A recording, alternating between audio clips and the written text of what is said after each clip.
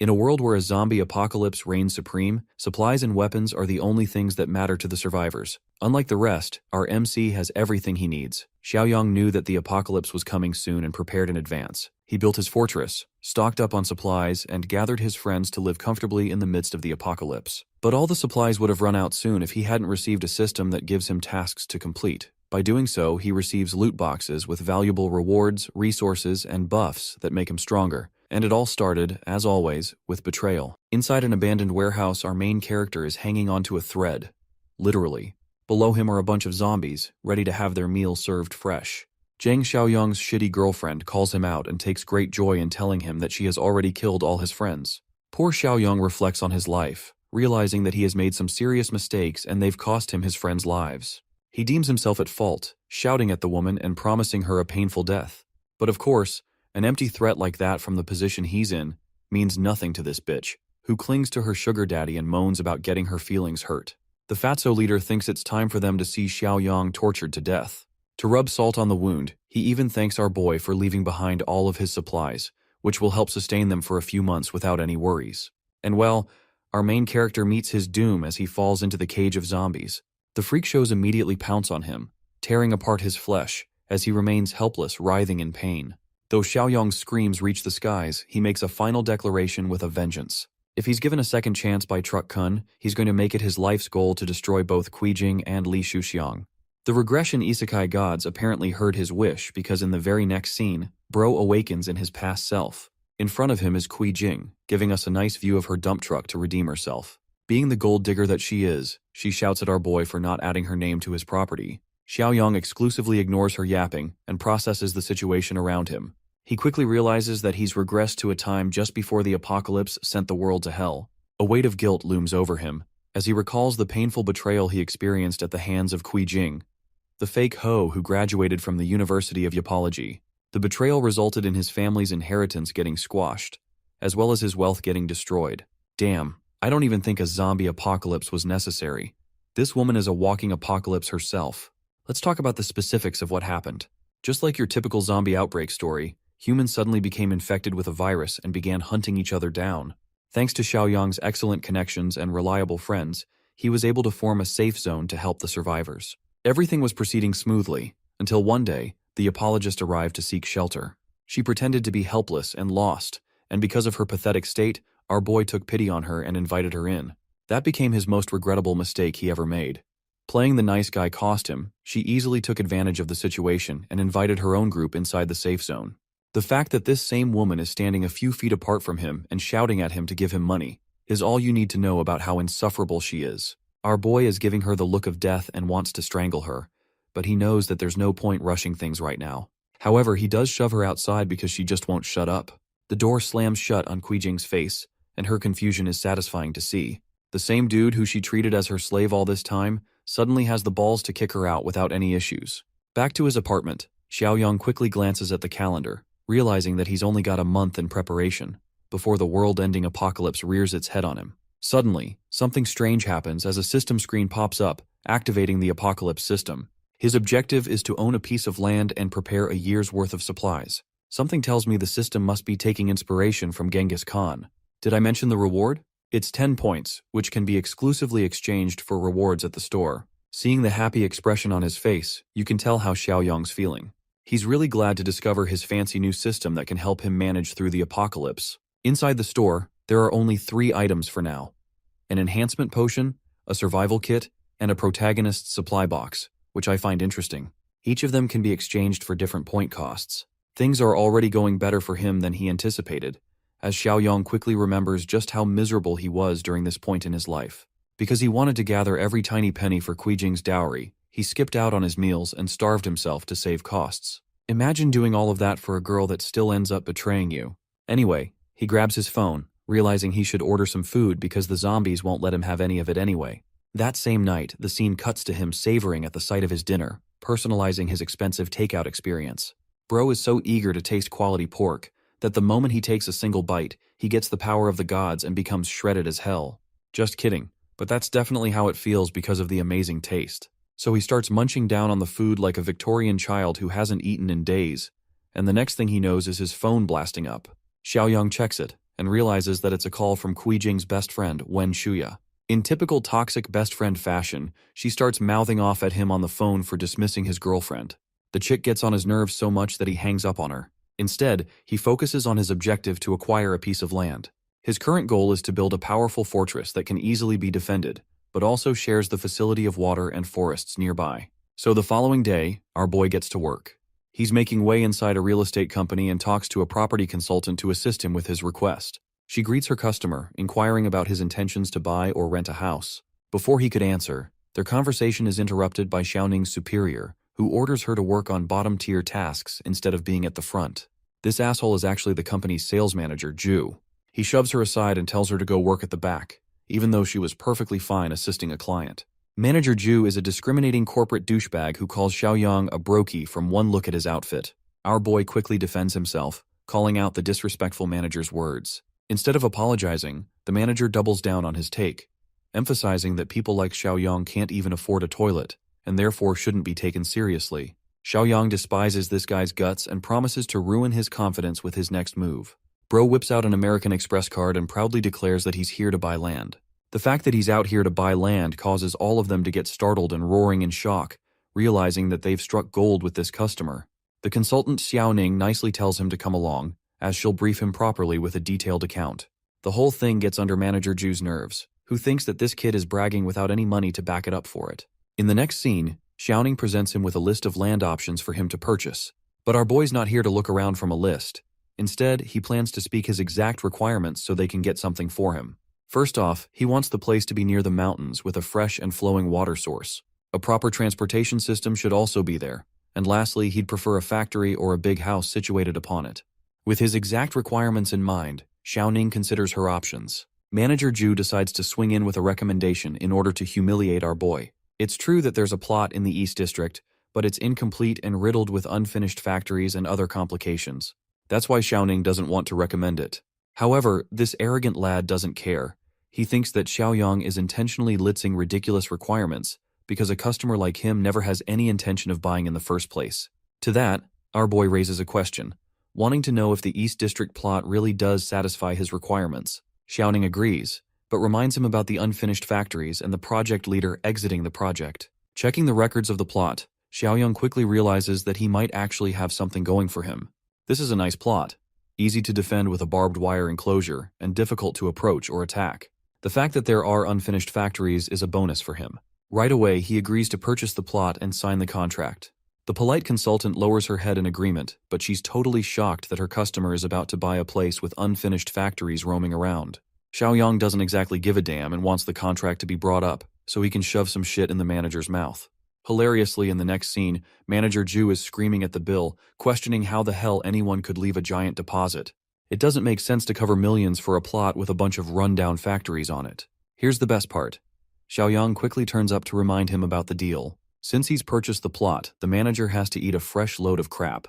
As Xiaoyang is walking away, even the other customers are ridiculing the manager, streaming his reaction and awaiting his performance. They're so ready to volunteer for the task. Let's go back to our boy. Recalling his two main missions from the Apocalypse system, he's just taken care of one by spending his bride money on purchasing land. His next concern is to stockpile a ton of resources for a year. As he's walking away, Shuxiang actually sees him and wonders what the guy is doing here. Fudgy the whale then glances at the ridiculous scene taking place in front of him. People have Manager Ju on his knees, and they're force-feeding him shit on a live stream. Damn, now that's a fate worse than death. The disgusting scene is replaced by a seductive one, presenting Jing in all her curvaceous glory.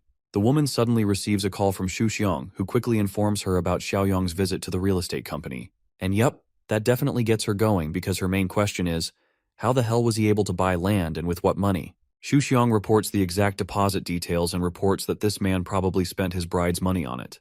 Ping is pissed off after learning that the money she deserved is being used for his personal expenses. Instead of getting her riled up, Big Mac Attack tells her to just ask the guy himself and see what's going on. Her yapping goes on, and I'll gladly skip that part because who wants to hear that? Back to our boy, who is busy reflecting on his next idea. The big problem comes in the form of money, as he'll need a lot of it to cover for resources and work around building his base. His peaceful pondering is annihilated with a loud banging on his door. Bro probably thinks the FBI discovered something in his browser history. But no, it's just Dumb and Dumber, two of the most annoying women on the entire planet, and they're furious with the way Xiaoyang spent Jing's money. Completely confused by the situation, the dude wonders what the hell is going on. Jing does not spare him a chance to say anything and straight up accuses him of using her money to buy land. Not just that, she claims ownership over the land he just bought too. As you can tell, Xiaoyang finds her accusations to be ridiculous. First, he slaps her shoulder with a pile of cash, and then he reminds her that he's never going to allow a woman like her to spend even a single cent. In fact, he even brings up his knowledge of Xiang and Jing dating each other in secret, which ultimately surprises her even more. Worst bestie of the year chimes in to cover for her friend, acting innocent and stating that it's just a misunderstanding between a couple. However, our boy isn't convinced and straight up calls her a cheater for playing him against her sugar daddy. Slamming the door on her face, he tells her to get lost. Instead of feeling guilty over her actions, the one thing that bothers Jing is how our boy was able to discover their secret relationship. That's how you know this woman is very messed up. She doesn't even care about the fact that she made a serious mistake. Her bestie is surprisingly also shocked, not knowing when the secret relationship even began. She's also disgusted that it had to be with the old bastard Xiang. Even she understands that they've got no leverage against Xiaoyang anymore, so they'll have to return with another plan later on. Earlier I called this woman the worst bestie of the year, and you guys are about to know why. You see, she's a snake who has been waiting to shoot her shot. She's glad that the two of them are fighting, because she can sneak in and take Xiaoyang for herself. Anyway, let's not talk about those two horrible people and focus back to Xiaoyang, who came to visit the unfinished factory. The crew leader of the construction company explains that they'll have to renovate a number of things and install proper defense systems, and based on that, it'll take some time. Hilariously, with how many defense systems they're installing in place, even the construction crew member is like, "Are you about to fight God or something?" Our boy refuses to cooperate and simply orders the completion of the project within a month. The captain straight up tells him that it's not possible to end this in a month.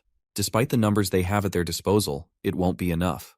But funnily enough, the same captain then tells him that the kid will have to pay more to finish his demands in a month. The project will be rushed, so they'll need a minimum of 20 million for the job. Without even despairing at the price, our boy simply smiles and asks to confirm it's really all they want. The leader expresses that Xiaoyang will also have to make an upfront payment of 5 million to get things started. Our boy is actually on board with the plan and explains that he'll get the money transferred in 1 week, as long as they don't waste time and begin right away. The captain is at a loss for words. He's probably wondering if Xiaoyang's the son of Chinese Elon Musk or something. Oh, and our boy emphasizes that if he skips out on the payment or crosses them in any way, he'll name the plot under their name in order to prevent the damages. The attractive deal gets sealed. But right then, the conversation is interrupted by Jing's friend, who acts all buddy-buddy with him and grabs his arm, asking what he's up to. Already, our boy is pretty damn pissed off, knowing that in the previous life, this bitch was also involved in a scandal, and she helped Jing to steal his family's property. He eventually plans to deal with her in his own way, but for now, Xiaoyang how she ended up here. The girl refuses to answer and brightly questions if this is the plot he's been working on. She wonders if he's going to use it to build a villa on top of it. Done playing the nice guy, Xiaoyang frees himself and tells her that it's none of her business. This pisses the bitch off even more. She can't believe that he's acting so rude, even though her heart is racing for him out of love. Focusing back to his project, Xiaoyang tells the construction crew to expand some space for the gate. Feeling ignored, she frowns at her inability to capitalize on this golden opportunity. She knows that Jing's relationship is in shambles, but she can still play her cards and steal the land from our boy. I'm starting to feel convinced that our boy is a chick magnet for the worst women ever. Back at his apartment, Xiaoyang manages funds by using his house as a collateral. But even then, that's not enough to cover the initial payment. His biggest concern is getting a boatload of money. He even considers the idea of selling his place a few times to a few different owners, knowing that it won't matter when the apocalypse is going to come anyway. What are they going to do? Sue him in a zombie court? His peace and quiet is shattered when an annoying old man bangs on his door, shouting that Xiaoyang opens it at once. Apparently this dude is supposed to be his neighbor, Grandpa Li, who appears to have some money. The old guy is so rich that he owns the first 2 floors to his name, and now he's looking for Xiaoyang's place too. The only reason our boy didn't sell it in the original timeline is because he thought of this place as his eventual wedding house. But with how that turned out, and how this old fart is constantly shouting at him, he's starting to change his mind. Grandpa Li scolds the kid for going out clubbing, even though Xiaoyang completely denies such false accusations. Instead of continuing the meaningless argument, our boy simply surrenders the house to the old geezer's name, finally making the leap to have it sold. This brightens the annoying geezer's mood, as he's astonished to hear those words coming out of the kid's mouth. Xiaoyang emphasizes that there's a condition attached to it. Since his new place won't be ready for another 6 months to come, He'll require an upfront payment of 5 million so that he can personally pay off his house loan. It's actually a pretty smart strategy if he repeats this a few more times with different buyers. Xiaoyang intends to shut the door on him if he declines, but at the last moment, the old geezer caves in and accepts the conditions. However, he wants a contract to be set up so neither parties experience any issues. Of course, something as simple as a contract never bothered our boy, especially when he knew this geezer would die after claiming the house. Anyway, things are looking good so far. He'll soon get access to 5 million from Grandpa Lee, and with the 3 million he pledged on his own, he now has 8 million to work with in total. Thanks to completing the first requirement, he can also now claim a reward for the mission. In the next scene, our boy is speedrunning the grocery stores. This man has become the Max Verstappen of a shopping trolley. Even the people around him are starting to question if the kid is mentally ill or some shit. Their reaction is solid, especially when you realize that Xiaoyang has like 7 different carts jam-packed with stuff inside. The people think that someone must have fooled him with the fear of an incoming apocalypse, forcing him to buy all that. Xiaoyang doesn't pay attention to these fools and ends up completing the second task. He assesses where he should be spending his points. Even though he could boost his stats, it would be more efficient to get the toolbox of the protagonist. Without any hesitation, he chooses it and spends all his points. The result is a beaming mystery box, which unveils a powerful space ring to store his items in a static dimension. Overall, our boy is pretty satisfied to get his hands on a legendary item. He also doesn't have to worry about his food going bad inside the static dimension anymore. If you guys think gathering 1 year's supplies was next, well, the system goes even further, and now demands him to gather 10 years of supplies to earn more points. Having caught attention from the store's manager, security arrives to take care of any lunatics causing a scene. Yang Tao is surprised to find Xiaoyang here of all places. To give a bit of a background check, Yang Tao used to be an annoying bully back in their school days. They tormented the weak, including our boy, who refused to accept their orders. Their encounters during school were already rough, and now this guy is out here screaming at Xiaoyang to return all these supplies back to where he found them, instead of causing a scene. Our boy gives him a fearless smile and points out that nothing has changed regarding Yang Tao's personality, as he's still Captain Douchebag like he was before. He promises to follow up with the purchase too, but in the eyes of the security manager, he thinks Xiaoyang is messing around, and he demands him to pay at once or suffer the consequences instead. An entire hour later, 4 receptionists finally end up concluding the checkout for all the items. It results in a total of nearly 57,000 yuan. Right away, Yang Tao forces our boy to insert his card and check out at once. Acting like he just pulled off some kind of god-tier move, Xiaoyang swipes the card with confidence. To the manager's utter shock, the transfer goes through, flooring Yang Tao's expectations. Humiliated, he takes his men and turns to leave, but our boy's not quite done as he calls him for one last thing. Xiaoyang expresses that he received unjust rudeness for his purchase, so he wants an official apology, or else he'll return these items immediately. Hearing this gets Yang Tao's blood boiling, who thinks that the kid is pushing his limits and deliberately looking for trouble. But in today's world, cameras are everywhere and people can be easily documented. That's why the other customers there are holding the rude security manager on the spot, ordering him to give an immediate apology or become famous on TikTok for his stubbornness. Things are working out great in Xiaoyang's favor, who reminds his old classmate that an apology won't hurt him. In fact, it might just give him the push to buy 10 times more. Yang Tao thinks it's an exaggeration, but our boy calmly decides to prove him wrong a second time by showing him his balance. When he swipes the card, the look on Yang Tao's face is priceless, as he's unable to comprehend how this guy has 7 million casually sitting in his account. With no other way to save his face, Xiaoyang pushes the humiliated Yang Tao to offer an apology. The bully caves in and lowers his head, apologizing for his behavior. To embarrass him even more, our boy pats his head and reminds him not to behave rudely for no reason. As he's leaving, Yang Tao curiously asks what he bought all of this stuff for. Using the best answer in the book, Xiaoyang dismisses him by stating that it's none of his damn business and that he's planning on something big. The humbled manager expresses that he'll need to find a wholesaler for even greater purchases like that. This catches our boy's attention, as he turns to ask if Yang Tao has any ties with wholesalers. The guy actually confirms the fact, reminding him of their old leader Zhang Shengji, who currently works in the wholesale business. In fact, Yang Tao even makes a call to speak to him for a big client. The surprising part for Xiaoyang is realizing that this rude bitch is still serving under the same boss, even out of school. It makes him wonder how much money they've made together in the business. A short while later, Yang Tao takes him to his boss's place. A car quickly arrives and pulls the brakes just inches away from the two of them. Exiting the car is the arrogant bastard who thinks he runs the world, Zhang Shengji. He wants to have a meeting with this supposed big client right away. Yang Tao even helps refresh the man's memory by reminding him that Xiaoyang used to be their classmate. But of course, since much time has passed since then, this roughneck doesn't remember anything. Inspecting our boy's face closely, he suddenly realizes Xiaoyang's identity. It's the kid who always stood his own against their group and rebelled against their orders. He tries to belittle our boy's drip by calling it fake. It doesn't also help when Xiaoyang acts like he doesn't even know the name of the brand. From his reaction, Zhang Shengzhe thinks that he's only wasted his time by coming here. The kid isn't a big client at all. He kicks Yang Tao's ass, literally, and states that he can tell how rich a person is by just looking at them. To make fun of the boss, Xiaoyang sarcastically talks about his aura being so weak that he can't intimidate a dumb boss. Provoked, Zhang Shengzhe grabs him by his clothes. But our boy doesn't back down, repeating what he said. Hilariously, Zhang Shengzhe is only infuriated about the insult illiterate. He doesn't care about the fact that Xiaoyang taunted him for acting superior to others. Anyway, Yang Tao chimes in to break the conflict between the two. But the poor dude ends up getting kicked again for interrupting. The pissed-off boss thinks that Xiaoyang has made a big mistake, thinking he'll go back in one piece if he doesn't buy a ton of goods from him. And again, yes, the one piece is real. Xiaoyang stands his ground and decides to show him his little bank account.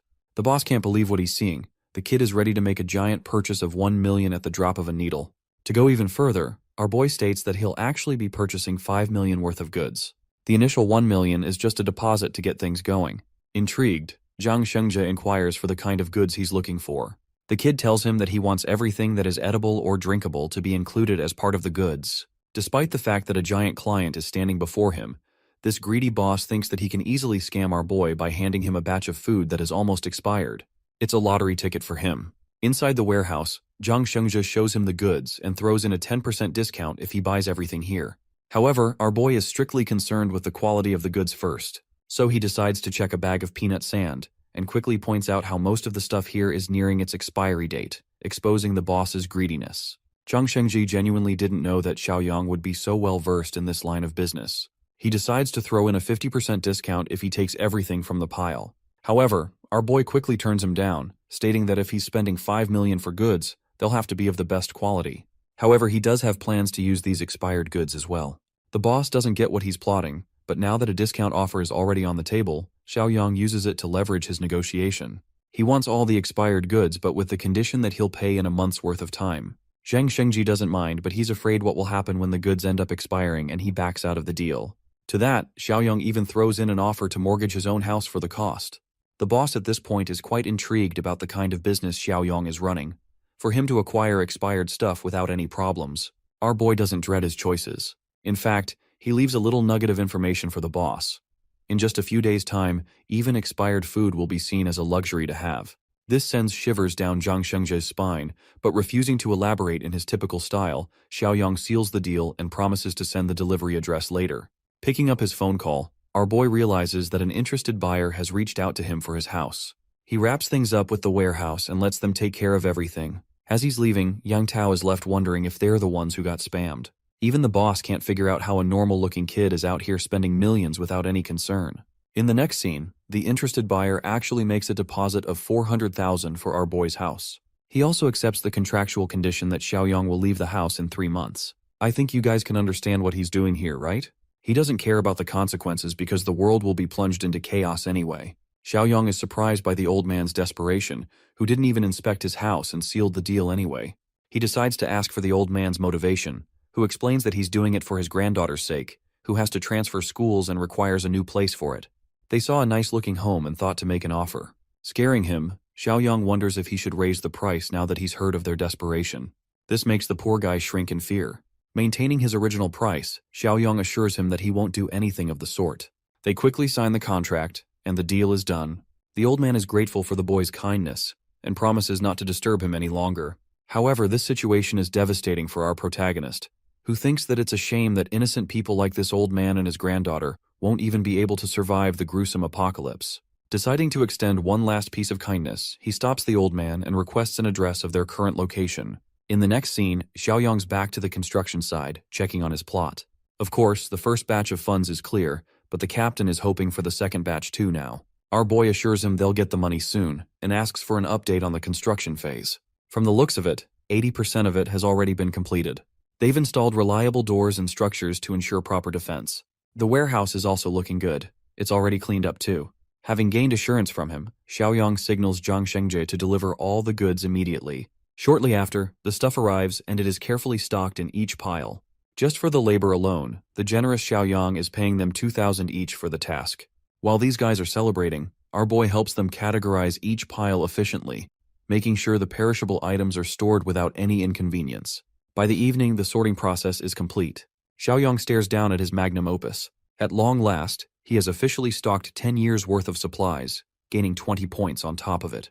Once again, he inspects the system's store and realizes that another box has arrived in the list of options. The one good thing about the system is that he'll have access to these superpowers before the zombie apocalypse even hits the world. Spending 10 points, he purchases another mystery box, which unveils an ability known as the Mind's Eye. Its simple function is to detect hostility and ill intentions from other people, which is convenient when it comes to trusting people in the apocalypse. Replacing his earlier task is the new task, Armed to the Teeth. It requires him to get a shitload of weapons and stock up John Wick style, which is exactly what Xiaoyang had in mind. That same night, we turn to a darker side of society, the black market. Xiaoyang is navigating his way through the crowd, hearing people rambling about antique items. All of the terrible people are gathered here, including Big Mac Attack Xuqiang, who is currently arguing with a shop owner for a ridiculous price on a bracelet. Seeing him purchase fake bracelets at this market only assures our boy that Fatso is a scammer, and Jing can't even tell she's wearing fake jewelry. While searching around, Xiaoyang finally catches something worth his attention. He comes to a shop owner who is selling melee weapons. Xiaoyang is interested in buying the good stuff. The shop owner recommends a knife sharpener, or just a baton if he's looking for something stiff and not sharp. Xiaoyang counters that he requires something even harder than that. The only thing harder than a baton is Dwayne Johnson's bald head. Anyway, the shop owner thinks his customer is messing around without actually being interested in buying. To his utter shock, the same kid transfers 200,000 right in his account, assuring the guy that he's interested in buying. Intrigued, the seller invites Xiaoxiang to keep watching his stall while they go off to speak in private. In the following scene, they're in his storage room. The man shows him a bunch of homemade guns that can go for 2,000 yuan. But they're not powerful enough to kill someone. Of course, Xiaoyang refuses them because he's going to be facing actual zombies, not chickens in the apocalypse. The seller then invites his attention to a replica revolver, which goes for about 5,000 yuan. Once again, the kid is serious and isn't impressed at all, especially when he's paid a staggering 200,000 in advance.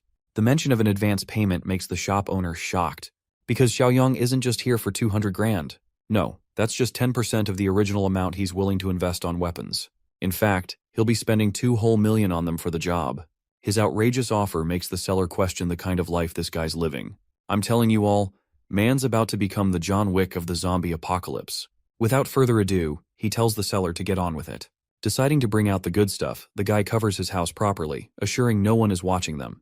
He also assures Xiaoyang that he's come to the right place, as he can send him to a supplier who can help complete the transaction with high-quality weapons. The real meeting will happen in a couple of days. As he's walking out of the storage house, Xiaoyang ends up bumping into Fudgy Pudgy again, who finally understands why Xiaoyang is spending a comfortable life lately.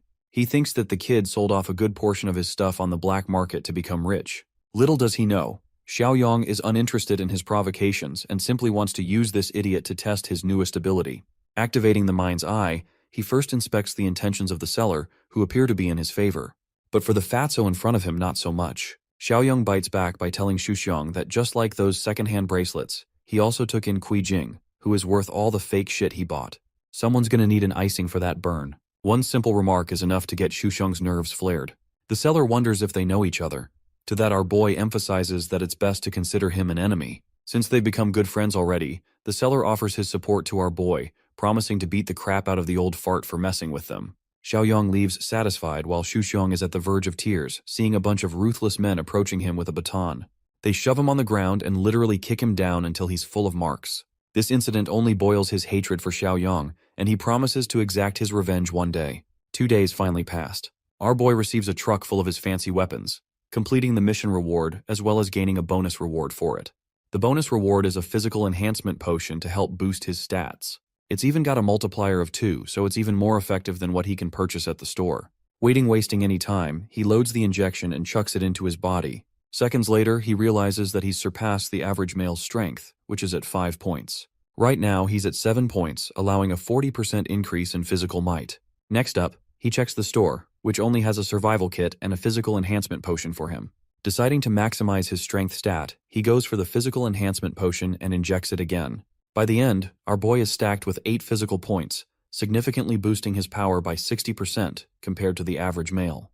To test his ability, he looks around and grabs a hardened rod. Xiaoyang kicks it so hard that it bends and leaves a crack in the nearest wall. With his current level of strength, zombies are going to be catching these mighty hands. Next up, he decides to store all of his weapons inside the spatial ring, which sucks all the crates inside the static dimension. Assessing his situation, Xiaoyang understands that the apocalypse will break out in 2 days. He has to tie up any loose ends now, which reminds him of the situation with the old man he met. Even though people betrayed his trust in the apocalypse, deep down, Xiaoyang is a good person who wants to help others when he can.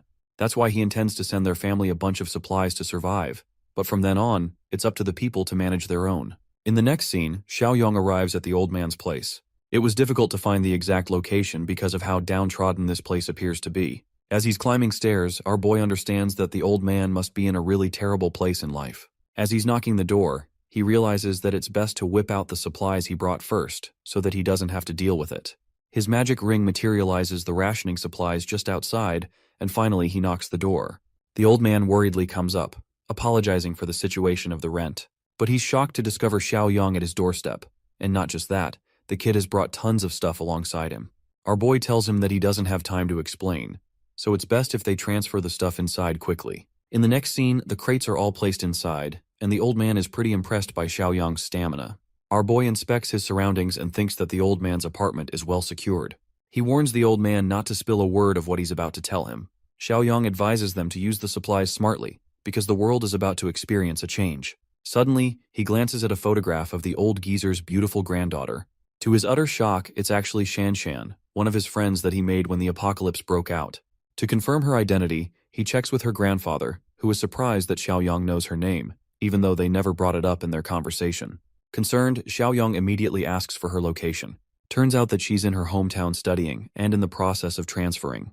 In the original timeline, he found her with lingering regrets about her grandfather's demise, who risked his life to save her and died in the process. As his friend, Xiaoyang refuses to let the same outcome happen again. First off, he tells her grandfather that he's not going to be able to move into his house. This causes the poor guy to panic out of fear, but Xiaoyang helps calm him down by explaining the end of the world. A zombie apocalypse will break out tomorrow and no place will be safe from now on. That's why he wants the old geezer to pick up his daughter from school, and then they'll decide where they should stay. This is too much for the old man to understand all at once. Unfortunately, Xiaoyang doesn't have a choice but to help his understanding. He describes the situation to be similar to a famine. Starvation will be the norm for their once peaceful world. Xiaoyang practically demonstrates his point by sucking in all their furniture as well as the crates back to his ring. Shanshan's grandfather is at a loss for words, until our boy explains that he has special powers and the ability to see the future. That's why he wants them to be safe, and they must head to Shanshan's school right away. In the next scene, they're inside the car rushing to the school. Arriving here, Xiaoyang quickly asks for her dormitory as the two of them quickly look around for her. Well, apparently Shanshan is out here getting bitch-slapped by a jealous woman because some random dude has a crush on her. Even though Shanshan has tried clarifying that she shares no involvement with the guy, she still gets struck for making excuses. These evil bitches torture Shanshan for acting nonchalant in front of their crush. Lucky for her, Shanshan's grandpa comes rushing to find her. The helpless old man demands the woman to let her go. But to deal with them, a bunch of high school lunatics arrive, threatening the old man for getting involved. For his granddaughter's sake, the old man rushes in blindly and faces off against the 3 men. One ruthless bastard is about to clock his head with a baseball bat. Before the attack even connects, Xiaoyang grabs his arm and stops it. He taunts the guy for pretending to be a gangster, when really they're just a bunch of high schoolers. The idiots try to clown on him, but Xiaoyang beautifully answers by kicking the first guy so hard that his hair turns blonde. Just one kick dropped him to the ground, making the other 2 idiots question if they're dealing with a trained professional. They stupidly try to surround him, thinking that's going to make a difference. Our boy gladly welcomes the attempt.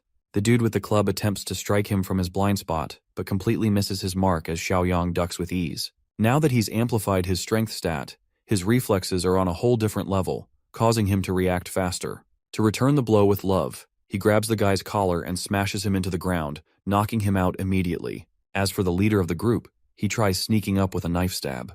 Unfortunately for him, Xiaoyang maneuvers his fist to his advantage and brutally delivers a kick just below his thigh. Just so you know, getting kicked here by a real-life professional is bound to put you down with the worst kind of pain imaginable. Well, in these idiots' case, Xiaoyang has been successful in helping them take a nap. Next, he walks up to the girl who toyed with Shanshan. A bitch slap to the face reminds her that he's showing his support for feminism and exercising equal rights. Girl is literally seeing stars for a minute. Bro then grabs the other bitch and shows her how it feels when someone pulls your hair. He then puts a blade right up to her neck, drawing tears out of the fear in her eyes. And then boom, a sharp swing cuts through as the woman screams in pain. At first glance, it looks like bro just got his first body count kill. Even the reaction of Shanshan makes it seem like he really unalived someone. But no, he just gave her a little haircut. You know? How the barbers treat you when you say, just cut a little off the top. And then they end up running a fade check on you? Yeah, it's happening to her. She screams at him, promising never to forgive him for what he did. But let's be real, our boy doesn't give a damn and even acts like he did her a favor by taking off the extra weight. Hilariously, he tells her that she'll get what he's talking about in a few days' time. For now, he tells Shanshan that they're heading off. She doesn't know where, but she follows him anyway. As in the next scene, they're driving to their new location. Grandpa over here explains the situation to her, talking about how there's going to be a famine apocalypse. Shanshan is conflicted and thinks that her grandpa fooled himself by attending one of the scam calls again. He assures her that it wasn't a scam call. Seeing the two of them interact in such a way amuses our boy, who is glad that she's happy in this life. Xiaoyang signals her that he's the one who told her grandpa about everything. The Shanshan of this world has no idea who he even is. So he introduces himself properly again. She thanks her new brother for helping out with the bullies. But Xiaoyang isn't too worried about them anyway, since they won't be surviving in a few days. Still, the girl is lost and doesn't get what's about to happen to the world. Xiaoyang clarifies that he only describes the situation as a famine because it's the easiest way for her grandpa to understand. This gives the poor girl some hope, making her believe that everything's gonna be fine. Bro quickly reaps her soul by replacing the word famine with an apocalypse, utterly shattering her expectations. Xiaoyang states that things should already be going south according to the news. Shanshan quickly checks her phone and sees a bunch of videos about some kind of rabies infection causing people to go mad and attack people. Her fear grows and grows when she watches even more videos, horrified to see the condition of infected people. Xiaoyang stands corrected once again. The apocalypse is about to begin. Shanshan learns that tomorrow will be the official breakout of the toxic smog, which will encompass several provinces. This dangerous smog will permanently alter the state of living beings. A good portion of the population will immediately turn into zombies, and from then on, they'll feast on those that are unaffected by the smog. Once killed, the uninfected become the undead, increasing their numbers. He's happy to know that Shanshan at least has knowledge of what zombies are supposed to be like. It's just that the situation is far too ridiculous for her to understand. But our boy thinks she'll come to find it reasonable soon, especially when the entire world will be plunged into chaos after 1 week. But right now, they're stuck with another problem: traffic. Xiaoyang is surprised to find the emergency lane also blocked. The roads are packed. Shanshan is afraid for her life, fearing that the zombies will find them while they're stuck here. Xiaoyang assures her that it's not that bad right now as the apocalypse hasn't fully broken out. Still, even though the main apocalypse is supposed to happen later, the chances of a small outbreak happening here are also pretty high. Speaking of dangerous, a driver decides to ram into the lanes by forcing his way through. He ends up slamming right into our boy's car, who is pissed off and retaliates on his own. He tries to stop the invader from entering the emergency lane. The guy stops just next to his car and starts shouting curses at Xiaoyang. Realizing that they're dealing with a snobbish rich guy driving a Mercedes, Shanshan's grandpa recommends they let it go. But our boy doesn't play around. He doesn't mind giving this guy an early death if he bothers them out of the car. In the next scene, the traffic is finally unclogged, and the situation is resolved after an hour. Shanshan warns our boy to watch out for the same driver from last time, who is quickly speeding up to cut through. Even Xiaoyang is shocked by this guy's stubbornness. The dude quickly cuts ahead in order to mock them. Even Shanshan's grandpa thinks that this is unsafe and that they shouldn't stoop to his level. However, Xiaoyang has stopped giving a flying fuck to these kinds of people, knowing that the apocalypse is going to save him from any crimes anyway. What he ends up doing is ramming against the guy's car, causing it to spin over and crash on the side. The trust fund baby gets out of the car and immediately calls the traffic police to get Xiaoyang arrested. He's not the type of person to let someone go after they've wronged him. In the next scene, our heroes are back to the facility that Xiaoyang has been spending so much time on. Even Shanshan's grandpa is shocked that they'll be living here from now on. He assures them that starting tomorrow, their life will change permanently, so they better get some rest now. The following day, our boy is sunbathing and sees Shanshan also coming along. She's finally had a good night's sleep after a long time because of her classes. Xiaoyang is excited to show her around the fortress that he built. Walking her around, he explains how the walls are made of concrete. There's a remote-controlled gate, so durable that no one will be able to cut through. He installs one proper rule. Without his permission, they can't allow anyone to enter inside the fortress. This makes Shanshan worried about the survivors who eventually find their way all the way here, thinking that Xiaoyang's just gonna let them die. To answer her concerns, he takes them to another location, pointing out how people's nature truly takes a shift when it comes to any apocalypse.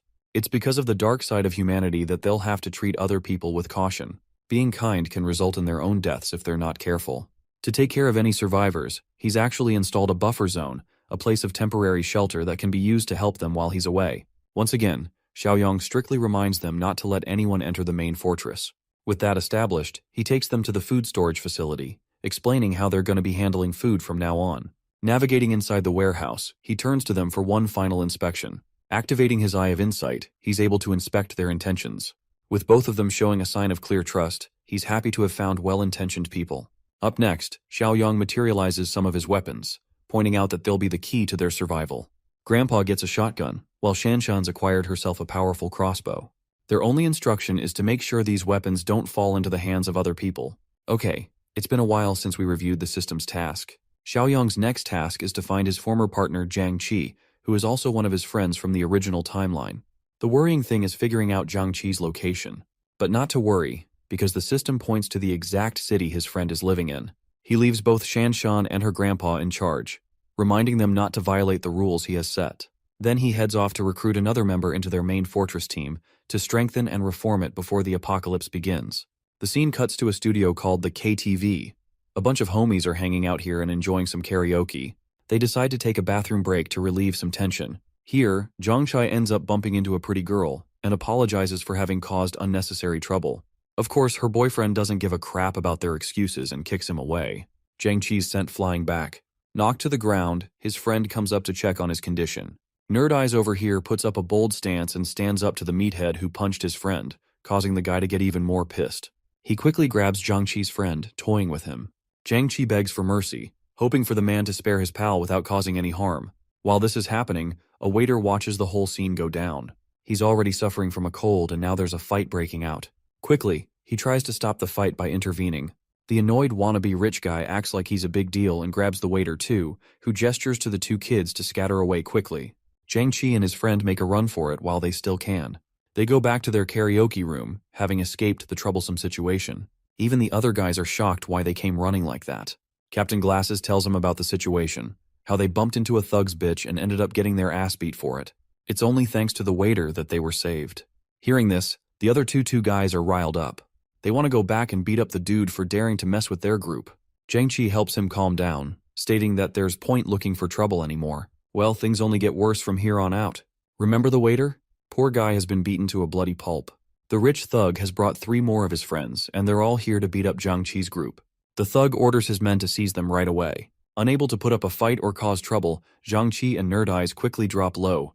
There's only one guy confident enough to put up a fight from their group, and when he tries to break his silence, the thug leader smashes a bottle on his head. Chen Chong, and I'm not even being racist, that's actually his name, is left with a bloody head.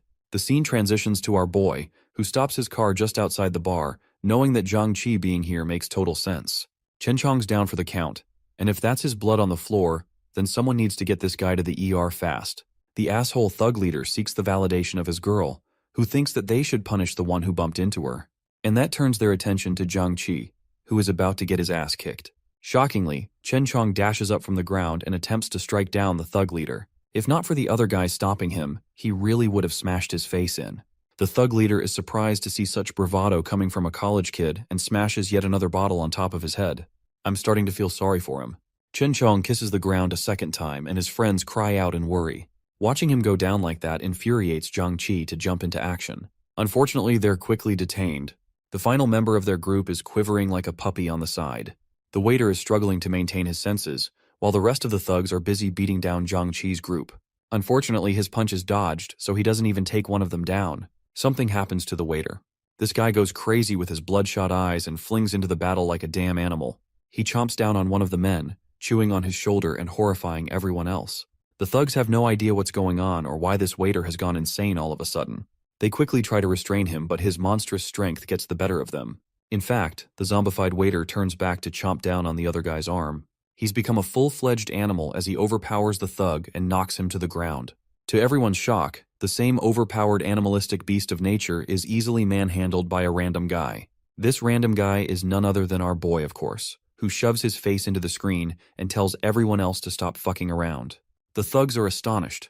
Just now they were getting destroyed by the waiter, and yet one kid has him pinned against the wall without any trouble. The thug leader questions Xiaoyang's identity, who doesn't explain a word and addresses Zhang Qi's condition, asking if he's clear of any bite marks. Luckily he is, but Zhang Qi doesn't know why he's being asked such a weird question. Our boy tells him to quickly follow him as they've got somewhere to be. But the thug leader isn't quite done messing around with them and stops them. However, one of his own henchmen starts experiencing a strange headache after receiving a bite. Immediately, our boy comes to terms with what's about to happen. The infection is getting worse, and his guy is about to turn. Xiaoyang asks if his shoulder was bitten off by the same rabid waiter.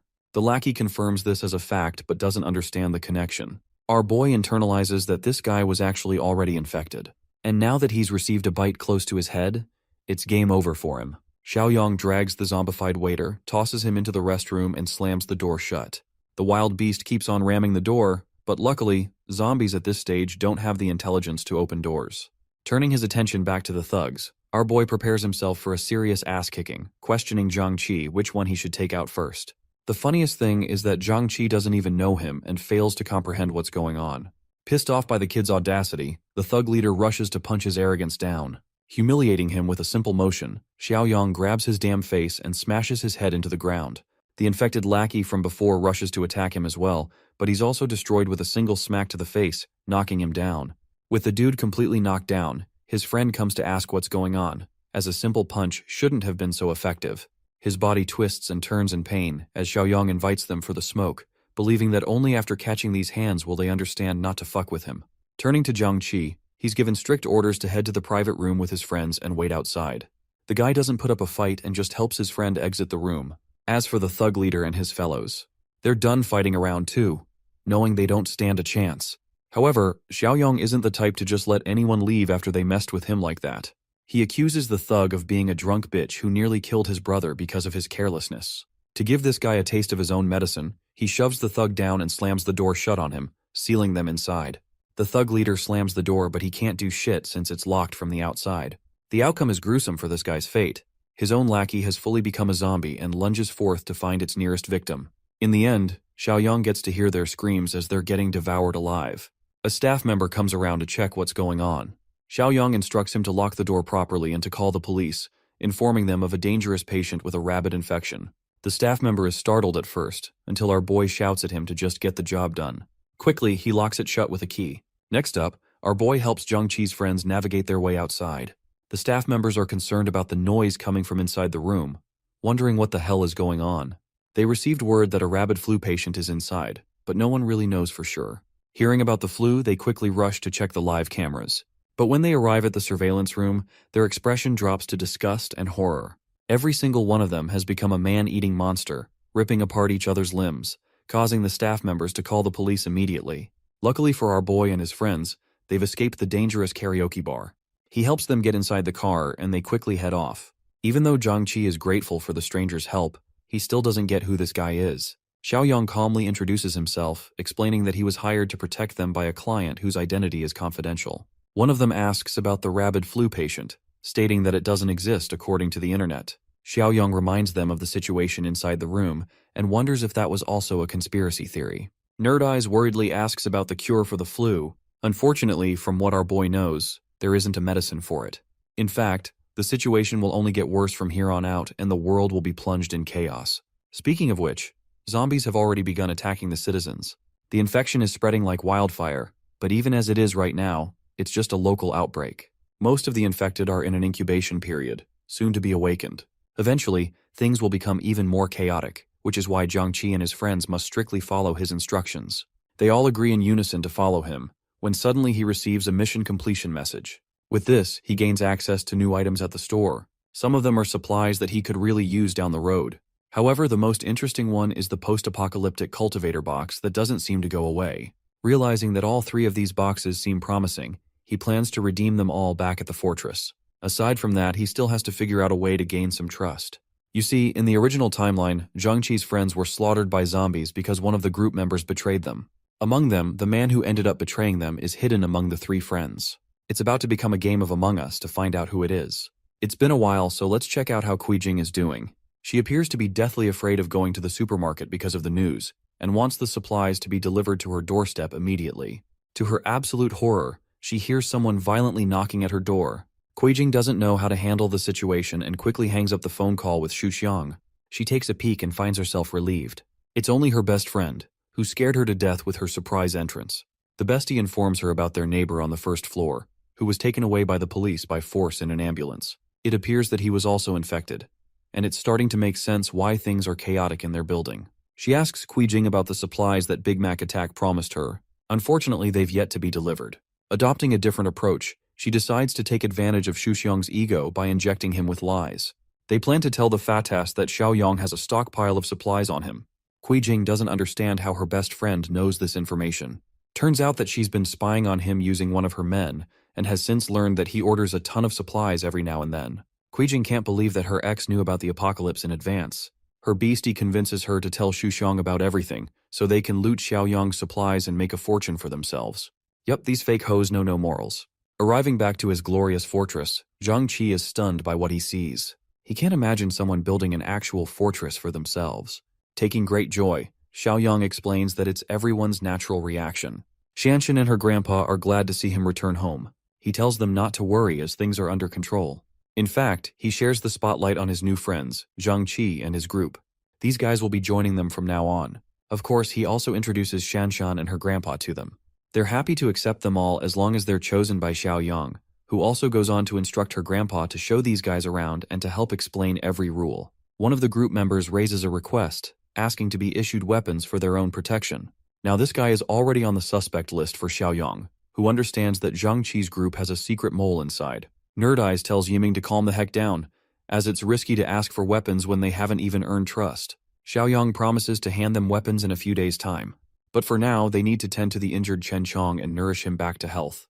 Inside the fortress, each of them freshen up and change into new clothes. Yiming is actually annoyed by his friend's interference, believing that they would have acquired weapons by now if he hadn't intervened.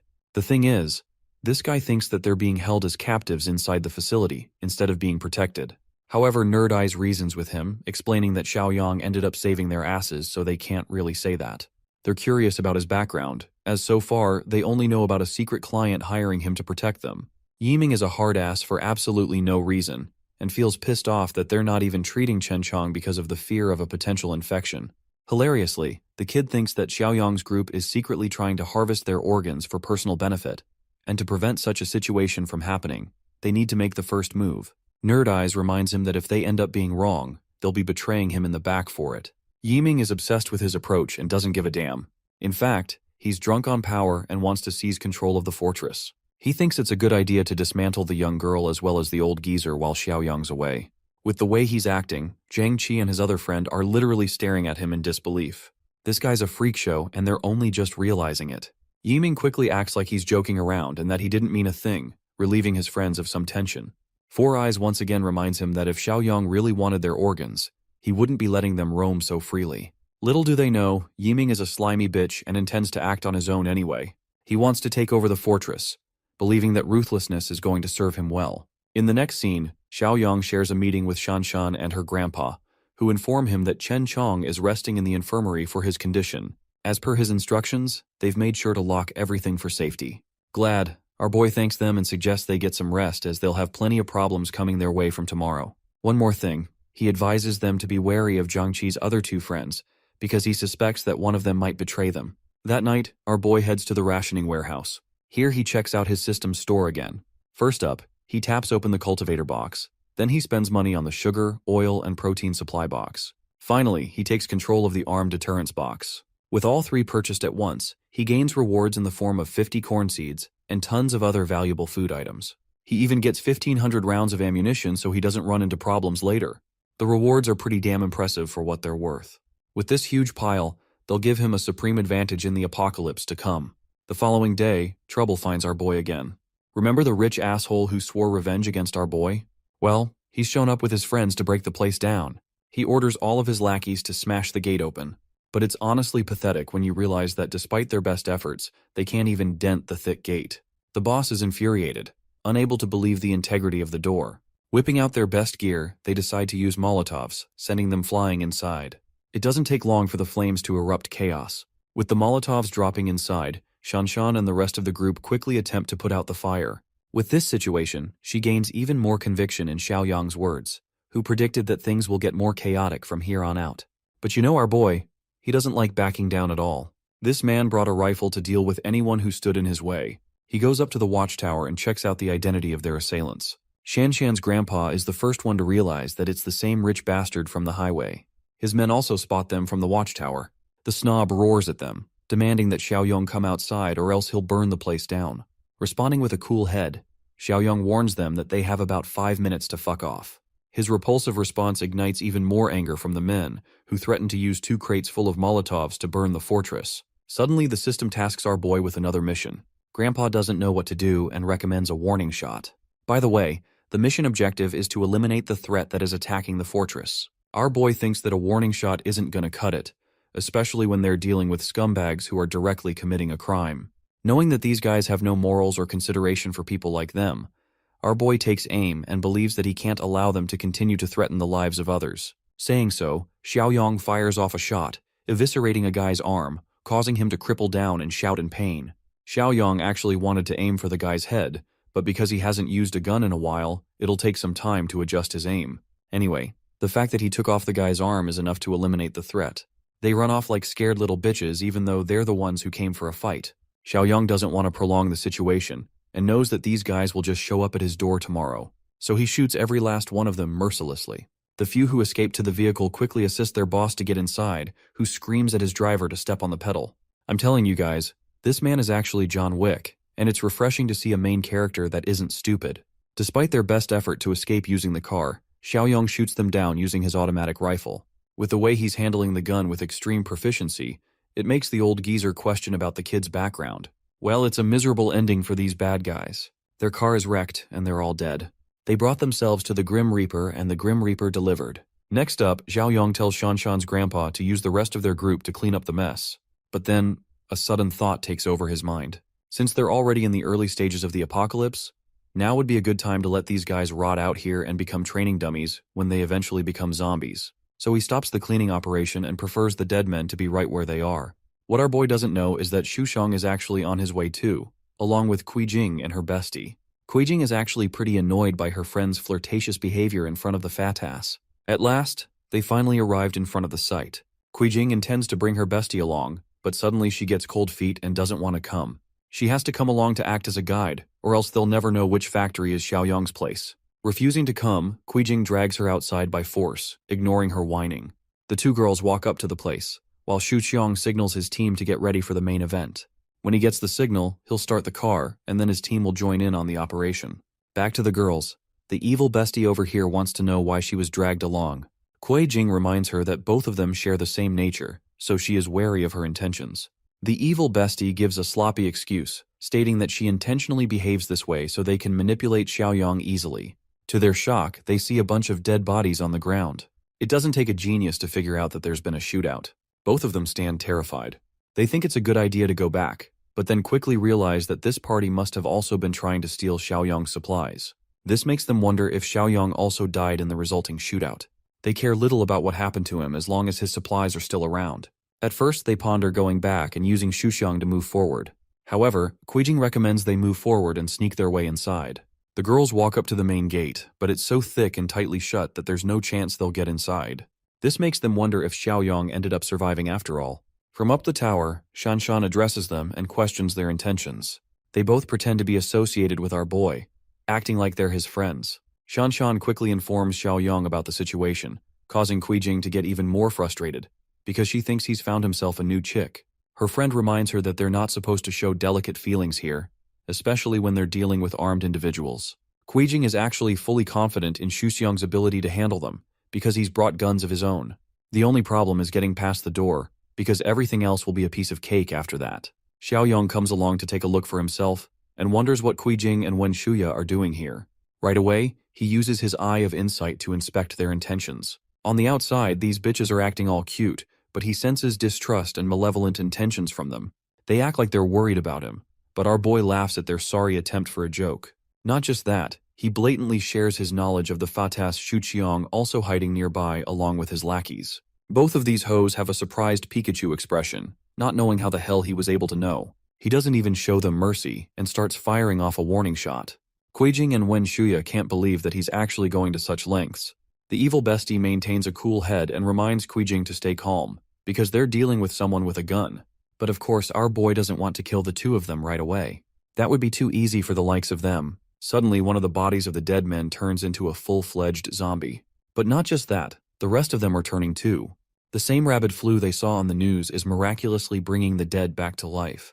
This is the moment of ultimate satisfaction for our boy, who wants these two bitches to suffer the ultimate demise at the hands of bloodthirsty zombies. Kuijing and Wen Shuya make a run for it, trying their best to escape the prowling murder machines. They pace their way back to Shuxiang, who has no idea what's going on. That's until he sees a zombie horde rushing after them. Both of these women are reduced to the brink of tears, begging the fatso to become their savior. Shuxiang didn't expect to run into the infected patients in the middle of nowhere. It causes a change of plans as he alerts his men to pull back. He doesn't even save the two women and completely disregards them. Kuijing is literally too angry to die. The scheming bitch throws her purse at her own best friend, causing Wen Shuya to trip on her feet and fall to the ground. Defenseless with nowhere to go, the zombies make quick work of her, tearing apart her flesh and enjoying their meal. While she's being torn apart, Wen Shuya curses Kuijing, swearing that she'll face an ugly death when her time comes. Making her own escape, the crazy bitch runs away, thinking she did the right thing.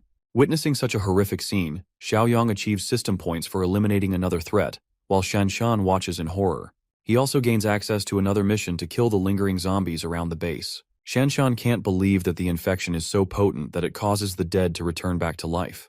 With this, the apocalypse has officially begun. Xiaoyang tells her that mutations will run rampant, and the people who are infected will turn into zombies even after death. Sensing that he needs to update his team, he calls for an immediate meeting. In the next scene, they're all sat, discussing what to do next. Xiaoyang instructs everyone to stay vigilant and lock everything down completely, making sure that their bodies adapt to the source of the infection.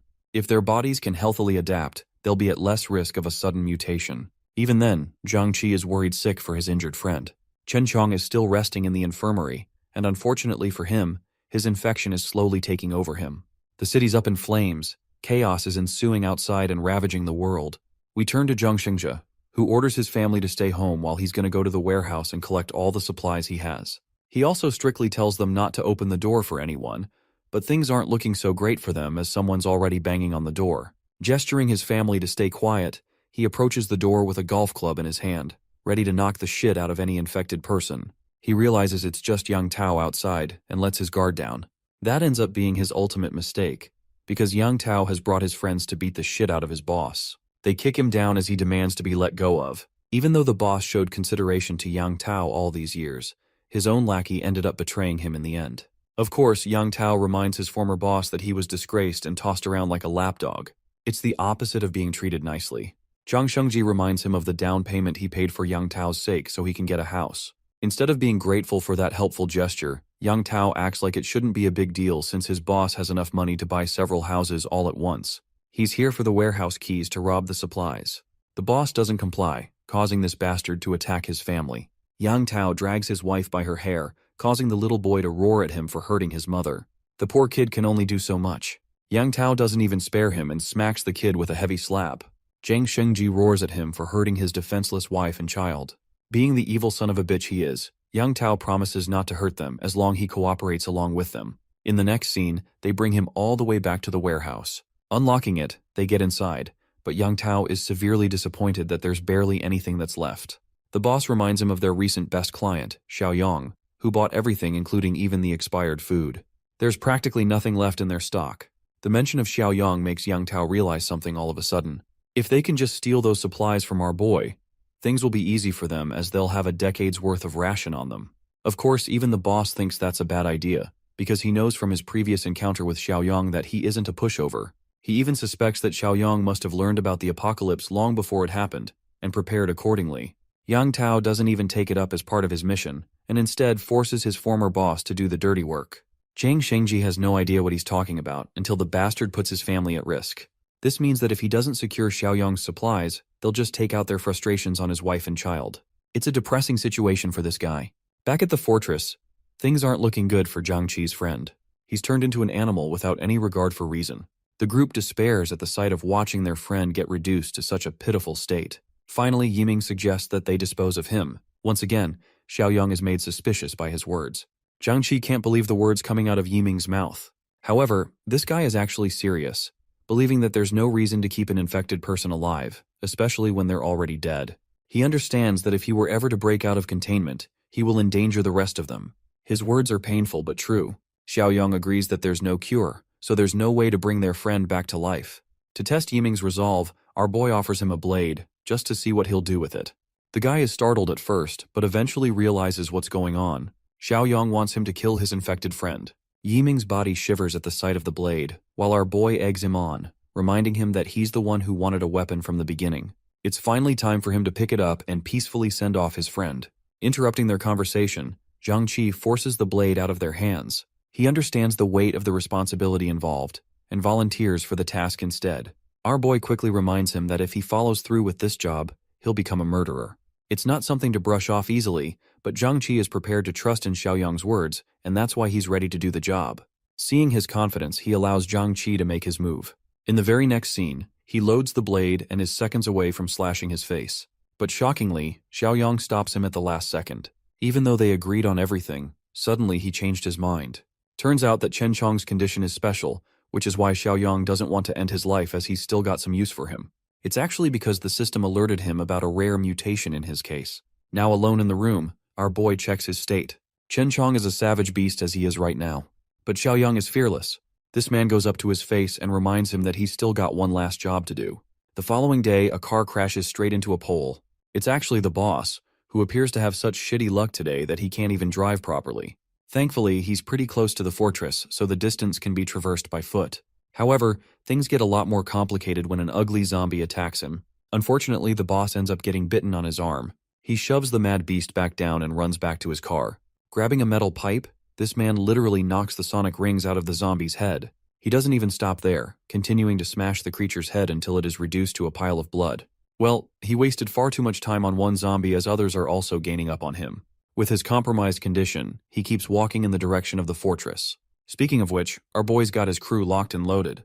Each of them are armed with weapons to kill the zombies lingering around the base. Shanshan is struggling with the protective gear covering important parts of her body. Even though it's uncomfortable, it's necessary to wear. Xiaoyang points out that zombies are known for their explosive power, and it can get overwhelming for them when they lack combat experience. He's fine with them taking it off later on. Outside the base, they're locking down on one zombie as their main target. Xiaoyang instructs his team to get ready as they're within range to strike. Suddenly, the zombie catches sight of them and initiates its attack. As it bursts towards our boy, Xiaoyang reminds his team of the instructions he fed them earlier. Everyone is tasked to cover for each other and maintain good distance. He quickly dodges the zombie's lunge and shows them a visual demonstration of how to create an opening after avoiding an attack. The best areas to strike are the creature's temples and nape. Think of it like Attack on Titan, the neck is their weakness. Surprisingly, Four Eyes is brave enough to smash his weapon into the zombie's face. But instead of cutting through with his blade, he only ends up hurting himself. I was glazing him and he ended up losing all of his aura in the same scene. Xiaoyang emphasizes that attacking the skull is useless. It's the least effective move they could pull off in a battle. It also gives the zombie a window to attack the dude, forcing Four Eyes to block with his blade. The creature really wants a piece of him while he's quivering in fear for backup. Xiaoyang is at least impressed with the way he handled his defense. Next up is Jiangqi, who goes right in to target the monster's neck. The zombie is struck precisely at its weak spot, creating an opening for the rest of the team to keep on bashing it to death. Our boy highlights the importance of striking numerous times to ensure a successful kill. Jiangqi looks back to ask how they're doing, to which our boy replies that they should know the answer themselves. However, a zombie is rushing to attack him from his blind side, causing Jiangqi to shout and alert him. The mindless beast is inches away from biting his shoulder. But even then, Xiaoyang quickly turns back and grabs him by the head, displaying no signs of fear in his approach. Once again, he uses this as a lesson to teach them the importance of keeping an eye on their surroundings. The rest of them are amazed by his incredible reflexes and quick thinking abilities. Okay, let's go and see what the boss is doing. Boss is over here regretting his life's choices, as he spots a bunch of vehicles stopped right outside the fortress. This makes him wonder if Xiaoyang has already been killed by another party. Suddenly, he hears a bunch of people talking to each other. He recognizes one of the voices as Xiaoyang's and slowly draws near to see what's going on. Spying on the group from behind a car, he can't believe what he's seeing. Xiaoyang and his team are hunting down zombies without much struggle. Unbeknownst to this unlucky guy, Wen Shuya's zombified corpse crawls out from under the car and grabs his leg. This bitch really doesn't know how to die. She causes him to trip and fall. Left completely defenseless, the boss braces himself as the zombie hastens to feast on him. Right as she's about to kill him, her head gets blown to bits. It's Xiaoyang, who came just in time to save his life. The boss shoves her headless corpse to the side, while our boy questions what he's even doing here of all places. The boss explains his situation, but before he gets to say anything, Xiaoyang unfortunately spots his infected bite mark. He puts the gun over his head, stating that he's already a lost cause. The boss begs him to at least hear him out before shooting. Even though Xiaoyang is willing to give an ear to his request, he's not going to let this guy come near him. Filled with grief, even the boss understands that he's done for. The clock is ticking down for him to become a zombie. But the last thing he wants is for his family to experience the same tragic fate. He reveals how Yang Tao terrorized his family and is currently holding them hostage in exchange for Xiaoyang's supplies. Even though Zhang Shengji has done a lot of bad things in his life, he's never done anything close to what Yang Tao is doing right now. In any case, his family is innocent, but he knows that Yang Tao won't spare their lives. That's why he's begging for help, for Xiaoyang to take mercy and save his family. The situation is conflicting for our protagonist. He understands that Zhang Shengji is a selfish man, but at the same time, he did help out with the delivery of the supplies. What's more is that even though his team is well made, the ratio between men and women is unequal. Xiaoyang thinks that improvements could be made in light of that. He gets even happier after receiving a system mission to protect the boss's family, allotting him 25 points for completion. There's also his current mission, which is to kill all the undead lurking outside his base. Anyway, Xiaoyang agrees to take responsibility for the boss family. Hearing such words, the soon-to-be infected Zhang Shengji plummets to the ground, forever grateful for his actions. But now, it's time. Even the boss knows that he'll be infected soon, and he doesn't want to die a human's death. Understanding his situation, Xiaoyang orders Shanshan to grab a bike from the storage room. She doesn't get his intentions, but she goes to grab one anyway. As for our boy, he tells the boss to isolate himself from the crowd in a place where no one can reach him. Even though he doesn't explain the reason why, he thinks it's the best strategy to use before he becomes infected. Accepting his suggestion, the boss thanks him once again. In the next scene, we can see Zhang Shengji racing off on his bike. He's slowly turning into an infected, and his final thoughts before turning into one are those of his family. With him gone, Xiaoyang turns to the pile of zombies that they've all killed. Pouring gasoline on top of their corpses, he decides to burn all of them to ashes. The team has officially conducted a proper training session. Xiaoyang has become confident in their ability to fend off a bunch of isolated zombies without any problems, as long as they work together. However, with their current skill, they'll be unable to take on a small horde or even a zombie wave. That's going to need some time to adapt to. Xiaoyang tells his team to follow him, and in the next scene, they're facing yet another one of his storage rooms. Our boy uses the old geezer to watch over the weapons storage room for tonight, as he'll be heading over to the city. Of course, Shanshan's grandpa is worried that he's leaving off to a destroyed city. It doesn't make any sense for him to do that. Jiang Qi and Four Eyes volunteer to tag along for the mission too, but our boy refuses them, stating that it's a level of danger beyond their current skill. That's why he's leaving them to just protect the fortress until then. With that settled, a few minutes later, he's already in his car with his weapons prepared for the hunt. For the first time in forever, the store is empty, and even the refreshing option takes a while. This time, he decides to spend points to refresh everything. When he does, he is welcomed by a bunch of new loot boxes that he'd never seen before. Among them is the Black Tech box, a life-saving box, and an armed threat box. Also, with every manual refresh, the cost doubles, which means he'll have to be careful about how he uses the feature. Xiaoyang still thinks it's a good idea to spend all of his points on the fancy new crates. For now, he purchases only the Black Tech supply box, leaving him with 6 points left. He opens the box and discovers a physical enhancement potion, this time with a 5-point increase. It's an even bigger jump from last time. Reaching superhuman levels of strength, Xiaoyang injects himself with the potion. His body succumbs to the potion's effects, making him stronger than ever before. Our boy's destination is actually the boss's house. His wife and child are quivering in fear, hoping for Zhang Shengji to resolve everything. After a while, Yang Tao and his goons arrive into the room, while the defenseless lady questions what they're going to do next. Forcing his way upon the weapon, this piece of filth tells her that they're going to enjoy her while her husband's away. The poor woman tries her best to fend them off, begging them to stop what they're doing. We pick up the story with these thugs tearing Xiaoli's clothes without a hint of shame, while her desperate son struggles to shove one of them away. Right at that moment, the guy with the ponytail, known as Li, shows up, asking what all the noise is about. One of the goons answers, saying they're about to have some fun, and invites Li to join in. But the ponytail guy tells him that the job isn't finished yet, so there's no time for messing around. They better focus and get to work. The goon gets annoyed and asks why it's a problem, since they've done this kind of thing many times before. The ponytail guy gets pissed off to see this horny gorilla not catching the gist of the situation. He reminds the goon that he's messing with Zhang Xingzhe's wife and kid. He warns the goon that if she can't handle it and tries to kill herself, Zhang Xingzhe will have nothing left to lose. He'll come after them all, and nobody's getting out of that alive. He gives the horny gorilla some hope, saying that once they deal with her husband, they'll come back and work her to the bone, not letting her rest for a single day. The horny gorilla calls Lee party pooper for ruining the mood, but he decides to take the advice anyway. With that, the goons start walking out of the room. One of them shoots her a creepy look, telling her to wait for her turn. The mother and son are left helpless, with nothing to do but cry. As night falls, the zombies start to roam the streets, and in these desolate roads, our boy is cruising in his car. He's deep in thought, reflecting on his recent gains. With 13 points in stamina, he's now got more than twice the strength of an average person, and his reaction time and control have improved significantly. He's zooming through the cluttered streets, drifting his car around corners, feeling the rush of adrenaline with every turn. The entire place is crawling with zombies, so our boy decides it's time to get out of the car. The city center is ahead, and driving would attract too much attention, so it's time to go on foot. Just then, he hears roars. He turns around and sees two zombies charging at him. But our guy isn't fazed.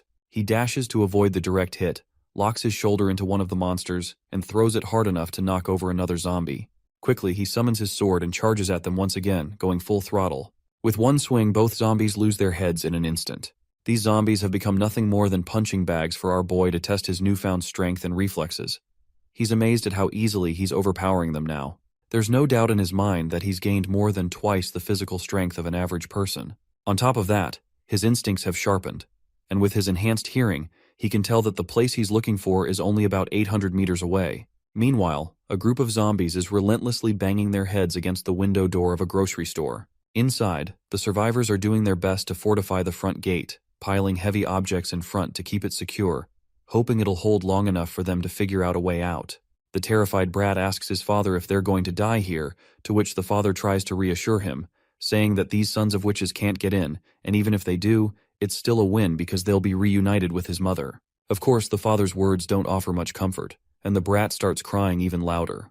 The officer gets annoyed and can't believe what the father just said without thinking it through. He's irritated by the brainless nonsense this father told his son. But the sassy father shoots back, saying if he had enough brain cells to think before speaking, he would have been a property manager by now. By now, even the officer starts to worry that they might actually die here. Just as the tension peaks, they hear gunshots. One of the zombies clinging to the door has its head obliterated, and the brat falls to the ground in shock, while the father is left clueless about what just happened. The officer tells them to move the heavy stuff aside to see who's outside and warns them not to make any noise. As they carefully peek through the gate, they realize that all of the nearby zombies have been dealt with, so they cautiously step out. The brat starts shouting something about a mutant. The father quickly asks what he's talking about, and the son explains that it's a stronger and faster version of a regular zombie, just like in the comics, novels, and games. The father gets annoyed by his entertainment-obsessed son and snaps back at him, wondering how he can still be talking about games and stuff even in the face of danger. He's now sure that this is why his son always had the worst grades. The officer turns to the father, telling him to stop bickering, and asks how the hell grades are relevant right now. He urges them to hurry up and keep a close watch on their surroundings, since they don't want that mutant to ambush them. Don't forget that this father's name is Old Song, so we will be calling him that. As they move forward, the officer warns them once again to stay alert and keep an eye on their surroundings as they slowly head toward the base. When they reach a fork in the path, they stop. The father looks across the street and spots a boy standing there. It's none other than our boy, who's clearly busy with his system, adding points and adjusting his stats. At that moment, the brat starts shouting that it's a mutant zombie. But the officer, being the only one with enough brain cells, quickly realizes that this guy definitely looks like a survivor, not a zombie. It seems like these guys have caught our boy's attention. He chuckles at the brat for mistaking him for a mutant zombie, and tells the kid to stop letting his imagination run wild. The officer perks up with relief, realizing it's actually a survivor. Moving cautiously, he approaches our boy and tells him it's too dangerous to be out here alone. He advises him to come with them, as they need to stick together if they want to survive. He invites him to join their group. Jiang Xiaoyang asks the group about their identity, as he has no clue who they are or why only a few of them are stuck here.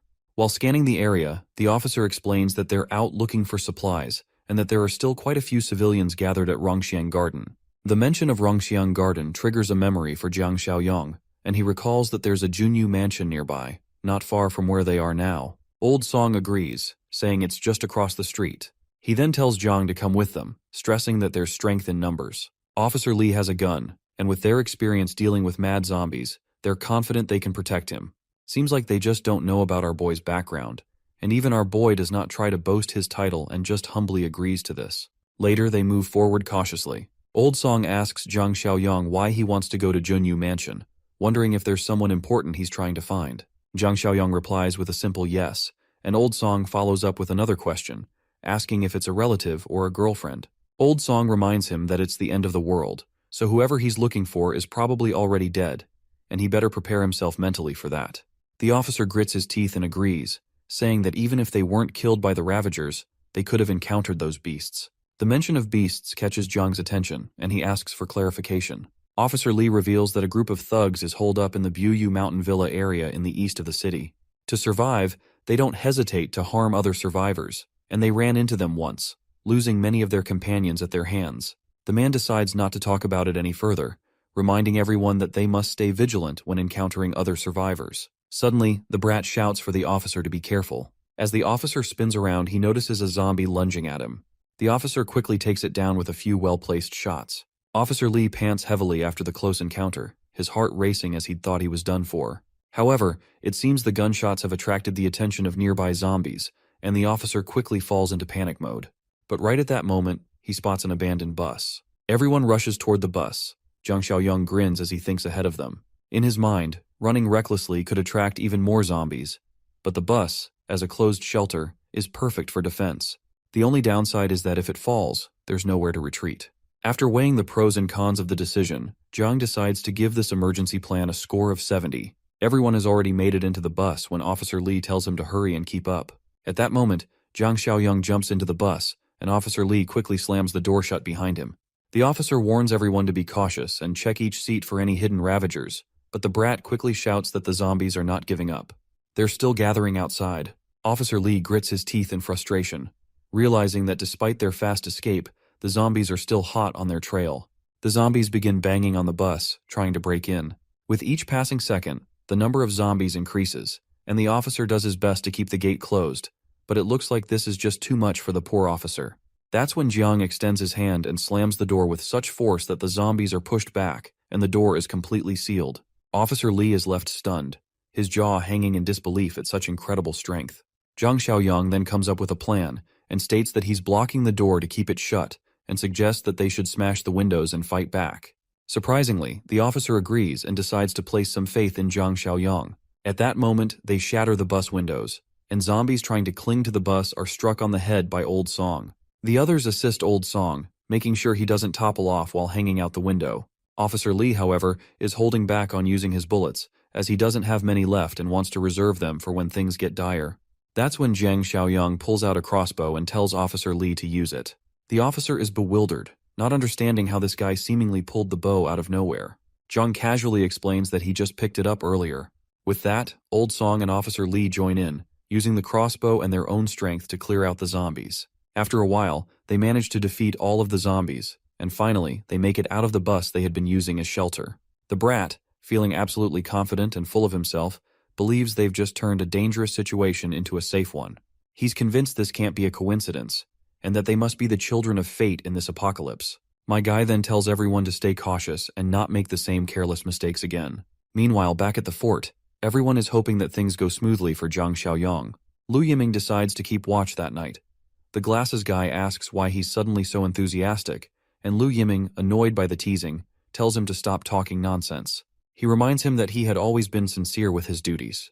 The fatty quickly gets humbled by his friend's reaction, and asks why Lu Yiming is getting so worked up over a bit of banter. Regardless, Uncle Sheng decides that since Lu Yiming is taking charge bravely, everyone else should head back to their rooms and rest, so they can make the most of Yiming's help. Uncle Sheng then advises Lu Yiming to wake everyone up immediately if anything happens. As the night deepens, Lu Yiming sits idly, reflecting on how late it's gotten. Knowing that everyone must have already gone to sleep, he decides to get back to the main goal he's focused on, wanting to settle things before our boy returns. Meanwhile, the old man sleeps soundly with the key of the weapon room lying near his pillow.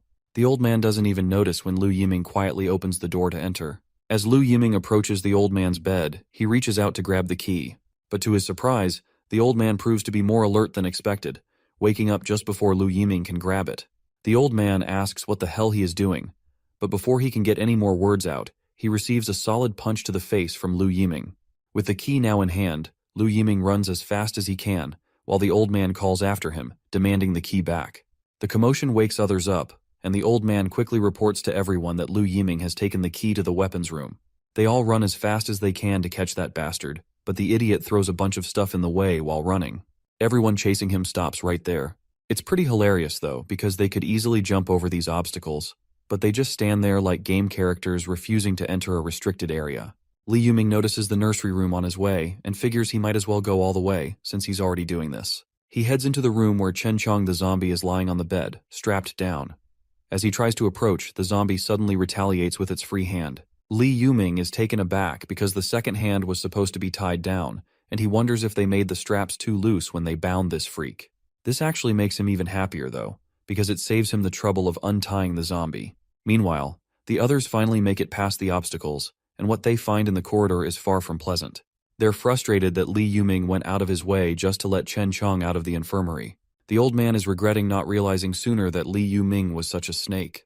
But Shanshan tells him there's no point in regretting now. They need to focus on what to do next. Since all their weapons are locked in the warehouse, they should start by making sure that this zombie gets locked back in the infirmary. Uncle Sheng decides to use the method Zhang Xiaoyang taught them earlier. Stay careful and avoid letting the monster bite.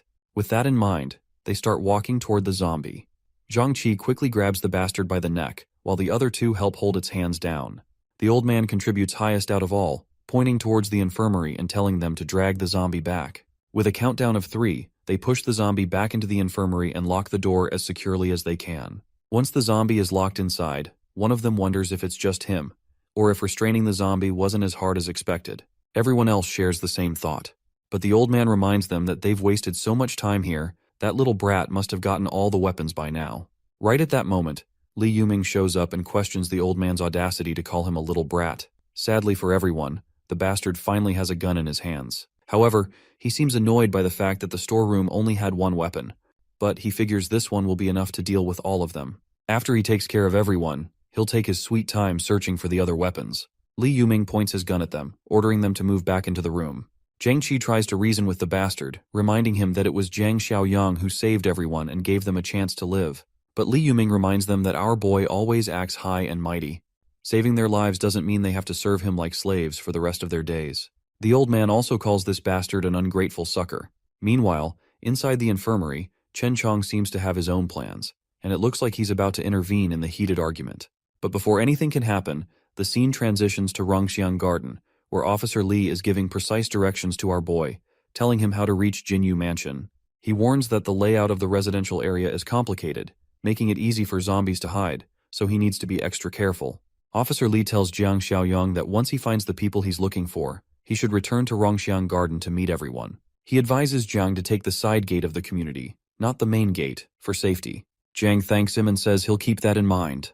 As he begins walking his way towards his next destination, Old Song suggests helping him out, since he helped them fend off those zombies and saved their lives. But Officer Li reminds him that they have no idea what the situation is like inside Jinyu Mansion. If they accidentally walk into a horde of zombies, everyone will be dead in no time.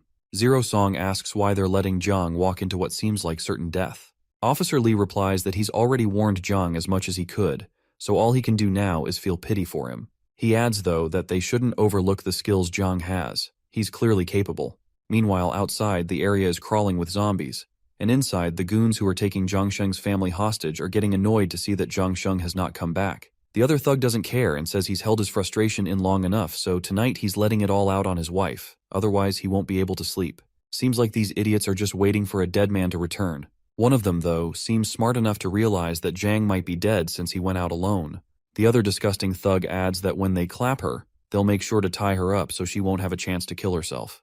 They have no idea when things might go south, so they decide to make the most of the time they have left. Meanwhile, the lady trembles, hearing the goons plotting against her. Ponytail finally gives his friends the green light to go, but he tells them to be careful and not let anything happen to the woman, especially not while doing anything naughty. Suddenly, Ponytail notices something unusual outside. As we peek outside, we see that all the zombies have mysteriously dropped dead. While this reason may be unknown to that bastard, we know exactly what's going on. Ponytail decides to take a look outside, wondering if it could be a rescue team. But before he can go any further, his life chapter ends right there. As he steps outside, he's met with a dagger slash that cuts his throat clean off and his head rolls over the ground. Meanwhile, the other thugs in the room are ready to claim their prize. They look absolutely thrilled and aroused as they start undoing their belts. They yank her son away from her and slap her hard across the face for yelling. They throw the kid aside, but the little brat has some courage and is willing to fight with everything he's got. However, they kick him out, not wanting any more trouble, and slam the door shut behind him, leaving the poor kid outside. At that moment, the headless body of Ponytail collapses to the ground, leaving the kid frozen in shock. But what stuns him even more is the silhouette standing over the doorway. But there is nothing to fear about because it's our boy, Zhang Xiaoyang. Jiang looks at the kid and asks if Zhang Shengji is his father. The boy stutters for a moment before managing to respond. Meanwhile, inside the room, the thugs have already started tearing the woman's clothes as she struggles to cover her up. One of them, cocky and smug, slaps her hard across the face, demanding her to scream out loud as they harass her. But the woman stays silent as she does not want her son to hear her suffer. Eventually, the thug just decides to go over her and then let his other buddies have their turns. But before he could do anything, the door slams open. One of the thugs thinks it must be the brat who kicked the door open, but before he can react, his head is cleanly sliced off, and he goes silent instantly. His friend, clueless about what just happened, asks why he's standing there like a fool and tells him to just kick the brat out. But what his friend doesn't know is that the guy has already lost his head and promptly collapses to the ground. The others are completely confused, not understanding what's going on. At that moment, Zhang Xiaoyang grabs one of them and slams him hard against the wall. The thug, who had been happily undoing his belt, stutters, asking Zhang's identity. But Zhang doesn't bother with an answer. Instead, he delivers a solid kick to the thug's face, knocking him out cold and finishing him for good. The scene transitions back to the fort, where Li Yuming is holding his gun against everyone. He tells them one last time to move, or he will shoot. The old man tells the others to just do as this bastard says and move to the room. However, Shanshan decides against this idea. The old man, though, insists she follow his orders since Li Yuming has the gun, but reassures her that he'll think of something later. Li Yuming just smirks disgustingly and reminds them that there's nothing to figure out. He threatens them, saying they haven't seen his ruthlessness and decisiveness yet, and that he will definitely establish his dominance. He decides to take the old man down first, since he's the one yapping the most. The other two standing behind the old man try to talk him out of it, but just as they're speaking, they hear a sound. Suddenly, the lock on the infirmary door begins to move, and with a loud swing, the door opens. To everyone's shock, it's Chen Chong, who had somehow used the key to free itself. They find it ridiculous that Chen Chong managed to unlock the door himself in his berserk state. It's clear that Chen Chong has a bone to pick with Li Yuming, and he locks his deadly glare onto the bastard. Li Yuming quickly points his gun, determined not to let a monster who can open gates at will live. He pulls the trigger, but to his despair, the gun jams, and he realizes he's about to get screwed. Before he can react, the monster lunges at him, tearing him apart and killing the bastard who's kept everyone on edge for the past few chapters. Not only does Chen Chong take out Li Yuming, but he also drags his lifeless body toward the infirmary. No one knows what's happening, and all they can do is watch in complete disbelief. Chen Chong, on the other hand, grabs the key to the infirmary door, tosses it aside, and he locks himself in, leaving everyone standing there bewildered. Meanwhile, Zhang Xiaoyang is done taking down the thugs and finally frees the wife. He then calls the kid over to him, but the protective mother holds her son close, asking Jiang what he plans to do with him. Jiang doesn't bother explaining and simply tells the kid to come over. The kid finally decides to trust him, assuring his mother it'll be all right. When he reaches Jiang, our boy hands him a dagger and tells him to kill these bastards. The thugs quickly realize what is coming for them next, so they start begging for their lives. Even the mother tries to protest, saying he's just a child. But Jiang states that he's no longer just a kid, and that everything changes from this moment. He tells the kid that, from now on, he's the one responsible for protecting his mother, so he needs to gather his courage and eliminate the monsters who hurt her. The disgusting smirks of those thugs flash in the boy's mind. Fueled by all his anger and courage, he charges at the bastards, and in the end, he takes them down, finally avenging his mother's suffering. The mother looks horrified as she watches her son, while the kid himself is consumed with anger. He knows that even after killing these bastards, his father isn't coming back. In a moment of grief and frustration, he asks Jiang if his father is pushing up daisies now. Sadly, Jiang responds with a somber yes. The boy, unable to handle the weight of it all, throws the bloodied knife to the ground. He rushes toward his mother and hugs her as tightly as he can, seeking comfort in her embrace. The mother, desperate to keep her son safe, pleads with Jiang to take him with him, offering to do anything he wants in exchange for her son's safety. But the boy, determined to stay by her side, says he wants to protect her. But Jiang invites both of them to come with him. He reveals that he had promised Jiang Shengzhe that he would keep them safe. With that assurance, the mother and son follow Jiang closely, walking past the dead bodies of the defeated thugs. The kid looks scared to see those bodies, and he is even more scared about the monster who killed these guys. Jiang, with his usual calm, replies that it was he who took down all of them. By the way, let's not forget that this kid's name is Shuai and his mother's name is Xiaoli. Suddenly, Jiang gestures for them to stop, sensing some suspicious sounds nearby. He turns to Xiaoli and asks if she knows where Building 8 in Banyan Garden is. The mother responds by reminding him that it's the same direction he is currently facing, and asks him why he's asking about it. The scene then shifts to Building 8, where a group of looters stands outside, demanding supplies from everyone inside. They assure the residents that they will spare them if they surrender their resources. Inside, our team is hiding in the apartments, debating whether they should give in. Officer Lee quickly shoots down the idea, saying that the looters are animals who won't keep their word and will kill everyone except the women. The thugs outside continue shouting, giving everyone just 10 minutes to cooperate or risk being killed. Inside, one of the women thinks about going outside to beg the looters to spare them, but the other protests, refusing to become a plaything for those animals. But the gorilla silences both of them, telling them not to worry. He assures them they aren't planning to surrender and tells them to guard the hallway, confident that the looters won't be able to get past them. Meanwhile, the gang leader of looters outside smirks to himself, thinking about how well armed they are. His lackey, however, knows their strength isn't enough to force their way in, as the leader of the survivors inside is armed. Not to mention they are hiding, making it even harder to force their way inside. But the leader just smiles as he says they don't need to force their way through. Instead, he orders his men to cut off the water supply to the first-floor apartments and waits to see how long they'll hold out. While these thugs plot their tactics, Zhang Xiaoyang stands nearby, watching these guys sneakily. Shuai innocently asks if these are bad people, to which Zhang responds positively. It's both humorous and ironic that Shuai is asking such an innocent question, especially considering he's the one who just killed 3 grown men with a dagger. One might expect some solid character development from the kid, but he still seems to have his childish charm. Zhang then reminds Shuai that these are the same kinds of people who bullied his mother, and that's why they need to be dealt with. Meanwhile, Officer Lee tells everyone to guard the stairs and stay hidden, as he plans to check out what these guys downstairs are up to. Officer Lai then walks over to the window and sneaks a peek outside, noticing that all 7 of them are armed, with 3 of them packing guns. But then, a loud bang echoes through the air, catching Officer Lee off guard. The rest of the group is just as confused, not knowing what's going on. As we know, though, these guys are getting ripped apart by bullets from Zhang Xiaoyang, and one of their men goes down. The others are left clueless about who just took them out. That's when Officer Lee spots Zhang Xiaoyang, gun in hand, making his way forward. My guy starts doing open fire, and one of the goons takes a direct headshot. When they spot him standing in the middle of their ring, they start shooting back with their pistols. But Zhang just keeps walking forward, unfazed, as not a single bullet even comes close to grazing him. This only makes him smirk at the sight of these amateurs. He raises his gun, aiming at the boss of the lackeys hiding behind the concrete block. But his bullets hit the block instead.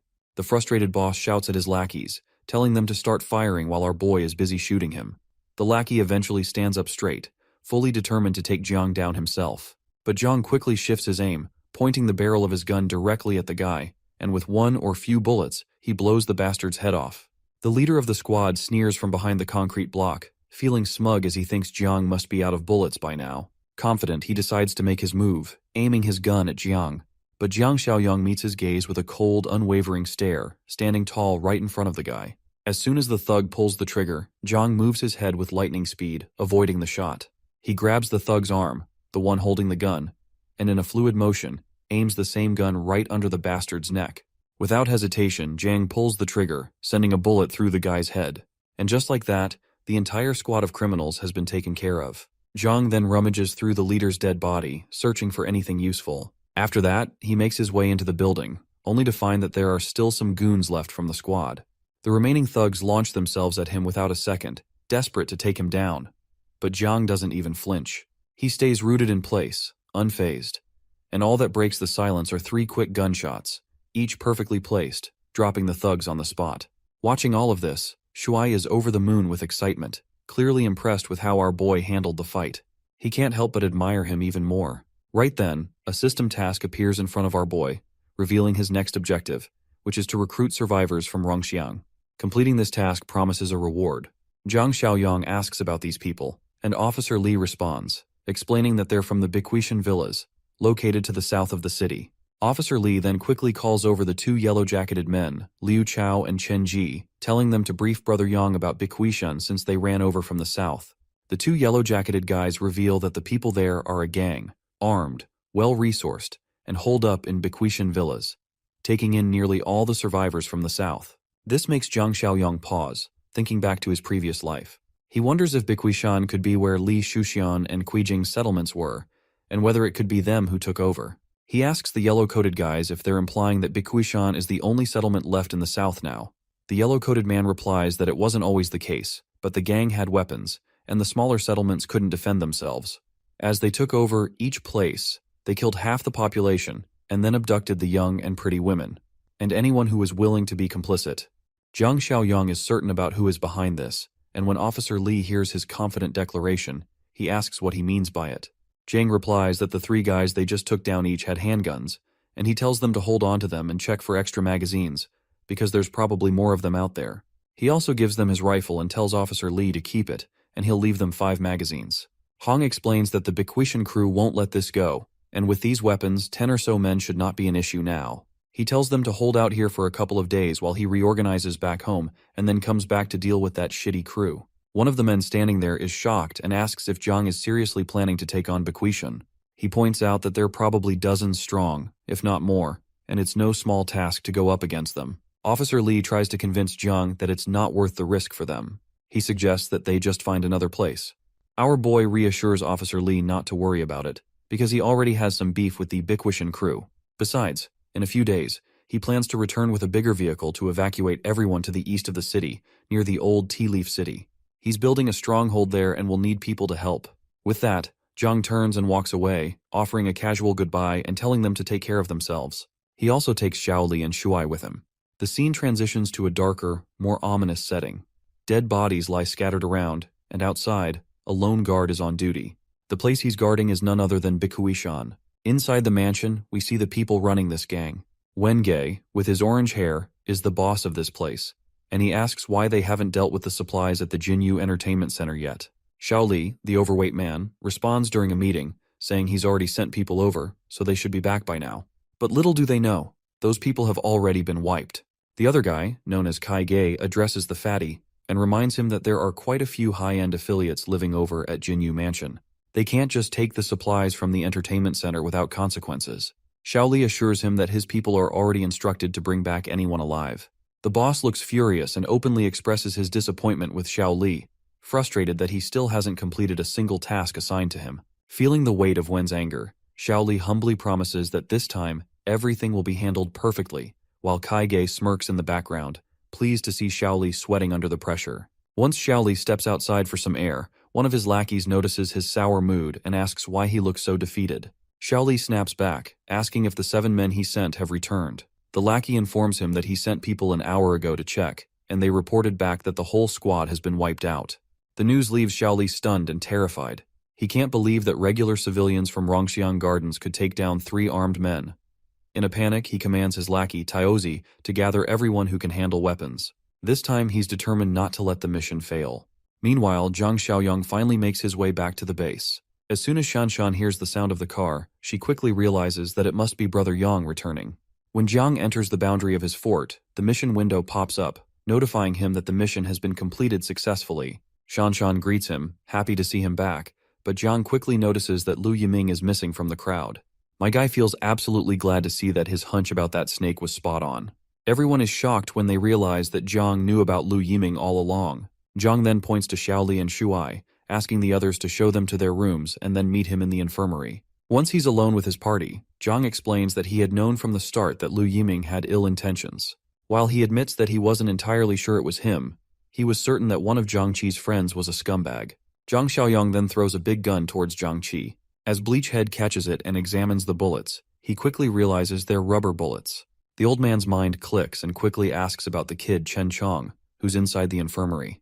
Jiang strides confidently toward the infirmary, casually mentioning that Chen Chong isn't an ordinary zombie. Instead, he's a rare mutant, a fact my guy had already confirmed some time ago. He had asked the zombie to blink 3 times, and to his surprise, the zombie complied. Jiang explains that after the apocalypse, those infected by otherworldly sources have a slim chance of becoming rare mutants. These mutants usually possess far greater intelligence and potential than regular zombies. They may even retain fragments of their past memories, and Chen Chong is exceptionally rare among the rare. Jiang then opens the door, and the first thing they see is Chen Chong standing over the head of the man who had been causing trouble. The zombie quickly waves his hand upon seeing Jiang. Jiang orders him to stop holding back, saying there's no need to restrain himself and he should get rid of this bastard now. As the mutated guy begins dragging that snake out, his bleached head friend asks him if he remembers him, and the zombie's feet falter as he stops and looks at Zhang Qi. No one can figure out what's going on in the zombie's mind. Abruptly, he swings his hand at the bleachhead, who barely dodges it in time. It seems that Chen Chong is just messing with his old friend, which explains to Zhang Qi how even as a zombie, he still can't keep his hands to himself. Later, Zhang Xiaoyang is staring at his system screen. Zhang Chai unlocks a hidden achievement titled Mutual Companion, and the achievement is completed, adding system points to Zhang's total. Jiang is surprised to see that he's unlocked a hidden achievement, a nice little bonus. Curious, he decides to check if the shop has anything new. Upon looking, he notices a level 2 box labeled High-Tech Supply Box, something he's never seen before. However, it's expensive, and Zhang hesitates to spend his hard-earned 50 points on it. Instead, he opts to open the remaining 2 boxes first, figuring they won't take up space anymore. As he opens both of them, he receives 2 unexpected items. The Lifesaver Supply Box grants him an interdimensional infection blocker, which offers a chance to block otherworldly infections, but can't reverse mutations that are already complete. The Armed Deterrent Supply Box surprises him even more as it contains a Barrett M82, a powerful sniper rifle, along with a bundle of bullets. Jiang is amazed at his crazy luck. Not only does he receive a game-changing weapon from a level 1 box, but the infection blocker is a real deal breaker. The idea that it could potentially stop someone from fully turning into a zombie excites him. This stroke of fortune fills him with confidence, making him even more eager to open the level 2 box.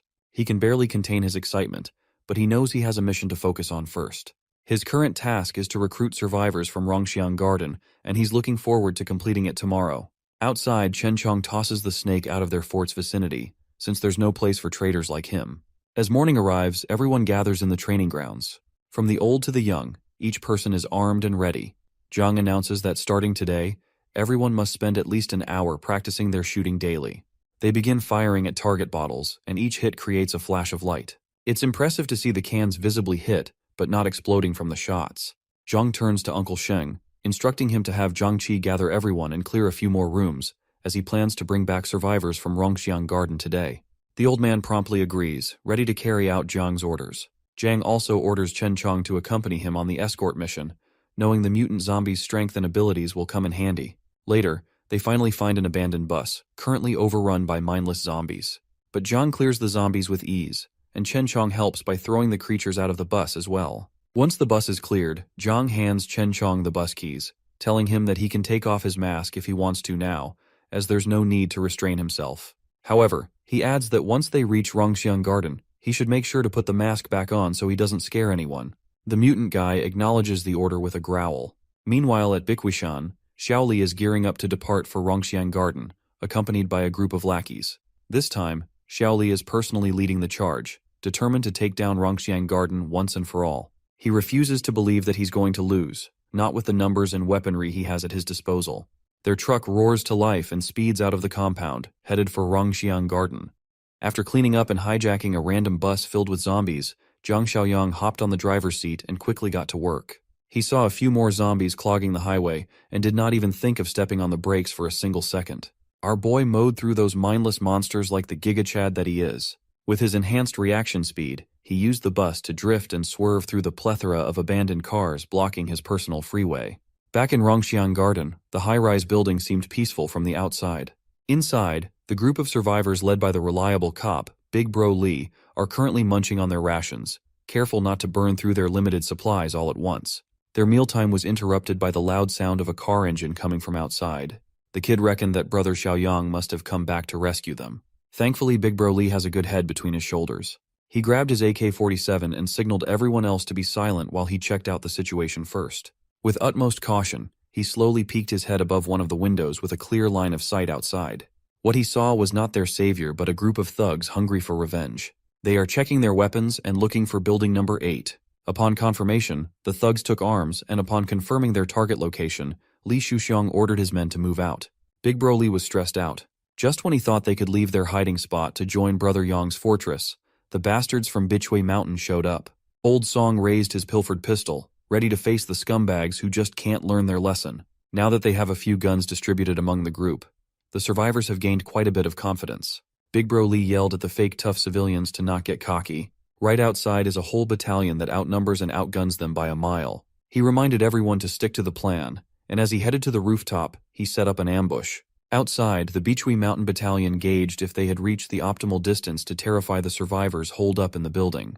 Led by Li Shuxiang, they collectively raised their scoped weapons, carefully aiming at the numerous windows of building number 8. Old Song peeked through the window and immediately screamed at everyone inside to be careful and take cover. The silent morning was interrupted by the sound of automatic weapons firing wildly into the high-rise. Every window within range was shattered, pushing Old Song back deeper. After the first wave of warning shots, Shuxiang ordered one of his lackeys to hand over the megaphone. While he negotiates a deal, the others must keep aiming and wrecking the windows with the intent of shooting anyone who dares to show their face. Shuxiang arrogantly spoke to the mic, demanding the attention of the survivors hiding inside. Before he could put another threat or another word in, the lackey right beside him got his skull pierced and his brains scrambled by a bullet. The thugs froze in fear. They were not expecting to be targeted by hidden snipers at all. The next thing you know, another bastard fell to his ass after receiving a clean shot to the leg. Up on building number 8's rooftop, the muzzle of the AK-47 spreads the smell of gunpowder in the air while the thugs scramble to find cover. Big Bro Li has posted up in an optimal spot with a clear vision of the enemies. Bichui Mountain never could have anticipated that the survivors would have long-range automatic weapons in stock. Shuxiang blamed the intel they received for the fact that the survivors only had one pistol. Even if they pilfered the weapons of the 7 idiots that died last time, there should only be 4 pea shooters. The panicked thugs turned to their boss for their next move, afraid of getting picked off by the unseen threat. The simple answer was to retreat. You see, these bastards are not exactly the sharpest tools in the shed. They took that order literally and scattered like headless chickens running out of cover instead of waiting for the signal to run together. As you would expect, running in the open streets with a deadly sniper is a recipe for disaster. The cop on the rooftop was as ruthless as he was accurate with that AK. Shuxiang berated his dumbass lackeys for running to their deaths. He counted down to 3, and the remaining bastards retreated as if their lives depended on them. That's because it did. While his lackeys skedaddled in a panic, Boss Li remained hidden in his cover wall. It did not take the sniper on the roof to adjust his aim and kill off the retreating thugs one by one, racking up headshots and body shots one after another. From the beginning, Boss Li's strategy was to use his men as fodder until the sniper ran out of ammo so he could safely run back to his car. A certified scumbag move. As he expected, the sniper had run out of ammo and had to reload with a fresh clip for a bit. Shuxiang's fat ass managed to reach the car safely. From a whole battalion, they are down to just 4 people. And unfortunately for the last one that lagged a few seconds behind, Li Shuxiang is in the driver's seat, and he could not be bothered to risk getting domed while waiting for another expendable unit. Catboy got his brain pierced by the high-caliber bullet and it was lights out. The other 2 that were fortunate enough to hop into the cargo bed lowered themselves, afraid to suffer the same fate that everyone else in their group went through. Back on the main road, Jiang Xiaoyang's magic school bus is still blazing through the clogged freeway like he was playing Mario Kart. Our boy was as cool as a cucumber while he navigated his way back to rescue the survivors. Given that the roads are pretty much abandoned at this point, seeing another car speeding up in the opposite direction was quite a surprise. Even though he could have, Xiaoyang chose not to meddle or chase. He is focused on the mission at hand. Currently, obtaining points is of paramount importance to him. After a few minutes of smooth cruise control, he arrived at the front of building number 8. Chen Chong, the friendly zombie, and Xiaoyang got out of the bus and immediately saw the aftermath of the shootout. The young man was impressed to see that the rifle he left behind came in handy. He also connected the dots that the car he just saw must have belonged to the fleeing raiders. Chen Chong looked at the fresh and bullet hole-ridden human corpses scattered on the ground and started salivating while growling like an animal. Xiaoyang smiled and asked his zombie pal if he was hungry. He gave Chen Chong the green light to go crazy on the fresh carcasses. It's better that he gets the human meat feast instead of leaving it for the mindless zombies around the area. As soon as he heard that he was free to stuff his jaws with sustenance, Chen Chong smiled like a fucked-up-looking kid in a candy store. Xiaoyang lets this boy run free as long as he meets him under Building 8 after the feast. Chen Chong did not waste a second and bit on the sinewy neck meat of the nearest dead thug. He savored the taste of blood and flesh touching his tongue. As soon as he swallowed, an invigorating feeling spread across his body. Meanwhile, Zhang Xiaoyang strolled through the bloody battlefield as if he were taking a leisurely walk in the park. Based on the efficient method the thugs were dealt with, he was impressed with how decisive Li Hongli was when it comes to killing. The kid poked his head above the broken windows upon hearing footsteps, and he immediately lit up upon seeing Xiaoyang. Upon confirmation that it was their savior, the rest of the survivors showed themselves and enthusiastically beckoned him to come closer. With the super cop in the front, the survivors packed up and met the young man downstairs. Big Bro Li formally thanked Xiaoyang for lending him the counter-strike weapon that saved everyone's asses. As it turns out, before this dude retired, he was an expert marksman. Their happy reunion was interrupted by a loud guttural roar reverberating from afar. It was followed by the sound of steady footsteps. The survivors were frozen in terror as soon as they saw what was inching closer to them. It's our favorite badass zombie, Chen Chong, limping over with a strained look on his face. Big Bro Li was the fastest one to react.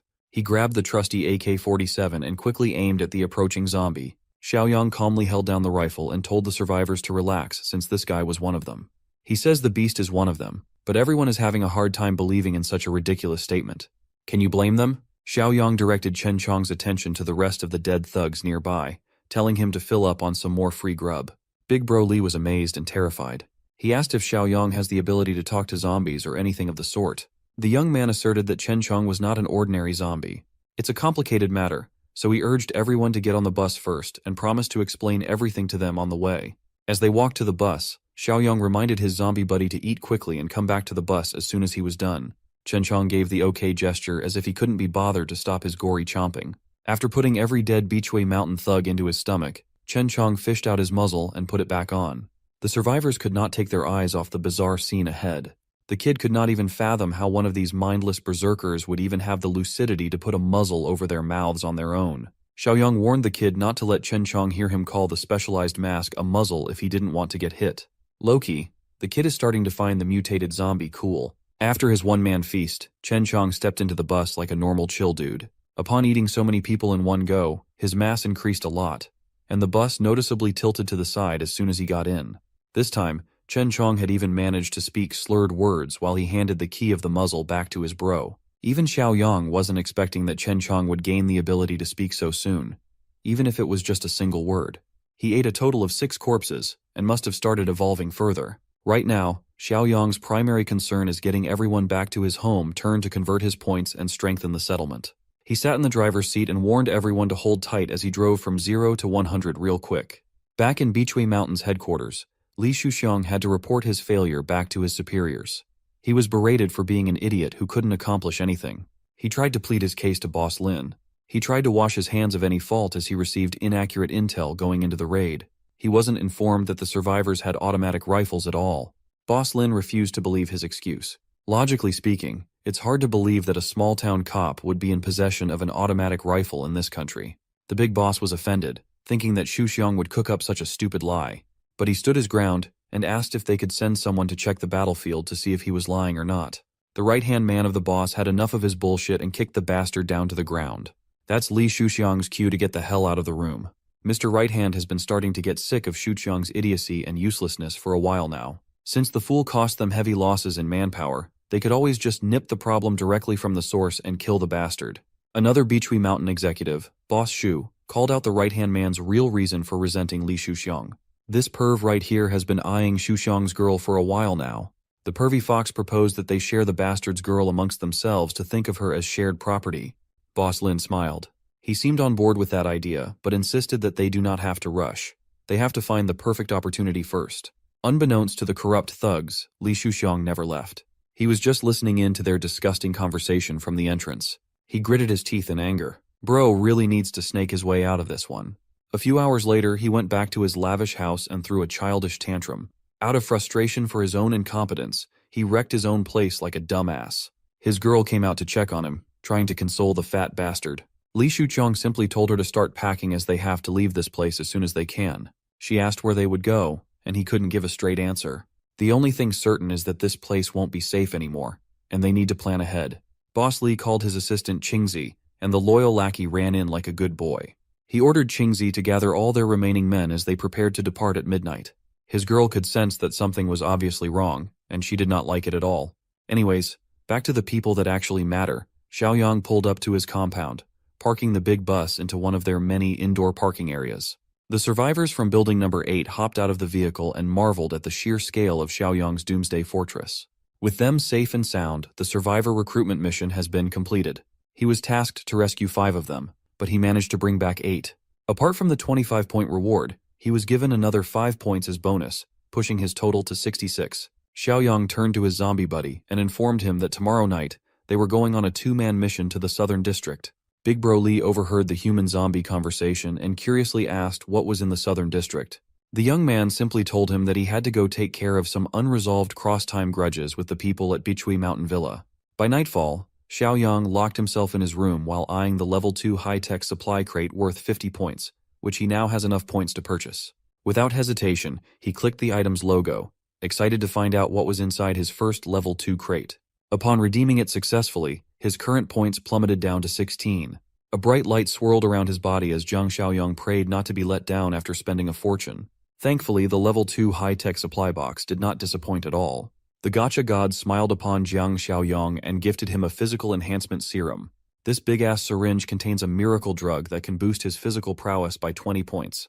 Without hesitation, he jabbed that thing right into his veins and let the contents flow through his bloodstream. It was a lot more painful than he expected. Right now, he's at 33 points in physical stats. That would be equivalent to over 6 times the strength of an average man. It did not just improve his raw brute strength. It also enhanced his senses. He sensed a mosquito buzzing around his room and reflexively grabbed the little bug by its stinger. His enhanced hand-eye coordination would surely come in handy when it comes to combat. He let go of his death grip, and the mosquito flew out of the room. It's safe to say that Xiaoyang was deeply satisfied with his reward. By sunset, he made his usual patrol with Brother Chong around the base. In one of the open yards, he found Li Hongli leading the marksmanship practice for those interested. After this round, Xiaoyang headed south of the city. Before going, he just wanted to formally ask the old cop to take over the marksmanship training for the others, since he's probably their best sniper. Old Li confidently accepted the job, eager to contribute to his specialty. With that taken care of, Xiaoyang walked, and Brother Chong limped their way to the bus. While that public bus goes way above the speed at which it should be driving, something else is brewing at the enemy camp. That was good for nothing, gangster. Li Shuxiang had arranged for all his men to flee upon sensing the knife inching closer to his back. Unfortunately for him, the escape plan was not as foolproof as he thought it would be. The big bosses of Bichui Mountain Villa pulled up to his driveway, blocking his exits. Inside the lead car was the ringleaders with the addition of a very familiar bitchy figure. With a mocking smile and a gun in his hand, Boss Dong Shu confronted Boss Li as to why he was leaving in the dead of the night. Like an expert liar, Boss Li crafted an excuse on the spot. According to him, he just gathered his boys to head for Rongxian Garden under the cover of darkness to finish what they started. No matter how good he is at crafting lies off the dome, it won't work this time. One of his boys had already been caught and sucked dry of valuable inside information. Everyone on Boss Li's faction immediately recognized Qingzi's limp body. Still thinking that he could wash his hands of any faults, Boss Li tried to pretend that he had never seen the corpse lying on the floor in his life. Li Shuqiang awkwardly scratched his head, secretly hoping that his dumb act would fly. Tired of listening to his bullshit, Boss Shu gave the kill order to his men and showered the pig's faction with bullets. Boss Li stood there, shivering in fear as his boys fell one by one. Up until the end, he tried his hardest to play dumb. Luckily, Boss Shu knows just what would break that act. He asked Li Shuxiang to take a good look at the person sitting in their car's passenger seat. The wannabe gangster caught a glimpse of karma, beating his head with an obvious conclusion. Kui Jing, the witch who always finds a way to attach herself to a bigger fish, had betrayed her way to the top once more. Boss Kai could not help himself. That pig kept on trying to act dumb when Kui Jing had already snitched the entirety of their escape plan. He really should have seen this one coming. That girl latched onto him after making Xiaoyang's life miserable. It's common sense to think that she would do it again. Finally, Boss Kai turned to Boss Zhang for the last order. Boss Zhang casually and wordlessly gave the go-ahead for Li Shuxiang's execution. The method they chose was a barbaric one. They tied a noose around the fatty's neck and had one of their strongest men pulling until Li Shuxiang's final defiant breath. It was a painful and miserable way to go. Once the last bit of life escaped his mortal body, he was left to hang at the gates of his own mansion. Under the cover of the night, a bright blue bus pulled over nearby. Zhang Xiaoyang and Brother Chong sneakily closed in on their target on foot. When they arrived at the entrance, they quickly realized that they were a little too late. Tonight, they were supposed to finish off Li Shuxiang, but someone got to him first. This bastard deserves what he got, but Shuxiang regretted not being able to do it with his own hands. He grabbed a pebble from the ground, sent it flying towards the rope, and cut the carcass loose. Given the tragic ending of this scumbag, Xiaoyang feels a bit motivated to dish out some entertaining revenge. Back in the Bichui Mountain Villa's base camp, unpleasant sounds can be heard from the top floor. Kuijing thought she could just jump ship and be accepted by a bigger criminal like she previously did. Well, she was dead wrong, and her snitching landed her in the den of devious sadists. Boss Zhang only views her warm body as a reward to be used. The pair of deviant bosses passed her around. These people are absolutely disgusting. Thankfully, justice is just a few steps away. Boss Kai looked out of the penthouse window and was taken aback by the sight of his guards dead on the floor. What followed was some loud-ass knocks on his door. Those sounds were just a distraction. The real threat made use of the highest window as his entrance. With a knife in hand, Xiaoyang looked like the Grim Reaper. He made Boss Kai feel the cold blade against his neck. One tiny movement could end it all. Without giving the bastard a chance to spew any more nonsense, he slit that throat and made Kai choke on his own blood. That is one down, more to go. Boss Zhang was flabbergasted. One moment he was shooting poison out of his crotch. The next, his partner in crime was dead on the floor. Kuijing, on the other hand, immediately recognized Jiang Xiaoyang. Without wasting another second, he sent the knife flying, accurately tracking the naked dipshit. Boss Zhang died with his willy out and his neck sliced open. As soon as his body hit the floor, Kuijing screamed bloody murder. Thankfully, Kuijing was not delusional enough to think that Xiaoyang came by to save her. On the contrary, she only felt more dread at the sight of him. Xiaoyang shot her a mocking glare and headed for the door. He slowly opened the locks, wondering what that scum Li Shuxiang would think if he saw her in such a state. As soon as the door was opened, the mutated fatty entered. The wannabe gangster is gone. He's just a mindless flesh-eating beast now. He went straight for Kuijing's neck, savoring her flesh, bite after bite. The witch tried to plead for help, but her pathetic words fell on deaf ears. With that taken care of and his revenge fulfilled, Jiang Xiaoyang closed the door on the pair who betrayed and killed him in his past life. Outside, he coordinated with Brother Chong regarding safe corpse disposal. These fallen guards would be a nice succulent meal for his mutant buddy. However, Brother Chong's belly is still full because of their previous excursion. Tonight he can only eat one corpse at most. Still, that's better than nothing. While Brother Chong indulges, Xiaoyang's enhanced hearing causes him to pick up some intriguing sounds from afar.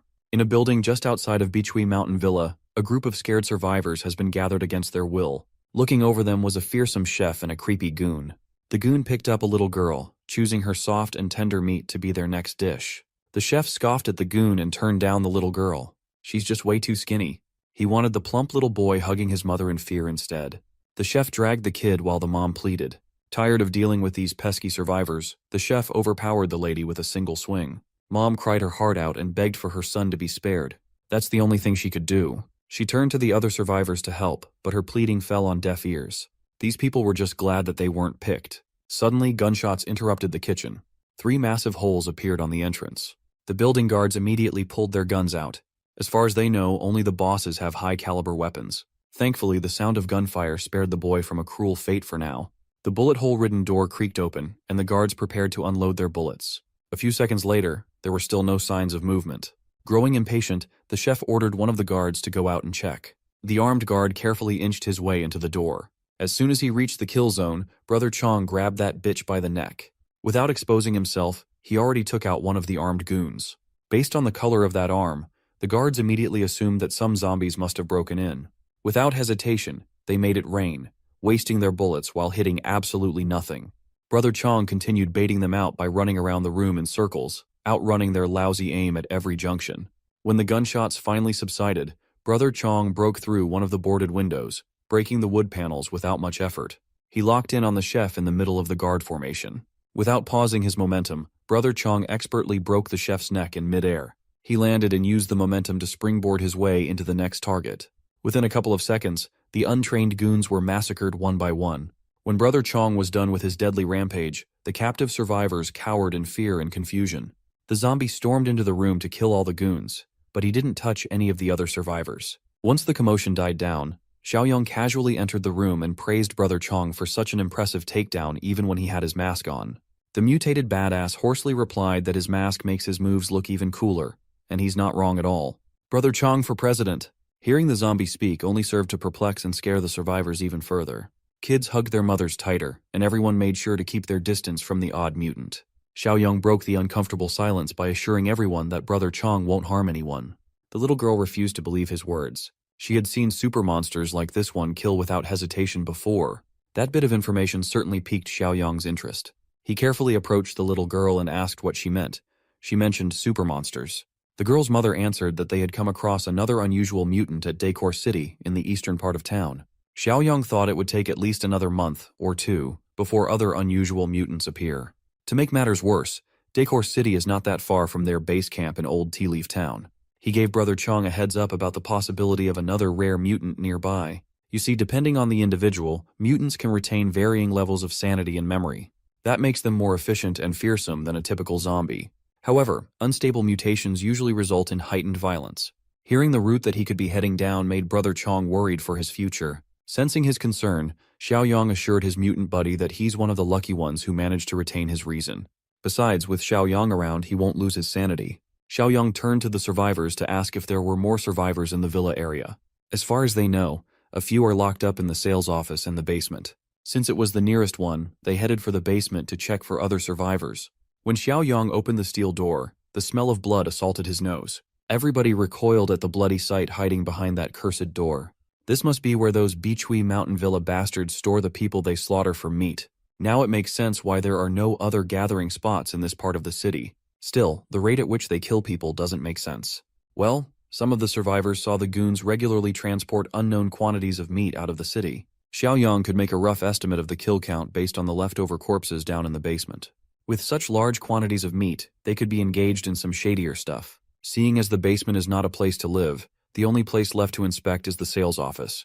It's about a kilometer from their spot near the south gate. When survivors flock into the villa, they are first locked up in that area. Those deemed useless are sent to the slaughterhouse. Suddenly, Xiaoyang was prompted by a series of missions called Subpar Utopia. He must expand and improve the community score as much as possible. The goons stationed at the sales office are still clueless about the fact that the kingdom has fallen. They only heard some gunshots and thought that the bosses were probably using live people for target practice again. Under the guise of darkness, Brother Chong easily dispatched the lousy security. Currently trapped in the sales office, there were a few unfortunate ladies. Based on the lack of clothing in this room, one can assume the worst. They heard the commotion outside. Some of them have accepted their fate, and some of them still have a little fight inside. When the door opened, instead of some sleazy goon from the villa, a young man with a sharp and determined gaze walked in. Xiaoyang invited the ladies out, adding them to the mass of survivors he rescued tonight. They walked out of the office sales building, the ground littered with blood and corpses of the morally bankrupt goons. The young man promised everyone a safe place to stay, a real home instead of this hell on earth. His only condition was that everyone must work and contribute to the betterment of the community. These survivors have already experienced the tyranny and depravity of the villa. Anything would be better than their current living condition. With that settled, Xiaoyang led everyone to his ride. Everyone boarded the bus. Thankfully, he brought a big enough vehicle for everyone this time around. Not long after the rescue, they reached the base camp. Shenshan and Zhang Qi were waiting for the boss to come back. Seeing as he didn't drive the bus directly in, Zhang Qi stood by to see what the boss wanted to do first. Xiaoyang introduced everyone to his fortress. Right now, he can't just let everyone in without a proper vetting process.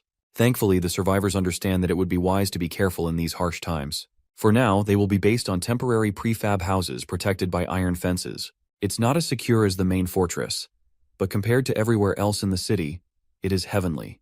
There are many unfinished buildings and open spaces in this old tea leaf town. Over time, constructions will continue, and conditions will keep improving. Hearing his sincerity, the survivors extended their gratitude to their savior. The night wrapped up, and the next day came. A fleet of cars and trucks pulled up to Beachui Mountain Villa's driveway. The lady boss of the fleet had already grown impatient. That bastard Zhang Qingwen or any of the dipshits she put in charge were not responding to her calls at all. She can tell that something must be up. The lady boss exited the vehicle and checked the buildings herself. As expected, she was greeted by the sight of gore, blood, and rotten death. Those who died the night before had finished reanimating into full, mindless undead. One of the zombies lurking in the building was Li Shuxiang. He roared and attacked the living by instinct. The lady boss did not even spare these critters a glance. She easily disposed of them with her bare hands. She then pulled out a knife and dismembered the drooling zombies, tearing them limb from limb. With the building overrun by the undead, the bosses they installed have died too. Their human meat supply chain will suffer from this mishap. They need to clean up that mess. But first of all, They need to take care of whoever is responsible for the fall of Bichui Mountain Villa. Blood will inevitably spill. After a thorough check on the villa, they concluded that not a single living person is left and reported back to Lady Boss Rui. The good news is that there's still meat left for today's shipment. All they have to do is bring the truck over and load that bad boy. While her men loaded the truck with trash bags filled with human meat, Boss Rui pondered her next move. Upon surveying the area, she found some tire prints heading out of the villa. With this, they could track down the man who crippled their operation. Back in the fortress, Xiaoyong is mulling over his current mission to expand the community. Despite adding a lot of people to his fold, his community score remained at just 2 points. Population size should be a key factor, right? Thankfully, he has plenty of land to work with. That snobbish guy who sold him the title did him a big favor. Aside from his expansion mission, there's another matter that needs to be addressed. The rare mutant that appeared in a nearby town. Along with Shan Shan and Zhang Qi, the boss went to the prefab area and was greeted with reverence. After settling into the temporary housing with complete amenities, some of the survivors even knelt at him in gratitude. Xiaoyang just came by to extract some more info about the super monster that the mom and daughter mentioned. Mom expounded that they encountered the anomaly at the Hurenfa market in Decor City.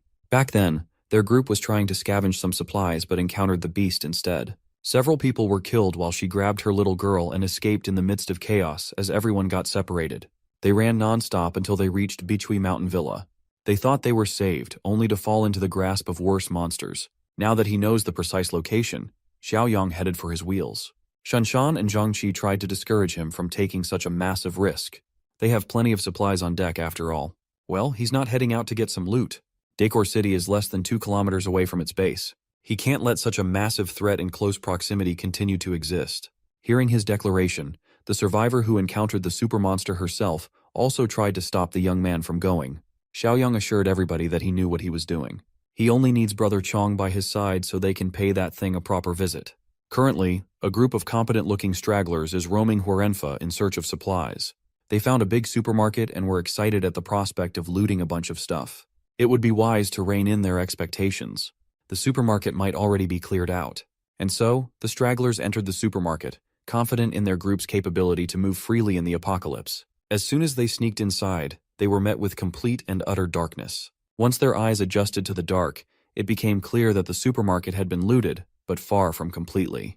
To account for other survivors or hidden zombies, the group stuck close together and made some noise. Afterwards, they kept their ears and senses open for any movements. A few seconds later, a few loose zombies emerged, and the stragglers kept their cool.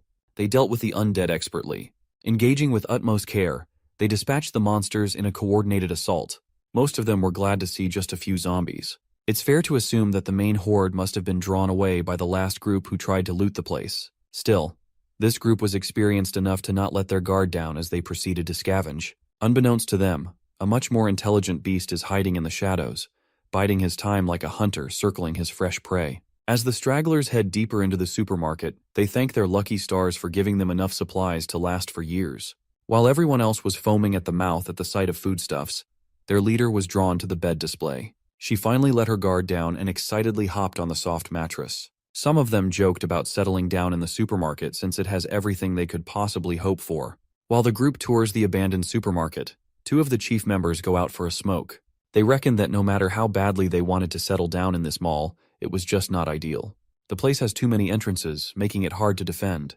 With so many supplies, it would also be a hotspot for other raiders. Thankfully, there's a 2-story building nearby that seems pretty suitable for settling down. Unfortunately for these stragglers, settling down requires being alive. The hunter had finally stepped out of the shadow, beginning his hunt for the tender flesh of the living. One of the stragglers managed to yell for help, attracting everyone else's attention. He ran back inside as fast as he could, but it was impossible to outrun a super mutant. The beast dug its sharp claws from its back through its chest. With one swift and brutal motion, the mutant tore the poor guy like he was made of paper. The stragglers were stunned in terror. Someone yelled retreat, but everyone felt their legs weaken. The group fought through the terror and moved their legs. Their pathetic attempt at escaping was a tragedy. They fell one by one, starting from the slowest runners in the back. They channeled their will to live in their every step, hoping that it would be enough to escape the apex predator gnawing at their collective heels. A few seconds later, and a few meters had elapsed, everyone else had been slaughtered aside from the girl boss over here. She ran without looking back and eventually got close enough to the exit so that she could see the light coming from the outdoors. Girl boss pushed with every bit of strength she had left. Unfortunately for her, running in heels is not the most ideal way to cheat death. At this point, that's just your fault. The super mutant shadowed over her. The entity that feasted on her comrades savored her fear. She cried and raised her arms in a futile attempt to defend herself. But when she raised her head, she saw a different super mutant. This one has a cool-ass mask. Instead of clawing her down to bits and eating her innards, this guy just walked past her. Following the masked mutant was a young man who told her to not be afraid. That's right, Jiang Xiaoyong and the gang arrived just in time to save the final girl. Much to her surprise, she actually recognized this dude as the kid who bought a massive plot of land from her agency before everything went to shit. Xiaoyong also recognized her as that polite real estate saleswoman from a while ago. If he's not mistaken, her name is Ning Wanwan or something. Their fateful reunion was interrupted by the guttural sounds of tearing flesh. Wanwan warned the young man of the monster wreaking havoc in the mall, but he simply assured her that the monster is being taken care of at the moment. She turned her attention behind and saw two anomalous life forms in a standoff. The mall mutant sees Brother Chong as competition, but our friendly mutant simply sees this opponent as an obstacle to being toppled. This is the first time meeting someone of the same kind for either of them. They were both thrilled to test how they would compare against a fellow mutated freak. Mall mutant struck with his unnaturally long claws, missing Brother Chong's crotch by just a few inches. He wonders if eating a fellow freak would speed up his evolution or something. While Mall mutant laughs, Brother Chong unleashes a roaring strike. The force behind that fist was so powerful and hefty that it planted Mall mutant's head deep into the tiled floor. Now the freak was forced to stop messing around and take the masked mutant seriously. Brother Chong raised his foot above the monster's head. In this case, kicking while someone is down would be completely acceptable. Unfortunately, the naked freak was fast enough to respond and jump out of the attack's way. With that same perverse laugh, Mall mutant thanked the humans that served as fuel to his gas tank, continuously accumulating and growing stronger day by day. Brother Chong's senses alarmed him of the incoming threat. The mall mutant jumped face to face against him, looking more savage and vicious than ever. The two exchanged dozens of blows in the blink of an eye. Zhang Qi is starting to get worried that Brother Chong is losing ground for the first time ever. Xiao Yang, on the other hand, was glad that they took this trip. If they had left this mall mutant to hunt for a bit longer, it might have grown to become completely unstoppable. To tip the odds in their favor, the young man stepped in and manifested a fucking AK-47 out of thin air. He casually asked Brother Chong to hold the beast down for just 1 second so they could finally wrap up. As usual, the ever-reliable super mutant did as he was told and focused on keeping the mall mutant from using its speed. The sound of gunfire echoed all over the mall. A singular bullet pierced through the monster's forehead, cracking its skull and turning what was left of its brain into mush. Nevertheless, a single gunshot to the head is not enough to put an end to the super mutant's terror. Still, that shot managed to hurt the beast. Now he's completely shifting targets to the young man with the gun. Zhang Qi could not believe his eyes. He had never encountered a life form that stayed alive after a clean headshot. If a single bullet won't do, why not add one more? And then some more? And then just put that thing in full auto to do its magic.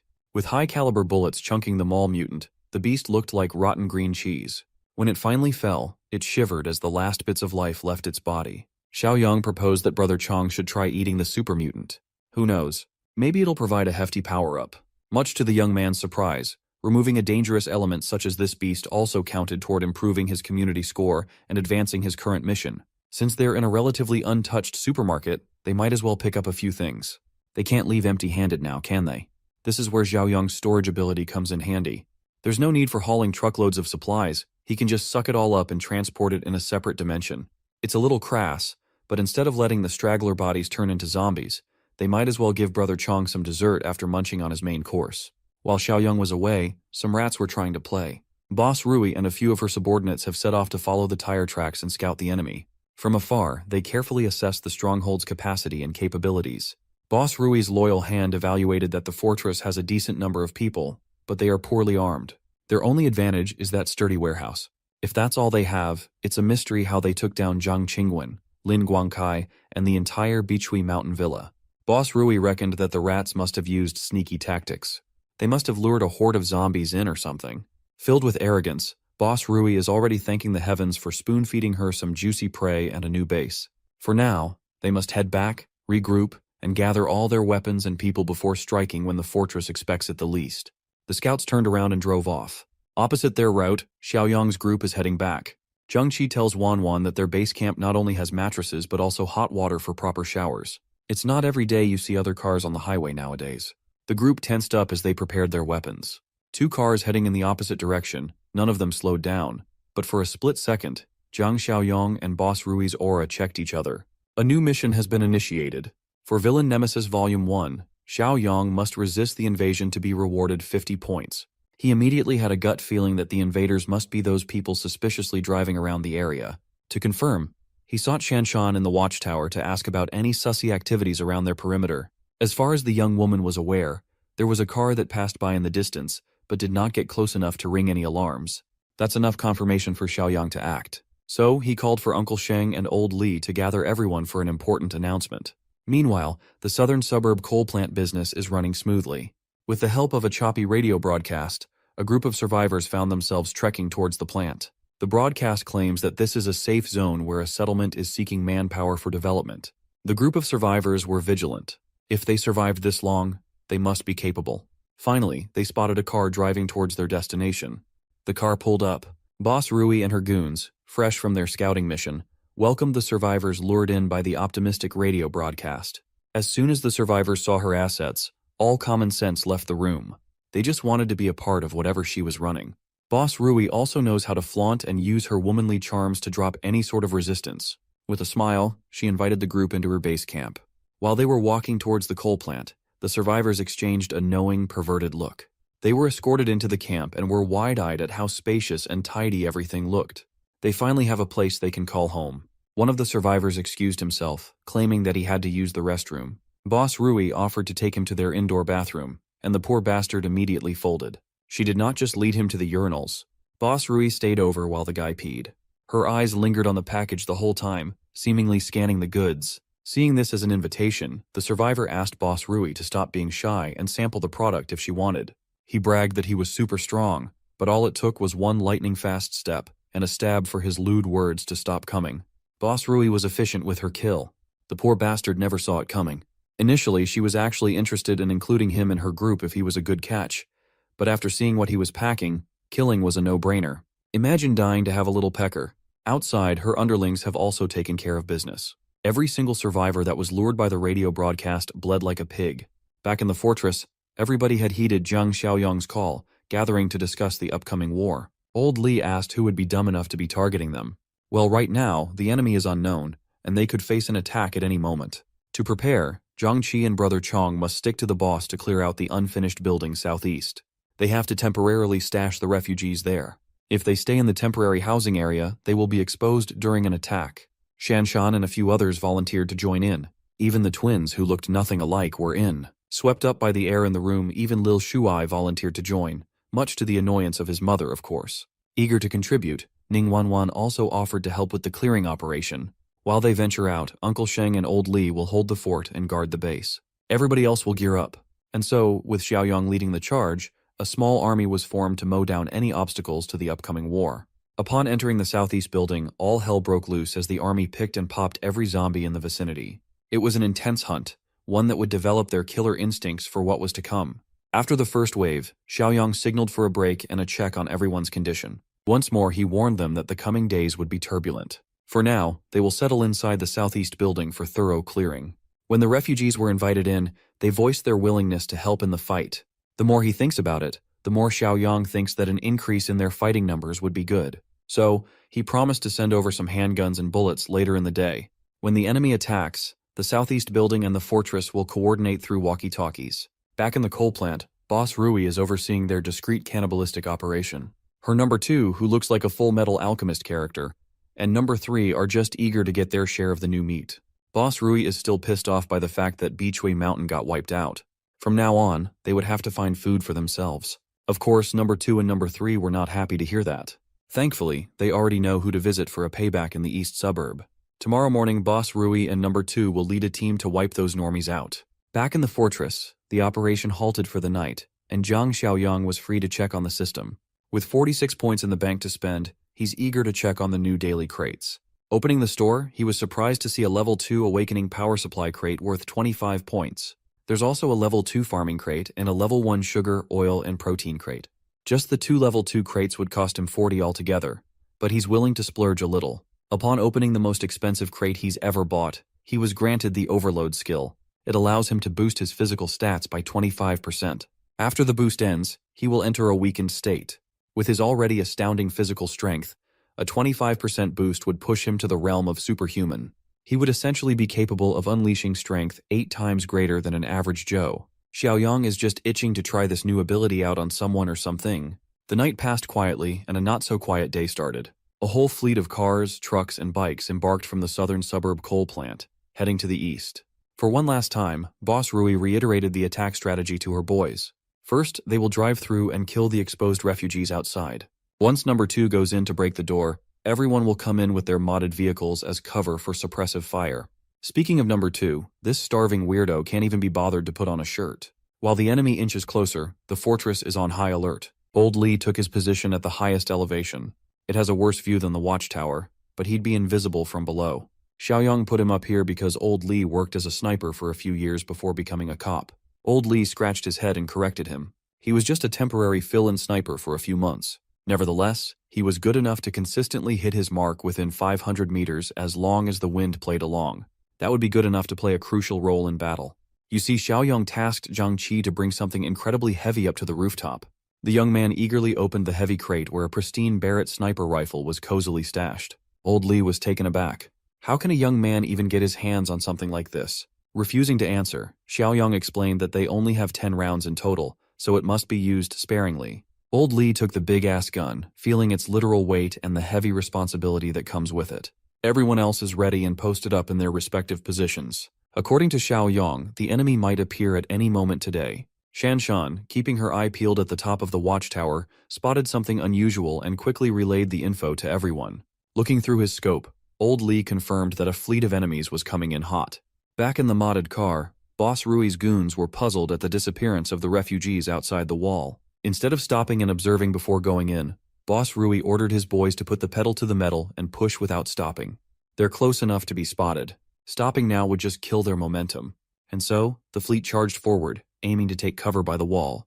As soon as enemies entered their effective range, Shanshan gave everyone permission to open fire. Everybody spread around the wall, pulled out their blickies and AKs, and rained hellfire on the intruders. The foolish coal plant people did not account for such heavy firepower. Instantly, bullets pierced through windshields and flesh. This was supposed to be a surprise attack, but they were the ones who were startled. Boss Rui refused to believe that her brilliant plan was exposed so early. It was too late to pull out now. She had to throw caution to the wind and ordered her goons to keep charging while most of them dropped like flies. For what it's worth, it was somewhat effective. They reached the bottom of the wall with some troops still alive. The important thing is getting number 2 and his gigantic automatic saw close enough to the gates. When he was met with the stubborn door, number 2 hacked and slashed his way through the thick metal. Shanshan relayed the presence of this anomaly, trying to break their door to everyone in the vicinity. The people in the watchtower raised their rifles and put their trigger fingers to work. To make sure that number 2 could do his job, Boss Rui and her goons returned fire with their pea shooters and submachine guns. Under heavy fire, the inexperienced bunch up in the watchtower were effectively pushed away. Even Fatty Xiaokai was hit in the shoulder. Thankfully, it doesn't look lethal. The enemies have decent firepower and aim. It would be extremely difficult to suppress them a bit longer. Some of the oldies tried to rally the young guns. They just have to hold their ground. They have enough ammo for a dragged-out war, but that won't be the case for long. The automatic saw is about to cut through the main gate. Once the gate is broken, they would be at a disadvantage. Thankfully, the calm and collected boss has a plan to deal with what comes after the breach. Xiaoyang quietly exited the fortress, hiding his presence. Then, the madman ran outside like he was bulletproof or something. Boss Rui's faction had already burned through half of their ammo supply, and number 2 had yet to punch through. He needs just a few more seconds to break the entrance open. The sound of the gate being breached exploded. Shanshan and the watchtower group quickly descended to provide support below. Meanwhile, Boss Rui is smiling deviously. It was rough, but she's finally in. Now it's time to see how these rookies handle the terror of an evolver strengthened by human meat. Using number 2 as a moving cover, she ordered her boys to follow and stay close behind. The anomaly ditched his automatic saw and muscled his way to make the opening bigger. With a clear sightline of the enemies, Xiaoyang gave Old Li a heads up for his time to shine. Controlling his heartbeat and breaths, Li Hongli locked in on the big guy. Once that big-ass head came into view, Old Li's crosshair snapped like he had an aimbot. Number 2 roared. He sounded more beastly than human. The survivors who laid eyes on the monstrosity would agree. As soon as that beast breached the gate, they were demoralized. They tried their hardest to deter the charge, but the bastard had impenetrable skin. Their measly bullets were ineffective. Number 2 barged in and tanked the rain of lead without needing a Kevlar vest. No matter what the caliber, it just bounced off to the side, leaving a meager mark. Even those marks were quick to vanish with number two's unfair regenerative abilities. Boss Rui was quite pleased with the reaction to her hulking shield. She reckoned that this bunch must be seeing the power of an evolver for the first time in their lives. Finally, the go signal was relayed to Li Hongli at the rooftop. He has supreme confidence in his aim and his destructive bullets. The Barrett buckled at the strength of its shot. One press of a trigger was all it took to erase the monster's head out of existence, turning its face into a mush of blood and brains. Number two, who was seemingly invincible, fell to his death. Boss Rui and the goons were flabbergasted. The big guy was their only form of cover. Who would have expected that this little community could get their hands on weapons of this caliber? With the biggest deterrent out of the picture, Xiaoyang finally made his grand entrance, flanking the intruders with his trusty AK-47. He started open firing, waking up the enemies from their shock. It was like shooting fish in a barrel for the young man. Boss Rui was well aware that they were in this precarious situation solely due to her miscalculation. She underestimated the enemy, and now they must pay the ultimate price. Still, a woman like her refused to go down without a fight. With a submachine gun in hand, she fired back while bolting towards the exit. With gritted teeth, she desperately tried to fall back. Upon seeing Xiaoyang's killer eyes, she finally recognized him as the kid they passed by in the car the day before. To make sure that she gets out of this shit show alive, she grabbed one of her goons. Without as much as blinking her eyes, she used that poor bastard as a human shield. Xiaoyang noted that with this woman's inhuman reaction speed, she must be an evolver too. After making one of his boys eat a bunch of bullets, she hurled the poor bastard on the gunner, blocking the exit. Xiaoyang had to dodge to the side and was forced to stop firing. That few seconds was all Boss Rui needed to make a run towards her car. Of course, old Li refused to let a straggler go after these intruders disrupted their peaceful way of living. He locked in with the scout and announced that throughout heaven and earth, his Barrett was the only honored one. This dude thinks he's Gojo. Instead of hitting a clean headshot, he had to settle by taking her incredibly fast legs. The sudden loss of one of her limbs tripped Boss Rui up inches from her getaway vehicle. Li Hongli felt ashamed that he missed a kill shot. While he was readying another round, Boss Rui's underling helped her to get into the car. Unfortunately, these two seemed well versed in escaping deadly situations and were able to swerve away with their tails tucked between their legs. Xiaoyang ordered everyone to stop firing. He doesn't really mind if these dumbasses come back for round 2. He's just pleased that his system mission has been cleared. He was rewarded with 50 points, which significantly boosted morale. In addition, the second volume of the Nemesis mission has been unlocked. Now it's his turn to go on the offensive and attack the cannibals' base for another easy 50. Everybody in the fortress celebrated their massive W. As for casualties, they have a few people injured by gunfire, but no one died. Those injured were sent to the medical room for swift disinfection, while enemy corpses were moved to the cold storage for Brother Chong's dinner. Since the base is back to a relatively safe level, the refugees will be allowed back to their housing. As soon as he had some alone time, Xiaoyang checked the points he had amassed in just a single mission, and he was excited to splurge again tonight. Back in the southern suburb coal plant, the remaining survivors of the war retreated with only 3 people and 1 less leg on Boss Rui. Number 3 welcomed them with confusion and worry. Obviously ashamed, Boss Rui admitted that she was careless. They never expected to be under heavy weapon fire. She snapped at her goons and demanded human meat so she could refuel and heal. Hearing her bark orders like it was business as usual, a cruel and sly grin crept up to Number 3's mouth.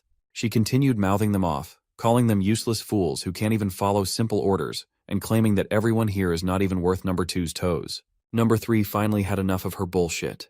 The boss had fallen to such a vulnerable level, and she still dares to belittle them. Boss Rui made a gigantic mistake yet again. She did not expect a rebellion at all. Panicking, she tried to order her men to take Number 3 down, but no one moved a muscle. Even the 2 survivors who dragged her to safety pretended not to hear her.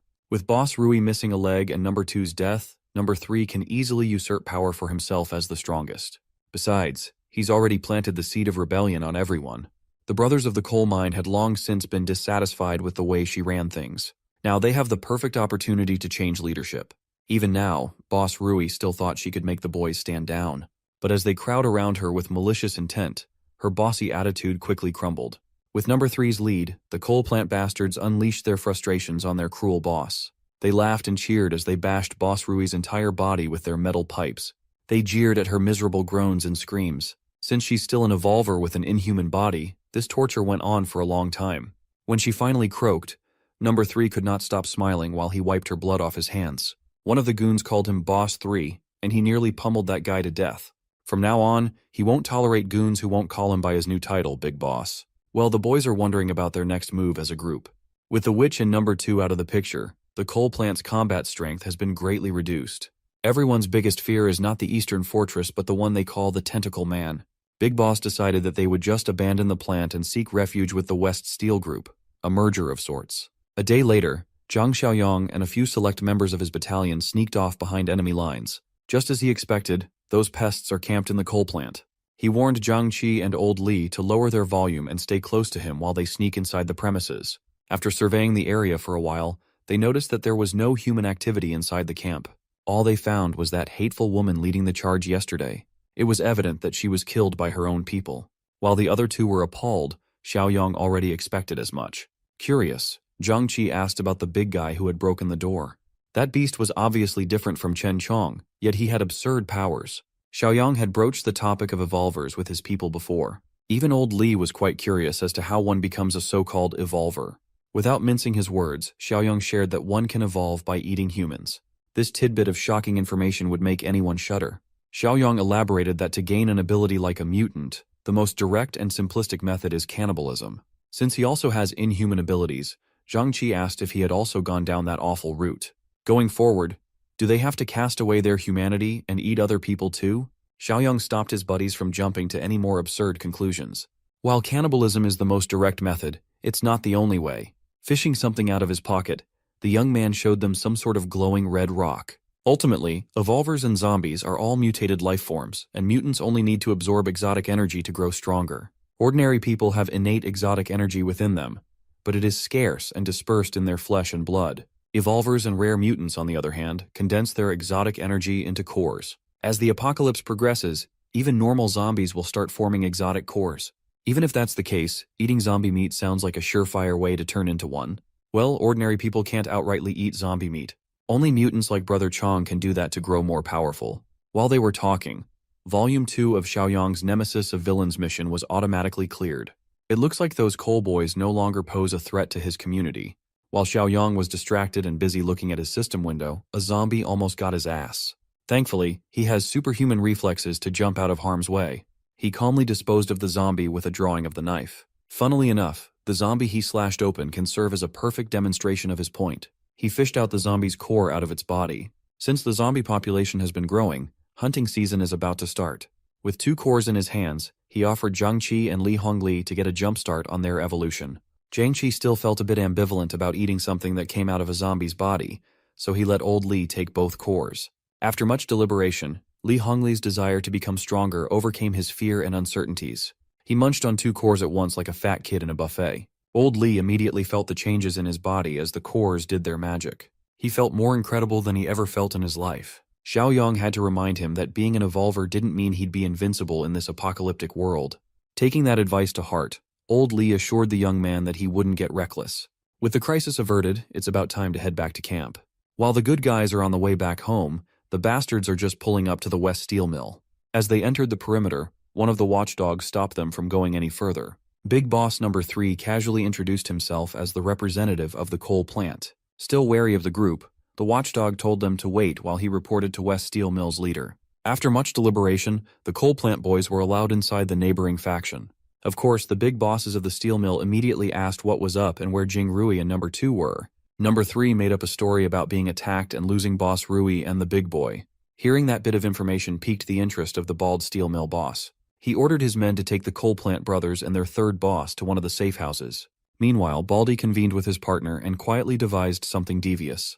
Number 3 and his goons were stashed away in the so-called safe house. Even now, he's still correcting his men about his new title. He was so focused on such trivial things that he did not notice how sketchy this whole situation they put themselves in was. One of the boys pointed out that they were likely not in some sort of safe house. If you look around, they are surrounded by iron bars and locked doors. It's basically a prison.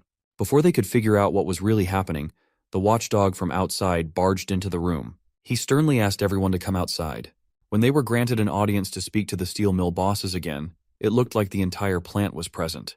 Number 3 carefully chose his words and asked what was happening. The lady boss immediately deduced that Number 3 did something underhanded and betrayed Boss Rui, and that the crime must be punished. Number 3 quickly tried to dispel Boss Peng and Boss Ling's accusations, but it was way too late for that. Boss Ling is not buying the excuse for misunderstanding, so she called her watchdog Li Cheng over to share some information. This guy went to the coal plant and saw Li Jingrui dead in the cold, hard ground of the courtyard while number 2 was missing. There were no signs of struggle in that place. The most reasonable explanation is a betrayal that went grim, killing the former boss. Even with all the facts laid down, number 3 still chose to deny the allegations. In this new world, solid evidence is no longer a thing. You could get punished for anything and everything without proper trial. Honestly, the West Steel Mill would have wiped out these coal boys if it weren't for Boss Rui's abilities. With her out of the picture, number 3 basically entered the den of hungry lions. One of the goons desperately tried to plead for mercy, even offering information just for a chance to be saved. Boss Ling let the goon talk, wholly disinterested in whatever the guy might offer. The snitching goon gave her intel regarding the settlement in the east, ripe with supplies where the boss and number 2 were defeated.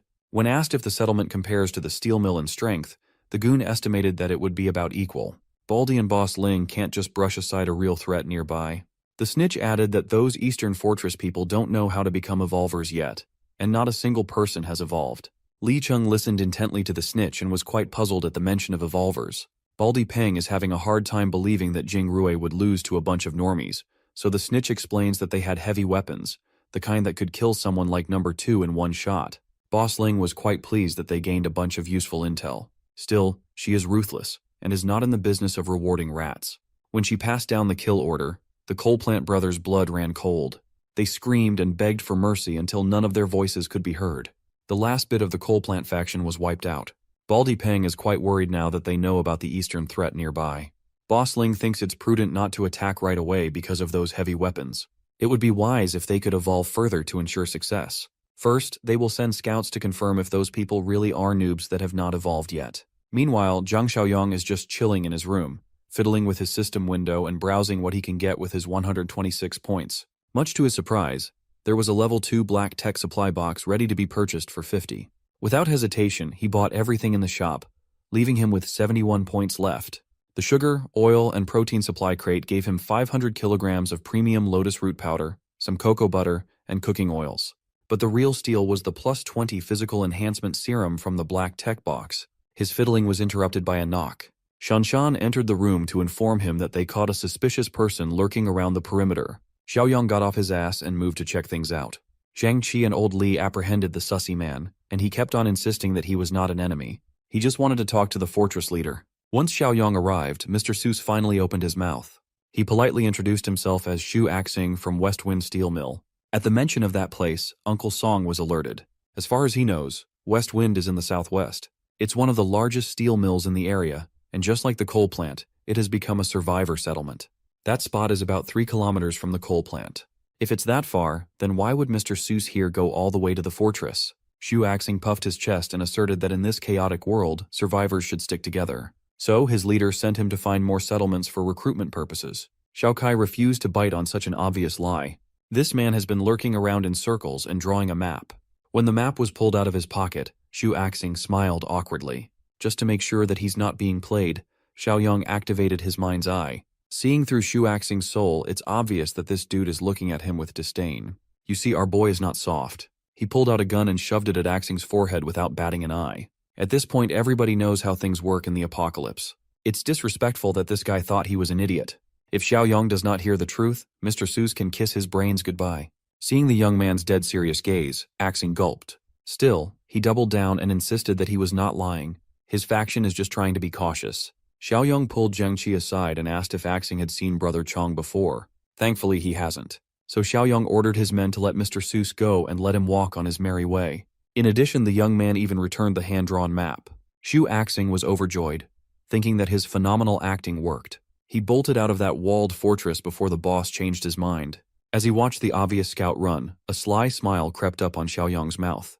He's already calculating how many system points he would get from that West Wind steel mill or whatever. From that fateful day, 5 quick and peaceful months have passed. In the West Steel Plant, anxiety about their people disappearing one by one is plaguing everybody's mind. They know the culprit, but they can't do anything about it.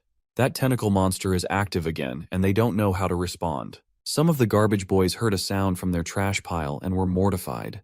Before one of the garbage boys could report back to the mill, he met his bloody end at the tip of a sharp blade. That watchdog from before, Li Cheng, overheard the screams for help coming from the trash heap. The one garbage boy who managed to escape with his life reported the killing of his buddy to Li Cheng, blaming the tentacle monster. Mentions of that beast must always be taken seriously. This time around, it's attacking in broad daylight without warning. So Li Cheng grabbed his gun, told civilians to hide, and called evolvers with escape abilities to follow him. When they arrived in the trash heap, they immediately spotted a suspicious figure. Choosing to be cautious, Li Cheng warned his men not to engage and just escape when they're spotted. Upon closer inspection, he finally figured that the monster they had been fearing was not there. Looking at the ground, there were some track marks. Maybe the monster caught his prey and just ran off. Ever since Beichui Mountain and Southern Coal Plant were deleted, the number of disappearances continued to increase. Before, the monster would shop around different settlements. Now the steel mill is its only hunting ground. But Li Cheng could feel in his gut that the tentacle man had nothing to do with this particular incident. Back in the fortress, the advancements in the past 5 months are clearly visible. Zhang Xiaoyong had already survived longer than his last run. If this continues, rebuilding civilization might no longer be a pipe dream. Currently, his community score has soared to 38. It has been months now, but the system mission to take care of the West Steel Mill still hasn't appeared. In those months, the rest of his inner circle was hard at work. Seeing that Shanshan and the boys are back from their outside mission, Xiaoyong flexed his superhuman abilities a little bit and jumped from the top of the wall and into the ground. Jiangxi reported that the hunting operation was a success. With their current strength, there's no way someone could fight or track them. Little Shuai had also started joining in hunts with the grown-ups. Wan Wan has been looking after him in the field, and he's growing up to be a formidable fighter. Today he even took down a zombie on his own. As a part of Villain Nemesis Volume 3, the Fortress Battalion has been going out hunting zombies to eliminate threats and help potential allies while taking every mutant core they come across. Until now, Xiaoyong has been confused by the potential allies part. Maybe it's referring to the West Steel Mill. Since the system is not giving him the go, Xiaoyong decided to take the initiative and infiltrate the mill by himself. Of course, old Li was against the idea. Uncle Song has been dealing with multiple scouts snooping around their territory for months now. It is highly likely that they have bad intentions. Xiaoyong assured the oldies that with his strength, even someone as powerful as Brother Chong would never be able to hurt him. Besides, they might as well find out whether those people are friends or foes now. Uncle Sheng, old Li, and everyone in his inner circle will be in charge of the fortress and the nearby town housing refugees. Well, the fortress will be fine, but everyone is just worried about their leader. Without this young man, the settlement will crumble. Back in the steel mill, Li Cheng has returned from his sweep of the trash heap.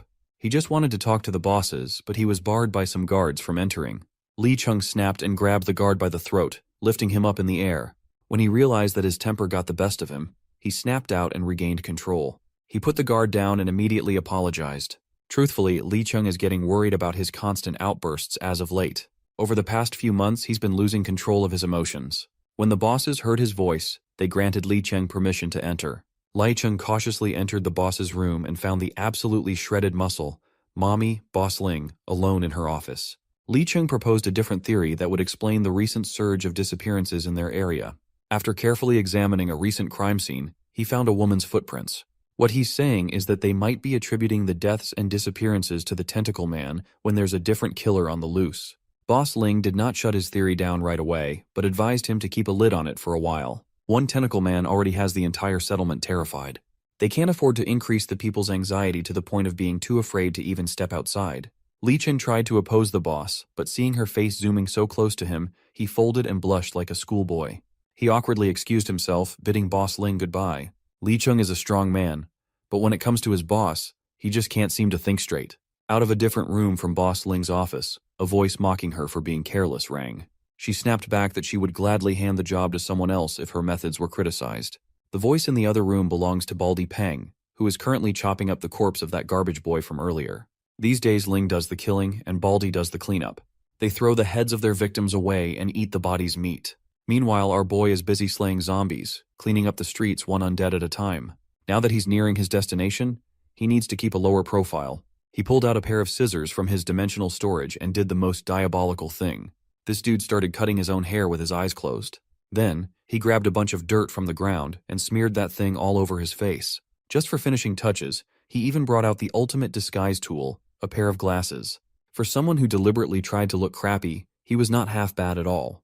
When he walked close enough to the vicinity of the steel mill, one of the patrolling guards took notice. Of course, a stranger wandering around the perimeter is subject to hostility, but he greeted the aggression with a smile. He claimed to notice signs of human activity from afar, acting as though he was just glad to see other survivors. Upon figuring that he must be a lone survivor, the patrolling guard changed his tune to that of excitement. First, the guard asked him how he managed to survive the deadly lance for so long. Xiaoyang spun a story about how he was a part of some 10-people settlement that was eventually overrun by a brutal zombie horde. Every one of his comrades died, leaving him a sole survivor.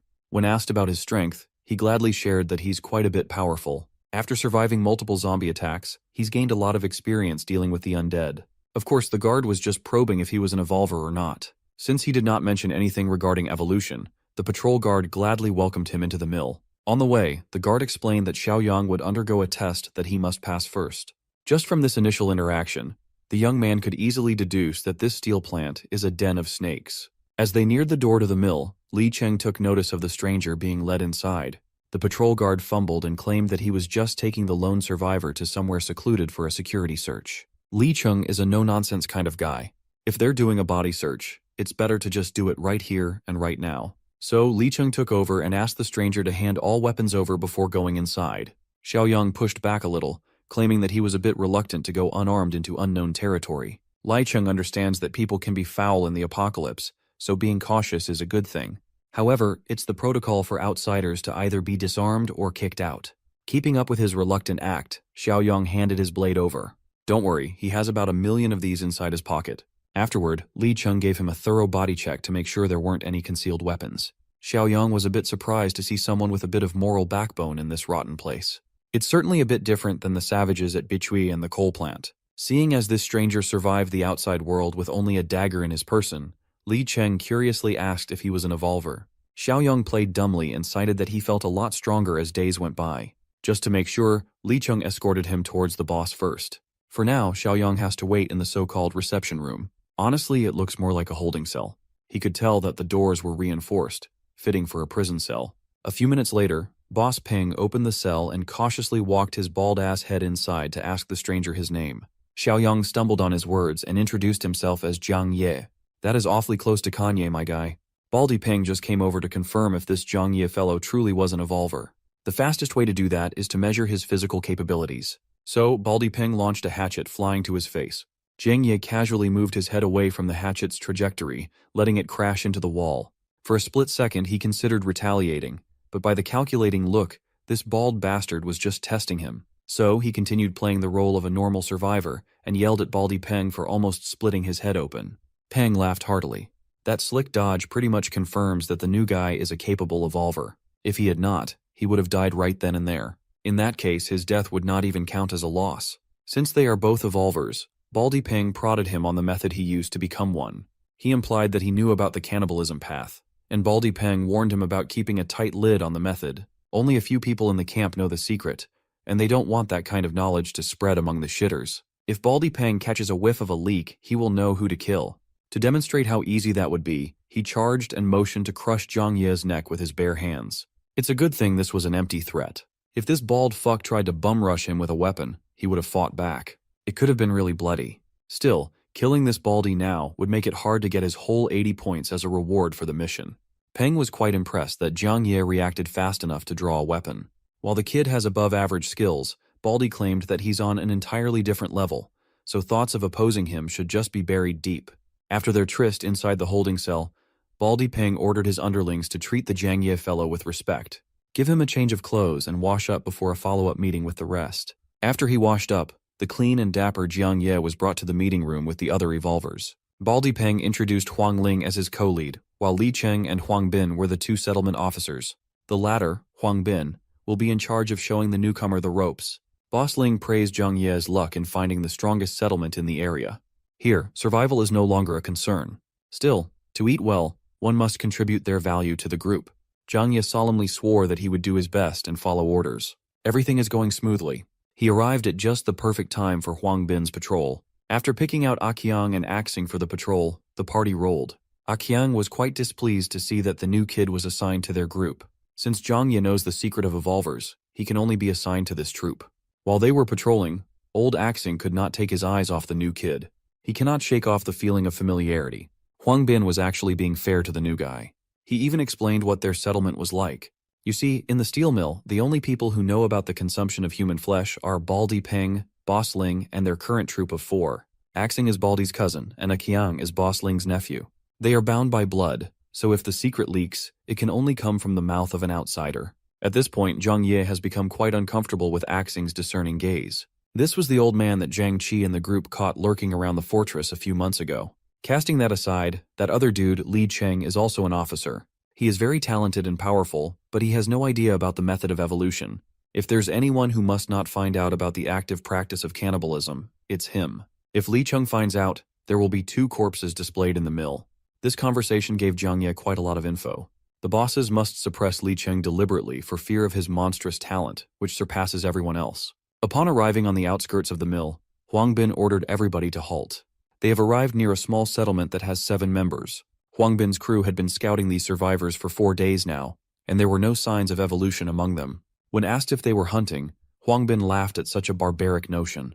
Instead of hunting, he prefers the term raising. Since Zhang Ye is an enlightened evolver like them, they want him to change his mindset instead of being a rigid fool blinded by morals. As evolvers, these fools see themselves as no longer the same species as ordinary people. They hail themselves as apex predators at the top of the food chain. So the plan is simple. Subdue this small settlement, raise them like cattle, then slaughter them later. In truth, they don't even need the entirety of the settlement. Bring back a fix, or 6 should be fine. The rest will be dealt with on the spot. For now, the new kid should just watch and learn while Huang Bin and the crew do their magic. The small settlement has enjoyed months of peaceful life. They work day in and day out to improve the group's living conditions. While in the middle of renovating their camp, nightmarish figures swiftly came into view. A horde of zombies somehow found their way into such a secluded area. Each one is hungry for fresh flesh. The group grabbed all their weapons and prepared to fend off the immediate threat. Unfortunately for them, having guns but choking the trigger pull is a surefire way to lose your life these days. While his comrades fell one by one, the builder trembled in fear of being the next victim. Meanwhile, Zhang Ye and his new troop just stood on the sidelines, watching and listening to the dying screams of agony. Huang Bin justified this method as necessary, considering the limited resources. They simply can't afford to bring in more alive mouths to feed.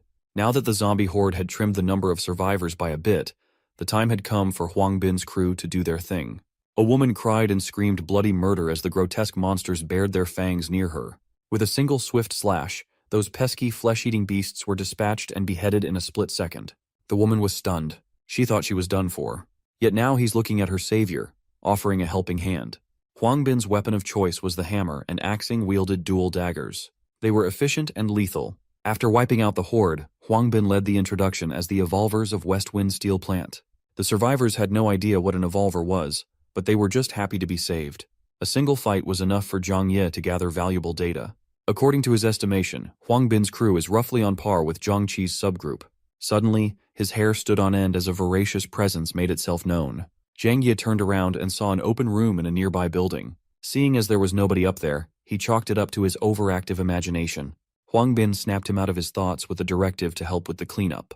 Still, he could not take his mind off that presence up in that abandoned building. Little did Zhang Ye know he was right to feel a foreboding sense of anxiety. An abomination is hiding in that place. The clueless survivors willingly shared some vital information. There are still some supplies in their warehouse. Zhang Ye was left to supervise the supply collection, while Huang Bin's boys arranged for a small truck to be transported later. Aside from the supplies, he also has to pile up the bodies of the freshly killed survivors. While those who were lucky or unlucky enough to keep their lives followed Huang Bin like he was the Messiah, this setup actually works quite well for Zhang Ye. It's perfect timing to do his own thing. While walking towards the steel mill, the survivors kept singing Huang Bin's praises and expressing their gratitude. One of the clueless girls turned to Aqiang to ask if they had a bath in camp. The creep swiftly grabbed onto her and bragged that the mill had hot water and body wash for deep cleaning. Suddenly, the mood turned for the worse when Axing's spidey senses started tingling. Huang Bin took notice of the old man's reaction and raised his guard. He yelled at everyone to stay alert, hoping to get ahead of whatever was about to come. Aqiang continued sticking to the poor girl even though she was clearly feeling creeped out. Axing might have a sharper intuition, but he can't pinpoint where the danger is coming from. Aqiang chided that the old man was just feeling paranoid for nothing. But Xu Axing trusts his instincts. Something is definitely out there. As if it was a self-fulfilling prophecy, Axing was the first one to fall from the threat's sneak attack. Something sharp pierced through his neck. The poor guy didn't even know how he died. Huang Bin freaked out. He could recognize that killing method anywhere. The tentacle monster is upon them. The tentacle retreated, leaving a tense atmosphere in its wake. The next thing you know, the grotesque beast had already invaded Huang Bin's effective combat range. While the group was being absolutely demolished by a hentai monster, Our boy was peacefully harvesting mutant cores from dead zombies. Among the battalion that they wiped, 2 of the zombies actually dropped cores. That is not a bad harvest at all. He would have continued playing his role and pocketing some for himself if he had not heard the cries for help from a distance. Huang Bin is cooked. The monster got his grubby tentacles all over his body. I bet you've seen something like this before. To end his suffering, the tentacled beast tightened its grip until he leaked blood from every orifice and snapped one of his legs until the bones cracked. The survivors were beside themselves. Even Aqiang, who was acting like a hotshot just a while ago, looks like he's about to cry for his mama. As if sensing that he was the only remaining threat, the monster's aggro shifted to the only evolver left. Aqiang slowly backed up, terror paralyzing his whole body. To save himself from a grim and agonizing fate, he grabbed the wrist of the girl he was trying to rizz up and chucked her into the tentacles to keep the beast busy. Well, the monster is not one to reject easy prey. Now, I know you've definitely seen something like this. Only this time it wasn't squishy sounds and moans. It ended in painful and crushing suffocation. But this is not the end of the line for Miss Survivor. Her real savior just made a flashy entrance, slicing the tentacles and smothering her to bits. Perhaps Zhang Ye and his trusty knife would stand a chance against the monster that everybody is so afraid of. Zhang looked at the tentacle man from head to toe, and he wasn't really impressed or petrified. Well, that's because this is just one of the tentacle monster's sons. At least, that's what the steel mill people call them. You see, the tentacle monster can often be heard muttering the word son, and it has the uncanny ability to transform normal zombies into tentacled atrocities. Even Boss Baldy Peng and Boss Ling would struggle against a tentacle son alone. Aqiang was sure of that, so he's just trying to find the perfect chance to run. He yelled at Zhang Ye to hold off the beast while he called for reinforcement and booked it out of that place with all his power. Following his lead, the frightened survivors also made a mad dash away from the monstrous threat ahead. Zhang Ye could practically taste the betrayal in Aqiang's words. That coward really just tried to sell him out. The tentacle's son finally recovered, and he is pissed at Zhang Ye for those deep cuts. The newly regenerated tentacles wrapped around Zhang Ye's body, and he just let it happen, without resisting. He's actually quite fascinated at the concept of some evolved mutant siring sons. He has the right to aura farm and acts nonchalantly simply because he has the strength to back it up. He wants to test this interesting but disgusting specimen in front of him. The two played a game of tug-of-war using tentacles as the rope. It popped into Zhang Ye's head that he'd never been in a situation where he could use the ability he had awakened a few months before. Today might be a good time for some limit testing. He dug his heels down to the ground, his stability unparalleled. Finally, he activated physical overload, pushing his stats to a terrifying degree in one go. The boost from overload was busted as hell. Before, he was barely maintaining a stalemate in a contest of raw strength. Now he's practically dragging that ugly-ass tentacle son across the pavement. When it got close enough, he stopped the brutal dragging with a tap of a foot.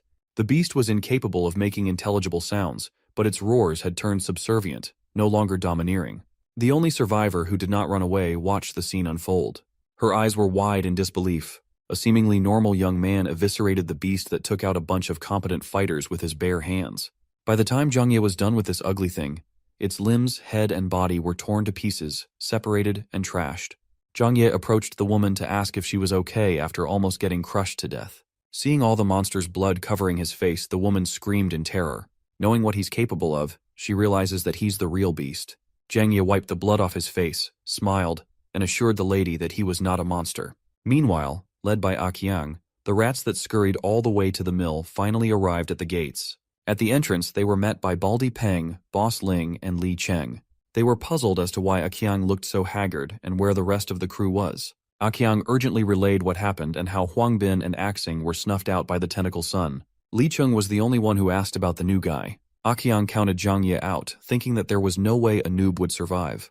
Hearing that his cousin died like a dog, Baldy Peng was reasonably upset. He did not know where to place all his rage and blamed the incident on the survivors. Baldy massacred the entire group right then and there, letting his hatchet taste blood. They cannot afford to act irrationally at this point. Thankfully, Baldy got the anger out of his system after slaughtering a few randoms. Interrupting the commotion, a bundle of tentacles hit the ground, stealing everyone's attention. They looked up to see the familiar face of the newest addition to their mill. Zhang Ye and the lady he saved arrived not long after Baldy's outburst. Li Cheng was equally pleased and impressed that the rookie came back alive. Not only that, he pulled up with the biggest flex, a girl, and a bundle of tentacles as proof of kill. He explained how he killed that meager tentacle son and avenged the boss's relatives. After pulling off something this big, the co-leads are beginning to reevaluate the new guy. Breaking the silence, Zhang Ye requested some vehicles and some men to come with him to clean up and retrieve the spoils. While he was doing his assigned job, the bosses were grilling a Qiang about what really happened. This time, this damn roach still refused to believe that Zhang Ye solo killed a monster strong enough to one-shot the rest of the Evolver crew. As far as a Qiang knows, even a team-up between Baldi and Boss Ling would still result in a drawn-out bloodbath against that thing. Baldi is just going off of his initial evaluation of the young man. Someone who didn't even get into a proper fighting stance in the test should not be this strong. So, Boss Ling rationalized that the tentacle son must have only gotten the kill because it relied on an ambush. Either way, they can't let someone as strong as the new guy stick around, especially with how close he's been getting to Li Cheng. Boss Ling heard a very distinct footstep and shushed everyone. Li Cheng knocked and entered the meeting room with some ideas for the bosses. First, he extended his condolences for Axing and Huang Bin's passing. At this point, sudden deaths have become a normal part of living. Well, Li Cheng just came over to propose that they make Zhang Ye an officer for his impeccable strength. Baldi Peng immediately opposed the idea.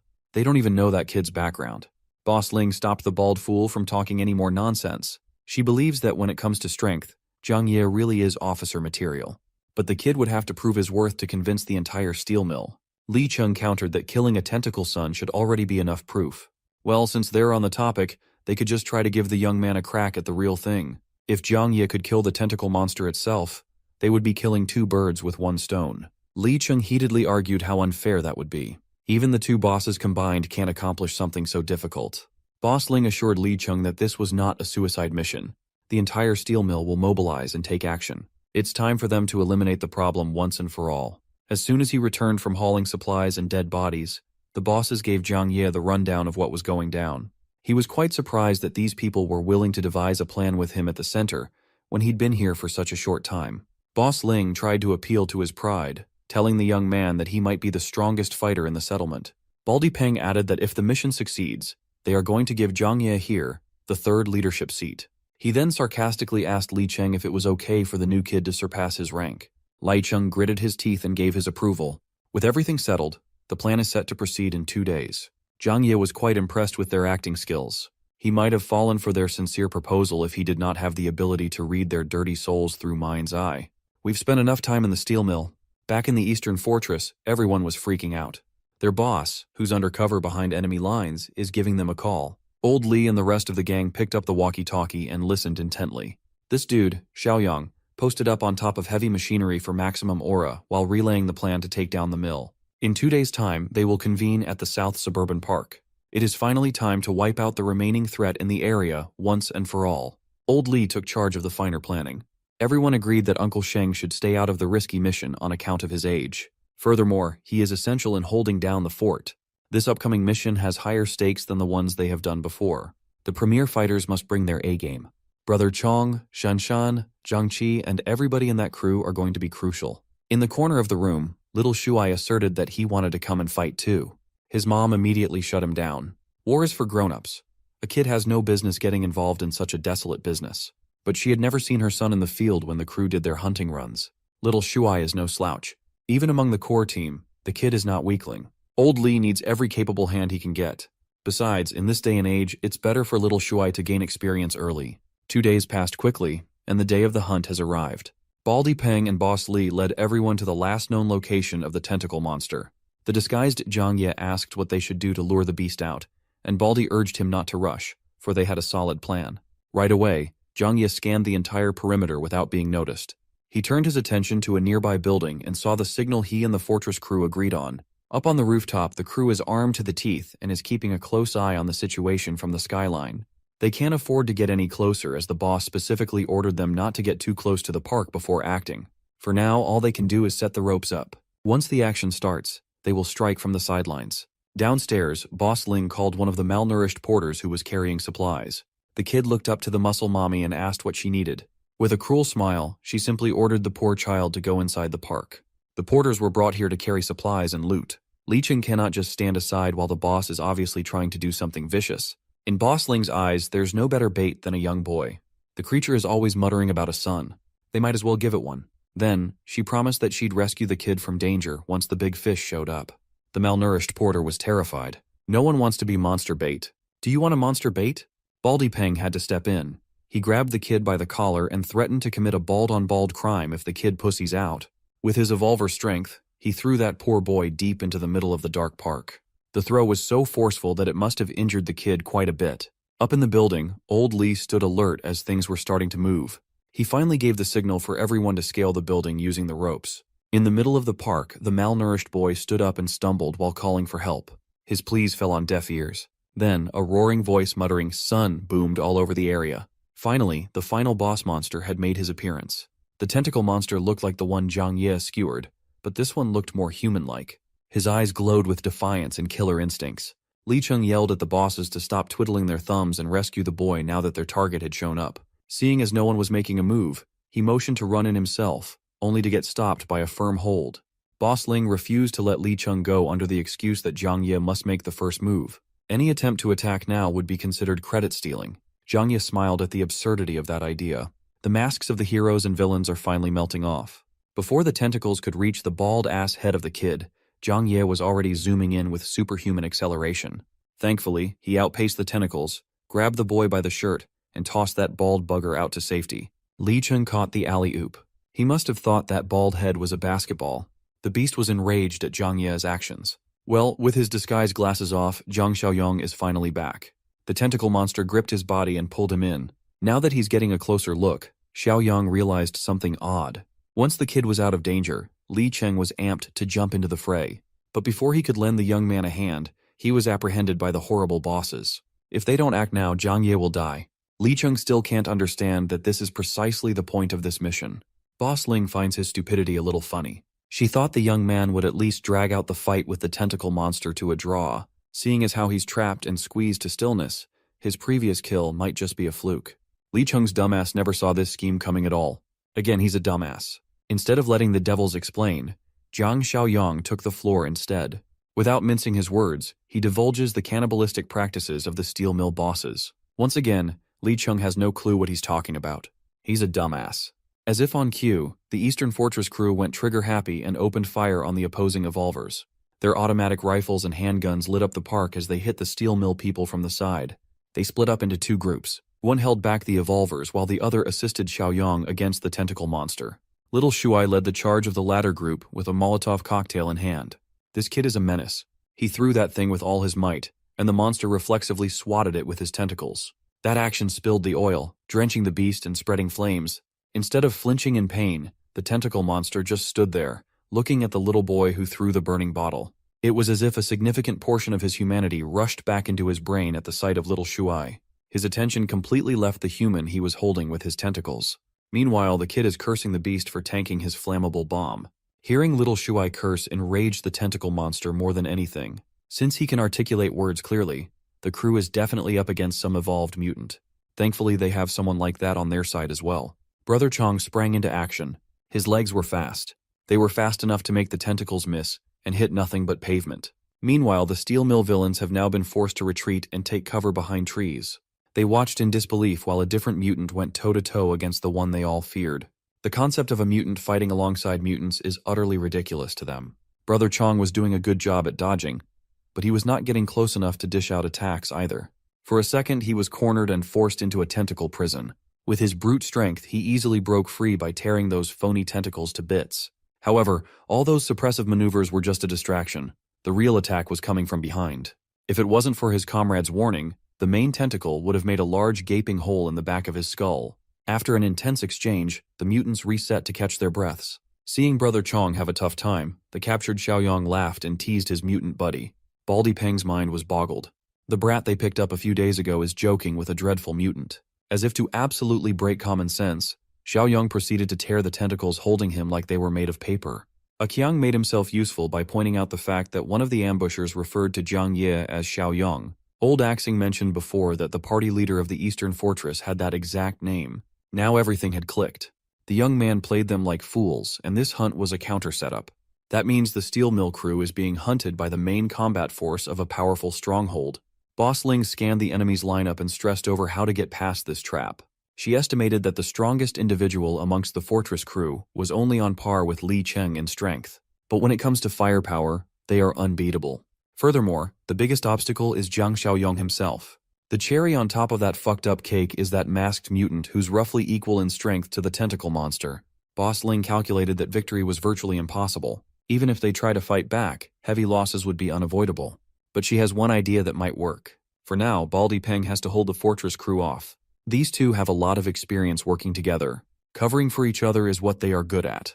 Baldy threw his hatchet with superhuman force, causing it to heat up like a meteor. When it landed on the fortress crew's side, it made a massive explosion that kicked up a hefty amount of dust and debris, limiting their vision. Baldy Peng did not stop there. He continued randomly firing off heavy-duty attacks while the normies provided cover fire. This sort of chaos was very effective in neutralizing Old Lee's group, forcing them to cover their asses. While everyone was focused on their targets, Boss Ling had her eyes on someone else. The youngest member of the fortress. That kid on the front lines.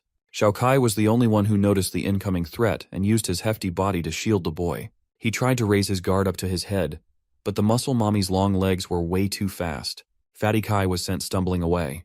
He was not a match for an elite evolver. Finally, Boss Ling's diabolical plan is within grasp, and the central piece is one grab away. She snatched little Shuai by his little collar, alerting everybody else. I know she's horrible, but can I go next? This is the worst scenario. Little Shuai does not want to be a burden to everyone as a hostage. He tried his hardest to break out of Muscle Mommy's grasp to no avail. To stop him from squirming and trying to escape, Boss Ling delivered a solid punch to his face. The one most affected by this act of violence was none other than the tentacle monster. He yelled for his son as his rage brewed. Brother Chung took this moment of distraction as an opportunity to close the distance and get into an attacking position. While he was perching on the tentacle monster's shoulders, he felt something odd. The beast was ignoring him. Xiaoyang told Brother Chong to just let go of the big guy. This instruction only served to confuse the mutant even further. Well, Xiaoyang could see that the monster was ready to risk his life for something very important. Right now, getting in his way would not be smart. With hands wringing little Shua's neck, Boss Ling hissed at the fortress crew and threatened to make the boys' head roll if they didn't put their weapons down. The ever-so-noble Li Hongli pleaded to change places with the kid. Seeing how shaken and desperate the fortress crew was, Boss Ling felt great about her hostage targeting. If anything happens to little Shuai, how the hell are they supposed to face his mom back in camp? Boss Ling repeated herself. All she needs is a complete surrender of weapons and for the ambushers to move back at least 100 meters away from her boys. Old Li chose to play it safely and lowered his gun, advising everyone to do the same. They have no leverage. Muscle Mommy is not done barking orders yet. Next, she wants the masked mutant to take out the tentacle monster once and for all. She was so high on her newfound authority that she failed to notice the incoming attack. The tentacle monster homed in on her position like a heat-seeking missile, forcing the boss to let the hostage go and jump away to safety. A few of the trash goons just happened to be on the tentacle's way. They were rightfully eviscerated.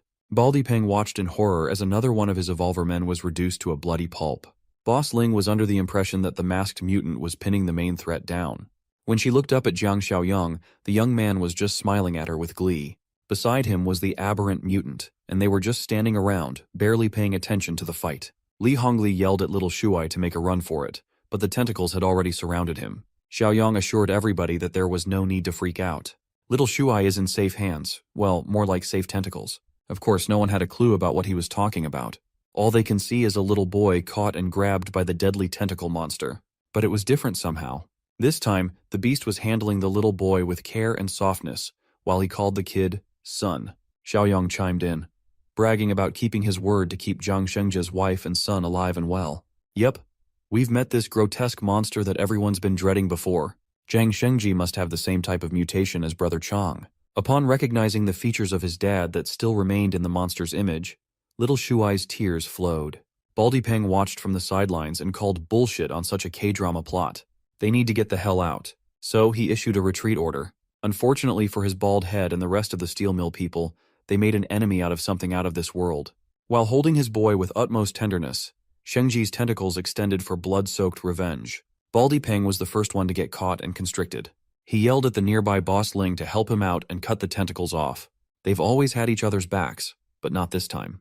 Huang Ling, the coward, made a beeline for the trees, hoping to escape with her life intact at the cost of abandoning everybody else. She is well aware of the disparity in strength between them and the monster.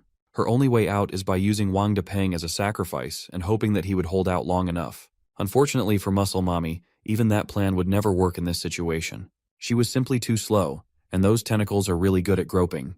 Her ankles were unexpectedly grabbed, which led to her smashing her face on the pavement. Boss Ling's glasses were destroyed, and so was her nose. Right then and there, She knew that the next few moments were not going to be pretty. She was dragged back into the park. Those tentacles had no regard for her comfort whatsoever. Baldy Peng watched this scene with a smile on his face. The witch tried to sell him out, so imagine how vindicated he feels now that they're in the same boat. Still, Peng wants to use everything and everyone he has left. So, he turned to Li Cheng for help. Before the dumbass watchdog could lend a hand to the boss that already betrayed him, Jiang Xiaoyang Flash stepped behind him for a quick talk. The young man had a simple offer. All Li Cheng has to do is not move, and he will be guaranteed to walk away from this shit show alive. At this point, Xiaoyang is just letting the tentacle monster do its thing, massacre and mayhem. He started with Baldy Peng, bashing that shiny dome into the ground. The first bash disorientated poor Peng.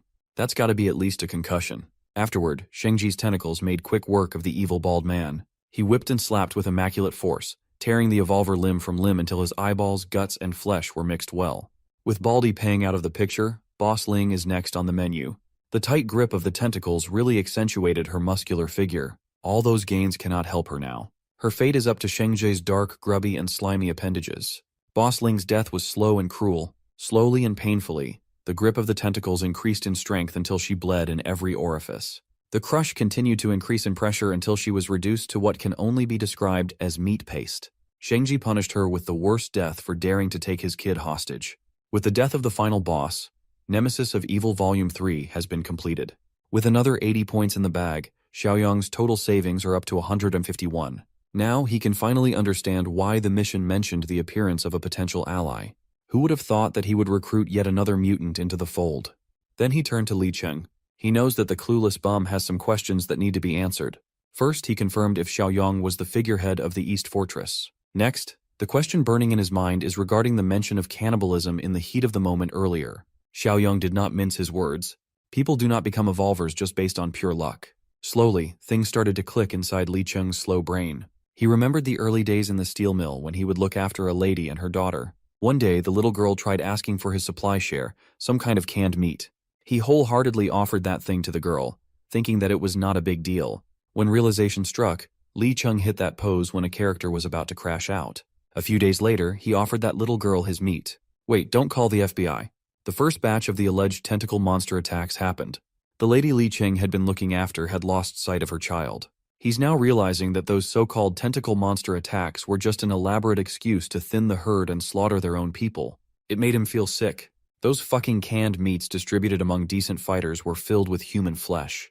Those steel mill bosses turned him into an evolver by deceiving him into being a cannibal. Li Cheng wanted to rage.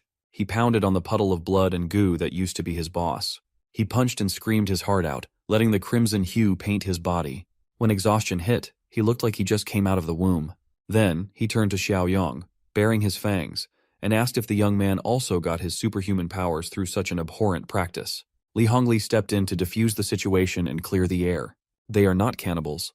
They know more than the average survivor. With Xiaoyang's intel, they know of other ways to gain power. He passed a mutant core to Li Cheng. It's better to show the secret than to explain.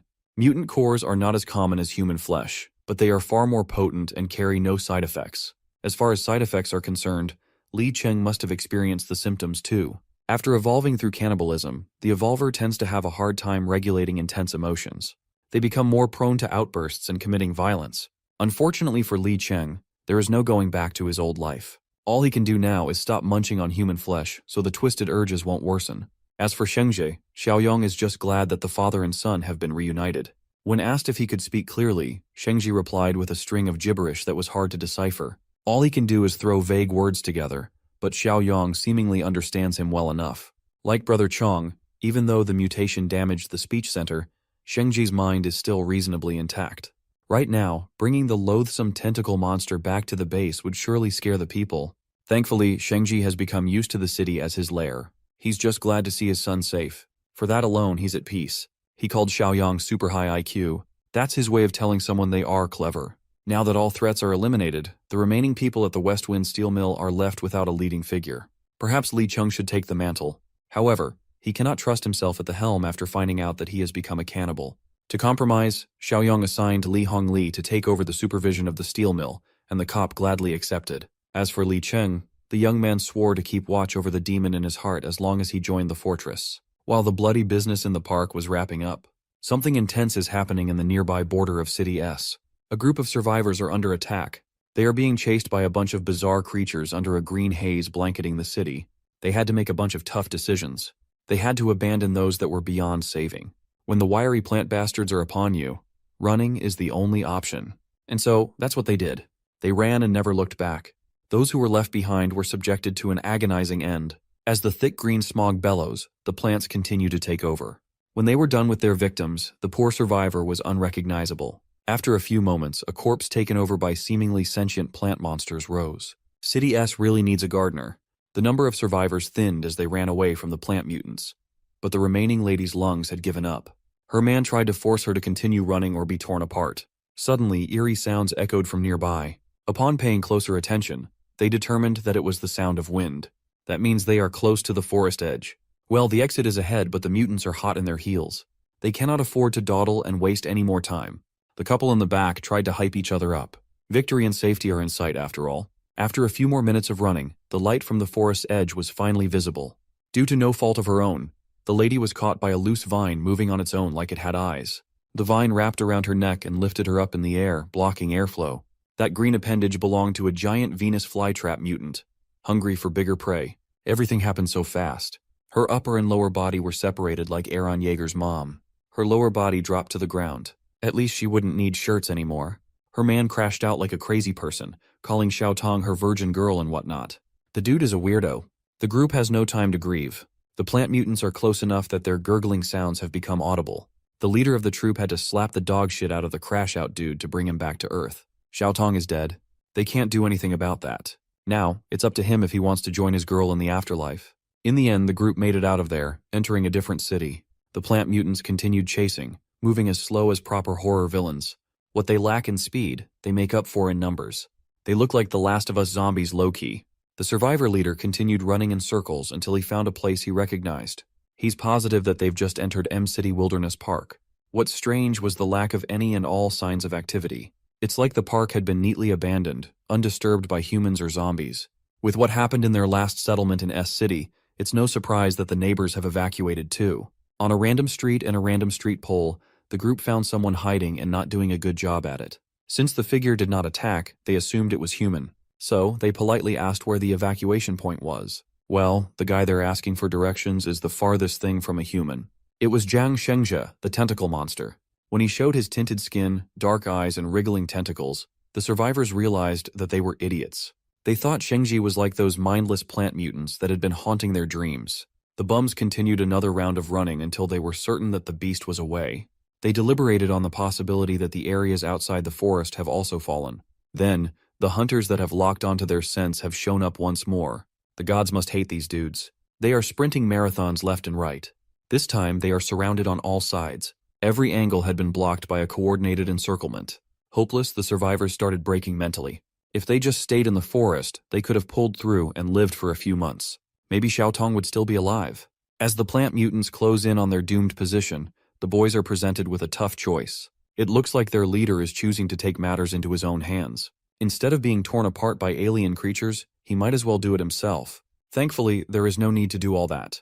Shengji's tentacles zoomed across the streets, handily deleting the heads of those frail plant mutants. This is his territory, and he won't allow foreign encroachment on the park. Back in the eastern fortress, Zhang Xiaoyong is emptily staring at his kingdom under the bright moonlight.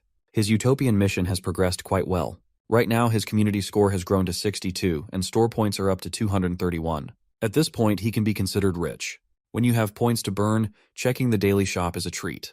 Right now, he can buy a level 2 armed deterrence box for 20, a level 2 black tech box for 50, or a level 3 superpower awakening supply box for 100. Xiaoyong is rarely ever surprised, but that last choice knocked his socks off. Without hesitation, he spent his points like a madman and cleaned out the shop. Armed deterrence contained an armored jeep. Black tech gave him another physical enhancement serum. Finally, the superpower awakening box contained a level 1 enslavement mark. The skill allows him to enslave one life form. He doesn't see the need to use it right now. Brother Chong, Brother Shengzhe, and Li Cheng are still stable. After all that spending, a chance to earn points presented itself. The mission. Weed Control Volume 1 has officially begun. He thought the mission was a literal gardening job, but things became clearer when Brother Shengji relayed updates about that encroaching army of plant mutants. Later that night, the people of the fortress gathered outside the wall to cautiously look at the tentacle monster. Shengji escorted the party he just saved to the east to meet the big boss. He's dragging a plant mutant corpse for examination. From the crowd, Shengji's wife and son ran up to him with glee. While he has no problem saying the words son, the word wife must have been wiped from his vocabulary. He called her marry me. To this day, Xiaoyang is the only one who has no trouble translating his broken speech pattern. The reunion of the family was bizarre and sweet. Tears were shed and hugs were shared. Xiaoyang immediately got down to business and examined the shriveled mutant corpse. Shengji tried to explain what happened, but he did not have enough words to form a coherent story. So, the leader of the survivor troop stepped in to elaborate. They came from City S and were forced to run away because of these mutated plant creatures. While City M is also unsafe, it's in far better shape than City S. On the way to the fortress, the new group passed by a lot of zombies roaming the area. Xiaoyang sent one of his men to retrieve his new armored jeep, parked 2 blocks from the base. Tonight, he wants to see the border between the 2 cities. Using the armored jeep and the survivors' guidance, they reach the place without a hitch. It's only been a few hours, but the vines have already grown a lot taller, covering more ground. To get a better understanding of the situation, Xiaoyang wants to venture deep into the jungle. Survivor Bro just got out of that hellish place, so it's understandable that he's against going back in. Well, ignoring the problem is not an option. At this rate, the nearby West Wind steel mill will get swallowed up. By then, quality of life and production will suffer. Before going a deeper dive, perhaps it would be wiser to do something else first. Xiaoyang thinks it would be better if his people could gain more strength to handle crises on their own. Old Li and his new steel mill crew will tag along too. For the next few days, everybody is going on a hunting spree. It's grinding time, baby. Speaking of the steel mill, there seems to be another troublesome mutant lurking in the area, and it's eating zombies. Thankfully, we won't have to see this ugly-ass mutant for long. Xiaoyang is on some Assassin's Creed movement tonight. In one clean slash, he dispatched the troublesome zombie-eating mutant. With the big boy out of the way, the rest of the crew were freed up to go to the ham with their firearms. They did not spare any bullets, letting it rain on the normal zombies aimlessly marching in the city. Under Xiaoyang's leadership, they would search and retrieve mutant cores from their kills. They repeated this process over and over, steadily increasing their supplies. Unbeknownst to them, an overfed evolver had been going around the city, looking for fresh human meat. Normal zombies cannot even pose a threat to this guy. He can kill normal walkers without breaking a sweat. Due to the steady decline of the human population, Mr. Evolver here has been resorting to roasting zombie meat.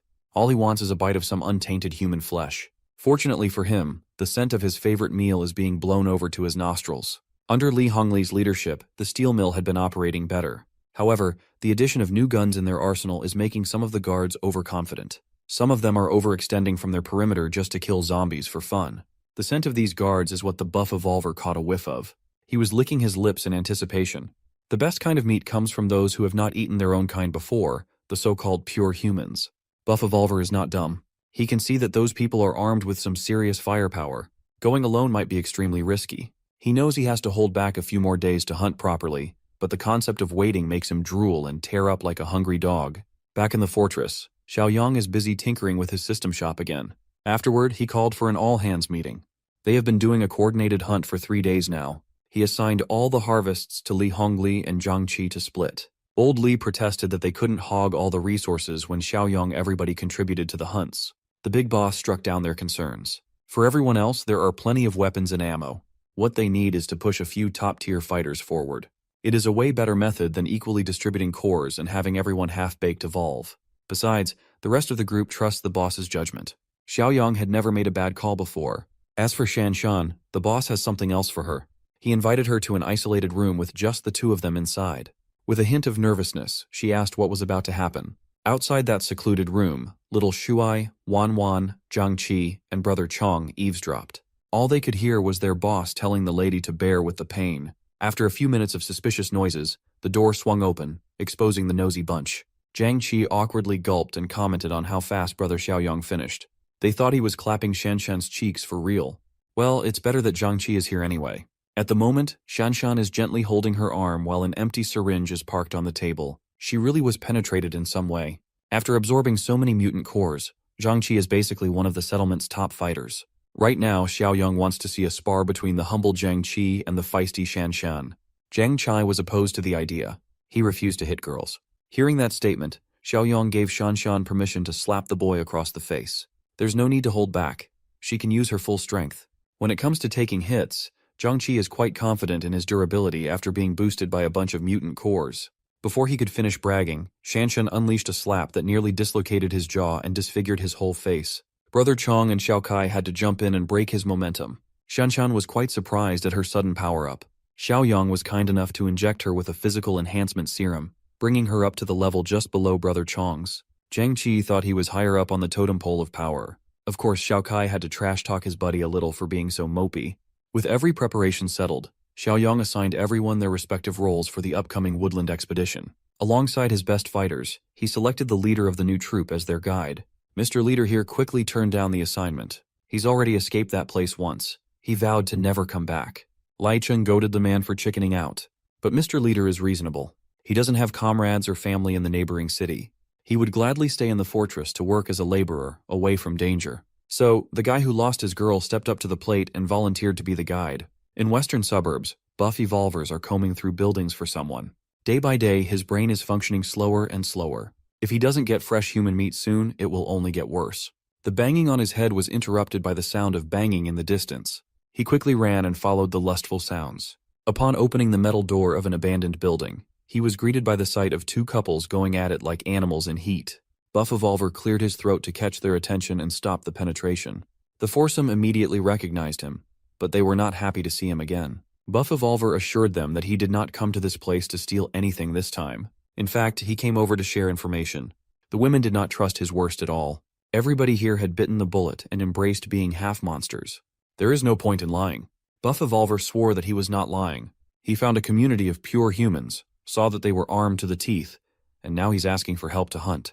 The half-monsters crowded him with their equally buff bodies, evaluating his every word and action. In the end, the half-monsters agreed to trust the words of the thief this once. If the bastard lied, they could just eat him instead.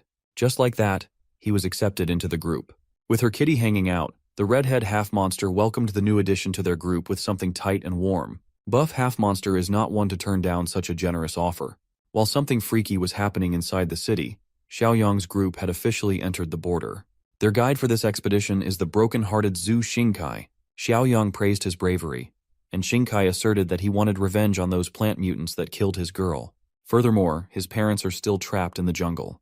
The boss will take a point, Li Cheng will cover the rear, Brother Chong and Shengji will take a left and right, and Xingkai will stay snug in the middle. Xiaoyang only dares to take this risky mission to stop the jungle from spreading into his territory. The rescues are just secondary. Suddenly, a wet vine fell and dropped some sticky stuff on his face. Immediately, Xingkai went on high alert. He's seen that sticky substance before. He yelled at the boss to move, but it was too late. The slimy vein wrapped around Xiaoyang's neck like a hungry python. The giant Venus flytrap showed itself, the exact same creature that snapped Xiao Tong in half. No one has ever escaped from that voracious mouth alive before, but that statistic won't stand for long. Xiaoyang fearlessly grabbed onto the vine and pulled. He yoinked that thing so hard, the creature's disgusting innards came out. Xingkai was aghast. He could barely form a word in surprise. The innards fell on the ground, making a dull thud in front of the big boss. It wriggled like a disgusting bag of slimy grapes. The Venus flytrap must have known what was good for it and immediately tried to escape. Xiaoyang could not be bothered to chase, so he delegated the task to Shengji and his tentacles. That mutated bastard did not disappoint. His tentacles extended and grabbed hold of the hungry plant. After securing a firm grip, he retracted the tentacles and dropped the pesky target down. Much to everybody's surprise, the flytrap activated its defense mechanism and released some green, noxious fumes into the air. For some reason, the fumes did not arouse any apprehension. In fact, it smelled good. Xiaoyang was alerted. Inhaling smoke with a strangely alluring fragrance cannot be a good thing. As he was about to warn everyone to cover their noses, all sources of light around him seemed to vanish. Everyone else was experiencing a variety of the same bizarre experiences. Xingkai was struck with a strange feeling pounding in his skull. He looked around and saw the crew standing still like statues. Then, his attention was wrestled by a rustling in a nearby bush. A feminine figure emerged from the tall grass, calling to him. Upon close look, it was his girl, Xiao Tong. The image of her death is still fresh in his mind.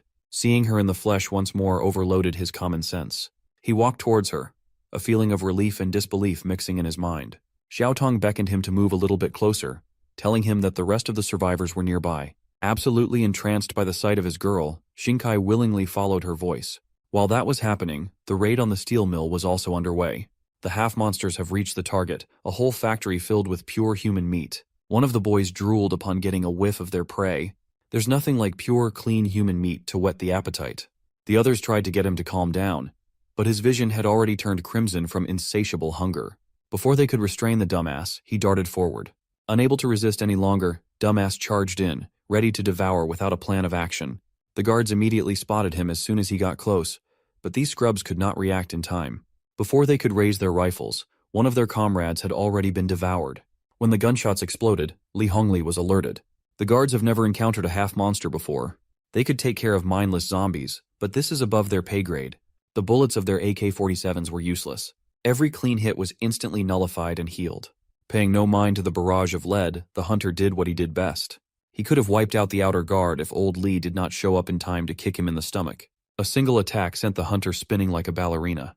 Halfway through, he regained control of his body and made a clean landing. In this range, old Li can just pelt him with high-caliber bullets from afar. The dumbass had no choice but to retreat. From afar, he'll eat bullets. Up close, he'll get beat up. Old Li yelled at his boys to take the injured back to the infirmary and try to stop the bleeding. The dumbass half-monster limped back to his crew's hiding place, humiliated and wounded. He could not even make it back all the way without collapsing. Instead of concern, his group showed him disdain. They already told him to be patient, but he was too stupid to control his urges. The dumbass barked at his crew to stop screwing around and just give him meat for recovery. But that's not how this group works. If someone is too stupid and weak, they get ditched. Until the very end, he was conceited. Tired of his whining, one of the girls stomped on the back of his neck until he stopped breathing. Fewer mouths to feed are always better, and more meat for everybody else. So, the 4 remaining half-monsters devised a plan to get the meat holed up inside the factory. While the boys were struggling to think of a decent idea, the girls had already figured it out. They might be monsters who crave flesh, but they look human through and through. All they have to do is walk through the front door.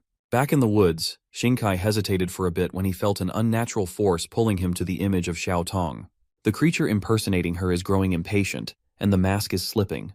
Before she could do anything to Xingkai, the shapeshifter was beheaded by a flying knife. For the second time in a few days' time, the poor guy had to watch his girl die a brutal death. The one who threw that blade was Xiaoyang. Even he was mesmerized by the illusion for a second. Still reeling from the shock, Xingkai directed his rage to the big boss. Xiaoyang then forced the poor bastard to look at the bushes again. Slowly but surely, the bloody deception dissipated, revealing the truth. The girl of her dreams was nothing but a bundle of crisscrossing vines. That plant is double-cheeked up, though. I would not mind getting hypnotized at all. Afterward, Xiaoyang made the rounds to wake everybody else up from their mental prisons. Li Cheng felt like several years had passed, and even the 2 mutants were affected by the mirage. Xiaoyang reckoned that the flower must have released some kind of hallucinogenic gas. To learn more, he dug into the internal structure of that bundle of vines. Maybe it's a mutant core. Unfortunately, the thing he killed was just a puppet, not the real body. The vines obviously go deep underground, and the main body is probably far away. Just for the hell of it, he followed the roots and dug up something strange. It looked like a potato taro, like it was some sort of nutrient storage organ for a freaky creature. Just in case, he sent that thing into his dimensional space. Maybe it's edible? Who knows? He turned to Xingkai for more info about these strange plant creatures. Well, he only knows how dangerous they can be. However, Old He might know a bit more. Old He is an expert from the Agricultural and Forest Research Institute. Before Xingkai and the gang escaped, that old man was stationed in a high-rise settlement. Eager to learn more, Xiaoyang switched courses to meet with this Old He fellow. Back in the steel mill, the half-monster finally pulled the trigger on their straightforward plan. Red came limping in. She acted exhausted and scared but made sure that the goods were still visible. To sell it even better, she tripped and fell near the front gate. From there, one of the guards patrolling the wall saw her. The boys immediately gathered, thinking that a survivor was running towards the settlement. As guards, they know the protocol when it comes to strangers. But any man would forget those things at the sight of Red. One of the guards wanted to report to the higher-ups first, but a simple guard just wanted to bring her into the safety of the walls. Red cried for help, and Simpguard fell for every word. From a distance, the rest of the half-monsters watched in amusement. Even they were impressed by Red's outstanding performance. Of course, the other chick won't let herself be overshadowed. She claims she's even better. Red has practically secured safe passage into the den of fresh meat. Back in the woods, the crew is having a hard time navigating through the limited light of the dense jungle. Thankfully, they reached the next city without more trouble. When they got within earshot of the old base camp, someone called Xingkai's name. Peeking through a wall was his Aunt Yang.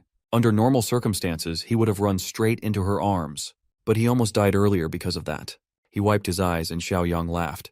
He assured the dude that they were no longer under the effect of the hallucinogenic gas. On the other side, Auntie Yang's camp is also freaking out, thinking that whoever comes out of the woods is an enemy. Some wanted to grab Shinkai and bring him to safety, while the others weren't even sure if it was him anymore. Aunt Yang seems to be on the fight first. Ask about the later side. She led a few men to attack with their various weapons, hoping to catch the intruders by surprise. Shengji could easily wipe these people off the face of the planet in one sweep, but Xiaoyang urged everyone to calm down. A couple of arrows flew in their direction, and the big boss easily swatted them away with his bare hands.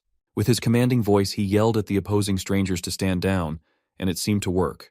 Shinkai jumped in the middle to convince his aunt that these people with him were not enemies. Aunt Yang seemed convinced enough and ordered her boys to stop shooting their useless shots. Shinkai elaborated that Xiaoyang and the gang are from outside the jungle. When asked about the rest of the party, Shinkai had to break the news that half of his friends were killed or injured, including Xiao Tong.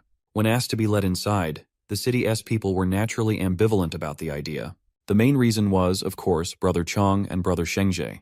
The big boss chimed in to offer some assurances. He even asked the mutants to say something to ease the tension. Brother Chong removed his mask and asserted that even if he's ugly, he's actually very gentle. Shengji, on the other hand, flexed his muscles so that everyone could gawk at him. Xiaoyang was embarrassed. He thought the two would act normally. After much deliberation, Auntie Yang finally permitted them entry. Back in the steel mill, Shanshan Akira drifted to the front gate to check on their people in the west. He radioed old Li to open the gates. Before going in, her sharp senses picked up something hostile lurking nearby. It was faint, and it came as fast as it went. The half-monsters quickly retracted their bloodlust and continued hiding. Old Li personally opened the door for Shanshan. Once she was inside, the half-monsters could finally breathe. They almost got exposed. All three of them sensed that the girl was an evolver, a pure evolver at that. They never thought it would be possible. Regardless, all they could think about was how good she would taste. Furthermore, eating an evolver would surely grant them a huge power boost. Shanshan went straight to the infirmary to check on the victims attacked by that madman earlier. Xiaoyang put Shanshan in charge of carrying the infection inhibitors in case something like this happened. Old Li felt hesitant. His men have been bitten for hours and are yet to exhibit any symptoms. It's highly likely that the guy who attacked them was not a zombie. There are so many questions in the air, and Red asserts that she has the answer. She alleged that in the western suburbs, mutated people have gathered to hunt humans. Old Li had never seen Red before, but it sounds like the woman knows what she's talking about. She cried and added that those mutants are worse than zombies. They are intelligent and hungry for flesh. According to her, she barely escaped the grasp of one after coming across a bike. To Old Li, it sounds like Red led the damn problem into his lawn. Red profusely apologized for causing trouble, and the simp guard immediately backed her up by condemning Old Li for passing blame.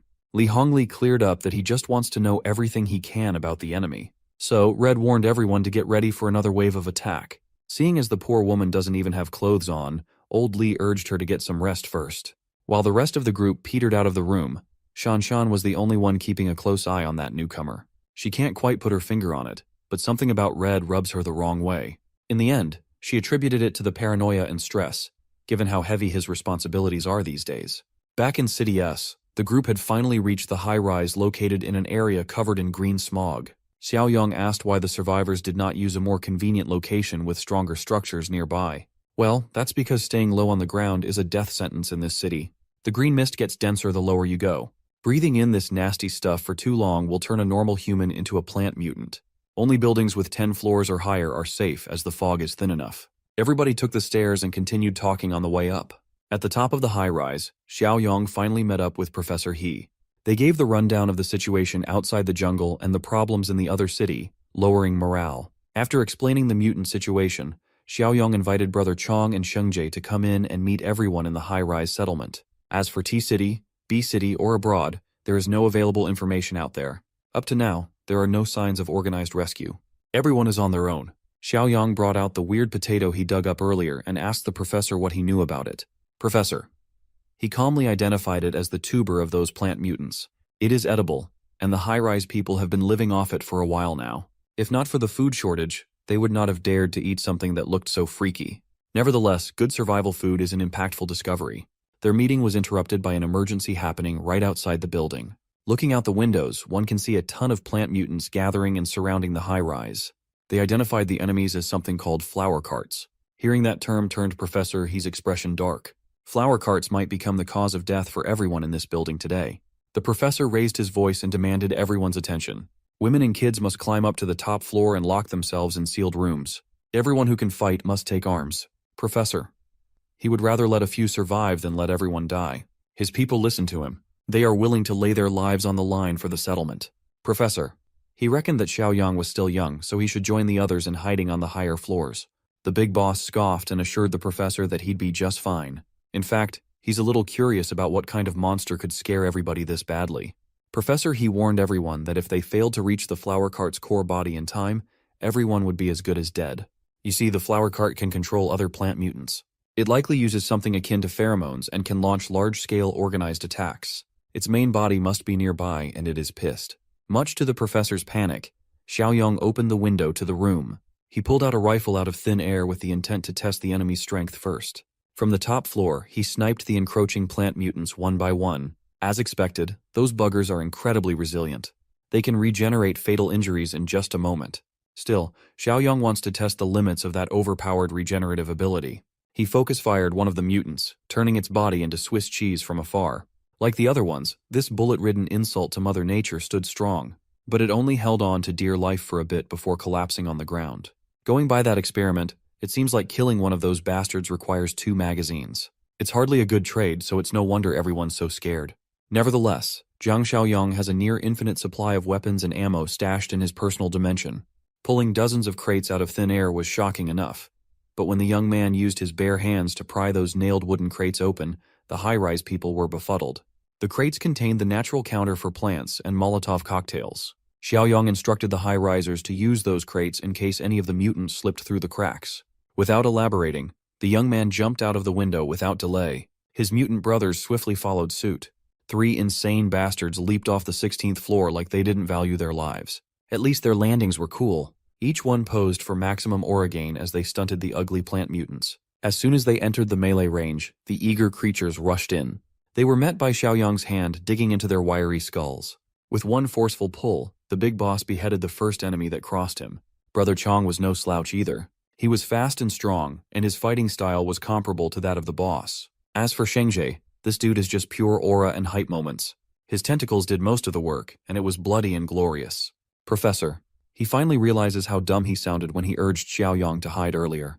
Thankfully, Li Cheng was also up there to prime everyone to deal with stragglers. He took over and invited anyone confident in their skills to grab Molotov cocktails and guard the stairwell. Seeing hope for the first time in months, the morale of the high-rise residents could not get any higher. Downstairs, Xiaoyang cleaned up the remaining mutant plant that was to be disposed of. Like clockwork, he tasked his mutant brothers to search and check the bodies for cores. As for him, he's itching to personally see that flower cart thing everybody's raving about. The few stragglers that snuck past the killing machines were easily dealt with using fire. Thanks to Xiaoyang and his crew, there were no casualties this time around. While everybody was busy making sure that the high-rise was safe, our boy followed his instincts deep into the woodlands. He traversed the land like a damn shinobi, and finally found the twisted thing, the subject of everybody's nightmare, the flower cart. In the middle of the woods, the main body and the beast causing all the problems in City S is coughing the green fog. Suddenly, every nerve in his body demanded that he jump out of danger. Xiaoyang followed his instinct and avoided a one-hit kill. Such a powerful force might be equivalent to Zhang Shengji's tentacles. Still, Big Boss here has gotten pretty good at fighting tentacle types over the past few weeks. All he really has to do is outclass the thing in a contest of sheer power. Feeling threatened, the flower cart spewed a thick cloud of spores. Unfortunately for the poor beast, Xiaoyang never falls for the same trick twice. Before the spores reached him, he drew in a deep breath and held it in his lungs. While the field is filled with those nasty green clouds, the flower cart starts wriggling around like a bug. It dropped its balls, and feet emerged from underneath them. The flower cart is trying to flee with its plethora of disgusting limbs. That pitiful attempt at escaping won't work against Zhang Xiaoyang. He moved his fingers to draw a sigil and summoned the slave mark. His new power swirled around the mutated beast. A few minutes later, the people in the survivor building were alerted by the arrival of Flower Cart's true body. Professor, he was beside himself. He'll never forget how brutal that beast was with its twisted form. After parking his new slave in the driveway, Xiaoyang pulled up as if it were business as usual. He just asked Zhang Shengji and Brother Chong if they harvested every mutant core downstairs. In his own broken language, Shengji reported collecting quite a bit of cores. Brother Chong translated reliably. One of his mutant buddies talks like he's chewing gravel, and the other spouts gibberish. Listening to them is exhausting. Then, Professor, he brought up the elephant in the room. What the hell is with the flower cart parked in the building's driveway? Xiaoyang nonchalantly answered that the mutant was one of them now. To convince the survivors, he brought them out to the parkway to prove that there was no need to be afraid anymore. The old professor bit the bullet and approached the veiny anomaly. He touched the flower cart with apprehension and asked how the hell the young man tamed such a monster. Ignoring his question, Xiaoyang asked what the professor's opinion about the plant was as a seasoned botanist. The old man reckoned that although it's mutated to an unrecognizable degree, it should still retain its botanical instincts and traits. Just like in the animal kingdom, competition among plants can be just as brutal. Instead of prey, the fight for sunlight is a constant theme in their world. For example, trees were forced to evolve and grow taller to capture more sunlight, while the lower-growing plants adapted in their own ways. That's why in denser forests, the thicker the canopy, the sparser the grass. His professional guess is that the flower cart evolved its aggression because it lost the early advantage during mutation. With sunlight out of the option, it had to adapt and use other living beings as sustenance. Suddenly, flower cart extended one of its vines, heading for Xiaoyang. Li Cheng quickly reacted and pulled out a tiny baby knife to defend his boss. Wholly unaffected, the young man asked his underling to stand down and let the vine proceed. With the slave mark in place, it is completely impossible for the thing to disobey. It turns out that the vine was heading for his spine. Upon connecting with his skin, the vine transmitted something directly into his neural pathways. Flower Cart communicated that the professor's analysis was spot on. The entire S-City has become a battlefield for mutant plants. They now rely on devouring animals and humans for nutrients. Since the hulking tumor plant had now become his servant, Flower Cart's survival is now Xiaoyang's responsibility. To express its gratitude, Flower Cart opened up and exposed its radioactive-looking core. As a sign of mutual trust, it willingly handed the spongy core to its new master. Upon making contact with Xiaoyang's palm, the core seamlessly integrated itself into his body. As usual, Li Cheng was worried. But this was a simple ritual to cement the master and servant symbiosis. To try out what he gained from this ritual, Xiaoyang whisked his palm out. Out of nowhere, an array of vines spawned and shot out with great impact. The vines swiftly wrapped around a nearby tree, holding it with great force. Then, with a simple thought, Xiaoyang's vine crushed the thick tree trunk into 2 pieces. Shengji was befuddled.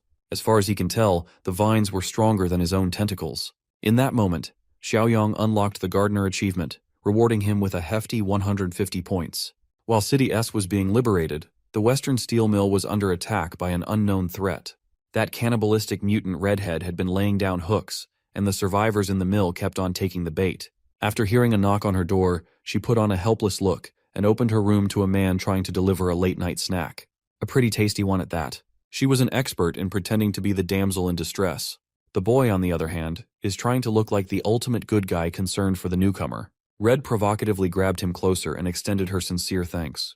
Taking that as a go signal, the horn dog pounced at the helpless woman like a thirsty gooner. She quickly pulled back, going inside her room startled. To his credit, the horn dog apologized for interpreting the signal wrongly. Well, that wasn't the case really. Red just wanted to take this thing of theirs outside the factory on account of the thin walls of the room. Of course, the poor dude followed her. It was a hook, line, and sinker deal. Outside the steel mill walls, the two played hide the sausage as loud as they could. When they finished, his soul was completely drained. He was absolutely smitten by Red's beauty and technique. They've already exchanged multiple kinds of bodily fluids, and he never even bothered to ask for her name. Suddenly, the romantic mood dissipated when he noticed something nearby. Horndog saw a torn sleeve of his buddy's jacket sticking out of a filthy plastic drum. When he opened the lid, he was greeted by the sight of gory innards and an unrecognizable blood soup. At that moment, Red pounced at her prey, wrapping her claws around his neck. At least the poor dude had his balls emptied before getting cannibalized. Outside the steel mill, Red's group was still hanging around and hiding themselves. Musclehead got caught napping, and he was whacked behind the head. He was assigned to keep watch, and Baldy doesn't tolerate dozing off on the job. This was extremely important. They need to be ready for when Red finally gives them a signal to launch their attack. While the boys are arguing, Blondie starts to feel antsy because of Red's lack of signal. It is starting to feel like Red is hogging all the fresh, untainted meat in that mill for herself. So, the three decided to check around the factory to see any traces of that selfish bitch. With their superior sense of smell, they were guided towards the leftovers. They found the drums of discarded blood and guts. Now they're sure that Red had decided to go solo. Blondie assured the boys that there was a simple solution for this. If Red can charm her way in, so can she. Already betrayed once tonight, Baldy was naturally opposed to the idea. They already have one meat hog. Sending in another would be stupid. Musclehead had to step in to try and pull Baldy away from Blondie. She is not entirely wrong. She's their best and only shot at getting in right now. Baldy can see that too. He agreed to send Blondie in but warned her that if she copies Red, he will storm in and kill the traitorous bitches even if he dies in the process. So, after a little more deliberation, they went with the plan that succeeded earlier. Blondie put on her best helpless act and knocked at the gates. At first, the guards stationed at the front gate were up in arms with their pistols. Close to tears, Blondie gave them the spill about how she was being chased by zombies and barely escaped with her life. Upon seeing her assets, the horny guards praised their luck for getting another baddie after rescuing one not long ago. Some would even argue that Blondie has a better figure. Before Blondie was let in without the required examination, Red stormed out of the mill to warn the boys to not trust the witch. She asserted that Blondie was the mutant disguised as a human that had tried to eat her before. Red erratically yelled at the boys to shoot the flesh-eating bitch. Trusting the newcomer's words, they emptied their magazines on the lady, chasing her out of the gate. Blondie felt the bullets going through her flesh and body, leaving lethal wounds. Riddled with holes, she tripped and accidentally exposed what was under the short dress. The guards ran back inside to get some gasoline to burn her body. That gave Blondie enough time to recover a little and escape. These guards were so incompetent. There were 3 of them, and they didn't leave one to guard the body. While they reported the incident to Brother Lee and Sister Shan, Blondie had already limped her way back to her group. After spending all her energy to retreat, she slumped down to their feet. Knowing that she's damaged goods now, Blondie begged them to be spared. She even swore to do whatever they say from now on. Baldy did not even budge at her desperate pleas. They are the same kind, and they know what being compromised means. He grabbed a big boulder with one hand and lifted that thing above his head. Well, they can always come up with a new plan to secure the food in the settlement. Before he could crush her head with the boulder, Baldy's blood was spilled first. Musclehead intervened and slit the bastard's throat from behind. His bald-ass head hit the floor, and his headless body followed thereafter. Musclehead licked his blade clean, savoring the blood. Blondie thanked him profusely, and he promised to give her Baldy's arm and leg to heal just enough. As for the rest of their buddy's meat, Musclehead will feast. Blondie could tell that Musclehead acted with greed in mind. If she was the one who died tonight, Musclehead would get nothing but scrap meat. With this ambush, he gets the upper hand and the lion's share. Back inside the steel mill, the leaders are finally taking note of the increasing number of missing members. Li Hongli is stressed. What kind of leader would he be if these missing cases kept on happening under his nose? Having had enough of this mysterious problem, Shanshan decided to make her move. She surveyed the outskirts of the steel mill, hoping to see any sort of clue. It did not take her long to find the bloody drums of horror and slaughter. She brought some more armed men over, and they confirmed that their boy's torn jacket was mixed with the viscera. They even saw Horndog's shoe floating in there. Red felt as though the walls were starting to close on her. That Baldy and his gang must have dug up her leftovers and left them in the open. Shanshan doesn't see any signs of a struggle inside or around the settlement. It had been a pretty quiet night too. So, she turned to the newcomer and asked what this all meant. Knowing that she's fucked, Red's whole body shivered. She can't exactly use her usual moves on Shanshan. Without hesitation, Sister Shan drew her blade and tossed it toward Red's vital points. The cannibalistic newcomer felt her life flashing before her eyes through the tip of the blade. Before the dagger could be stabbed into her ample chest, Red collected herself and dashed out of the way with her inhuman speed. The knife sped past her and decimated some poor trees. Shanshan was the only one who suspected Red when she first arrived, and now they have confirmation. Red realized how this looked. She is completely exposed now. Her free meat scam is short-lived. Put in a desperate position, she lunged towards the nearest dude she could grab. She brought out a knife she stashed in God knows where and took the guy hostage, threatening to slit the poor guy's throat if anybody moved. Shanshan pushed back. If the bitch killed another one of their people, Red wouldn't be walking out of here alive. Red could not accept that she was caught by a young lady. If push comes to shove, she will accept death just to take a few guys with her to the afterlife. Slowly, she walked away from the crowd while continuously hurling threats to slice her hostage's carotid artery open. Once she was far enough, Red grabbed her hostage's gun and kicked him to the curb.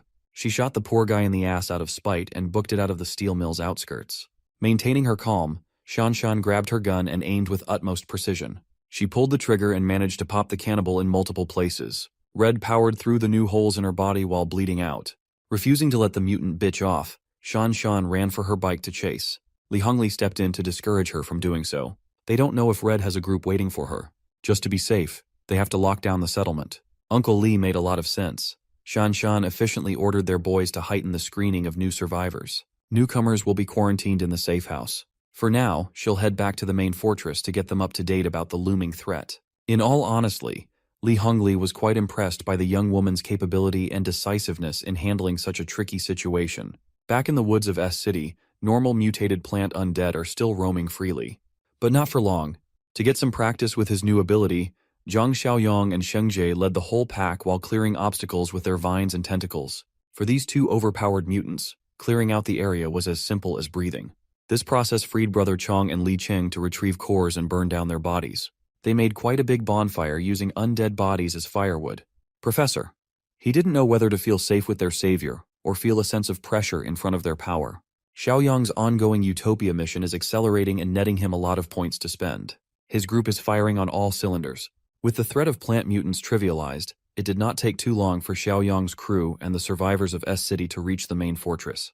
Uncle Sheng welcomed them and gave the young boss a rundown of what happened while he was briefly away. Xiaoyang introduced the people of S-City, led by the botany expert from the Agricultural and Forestry Academy, Professor He.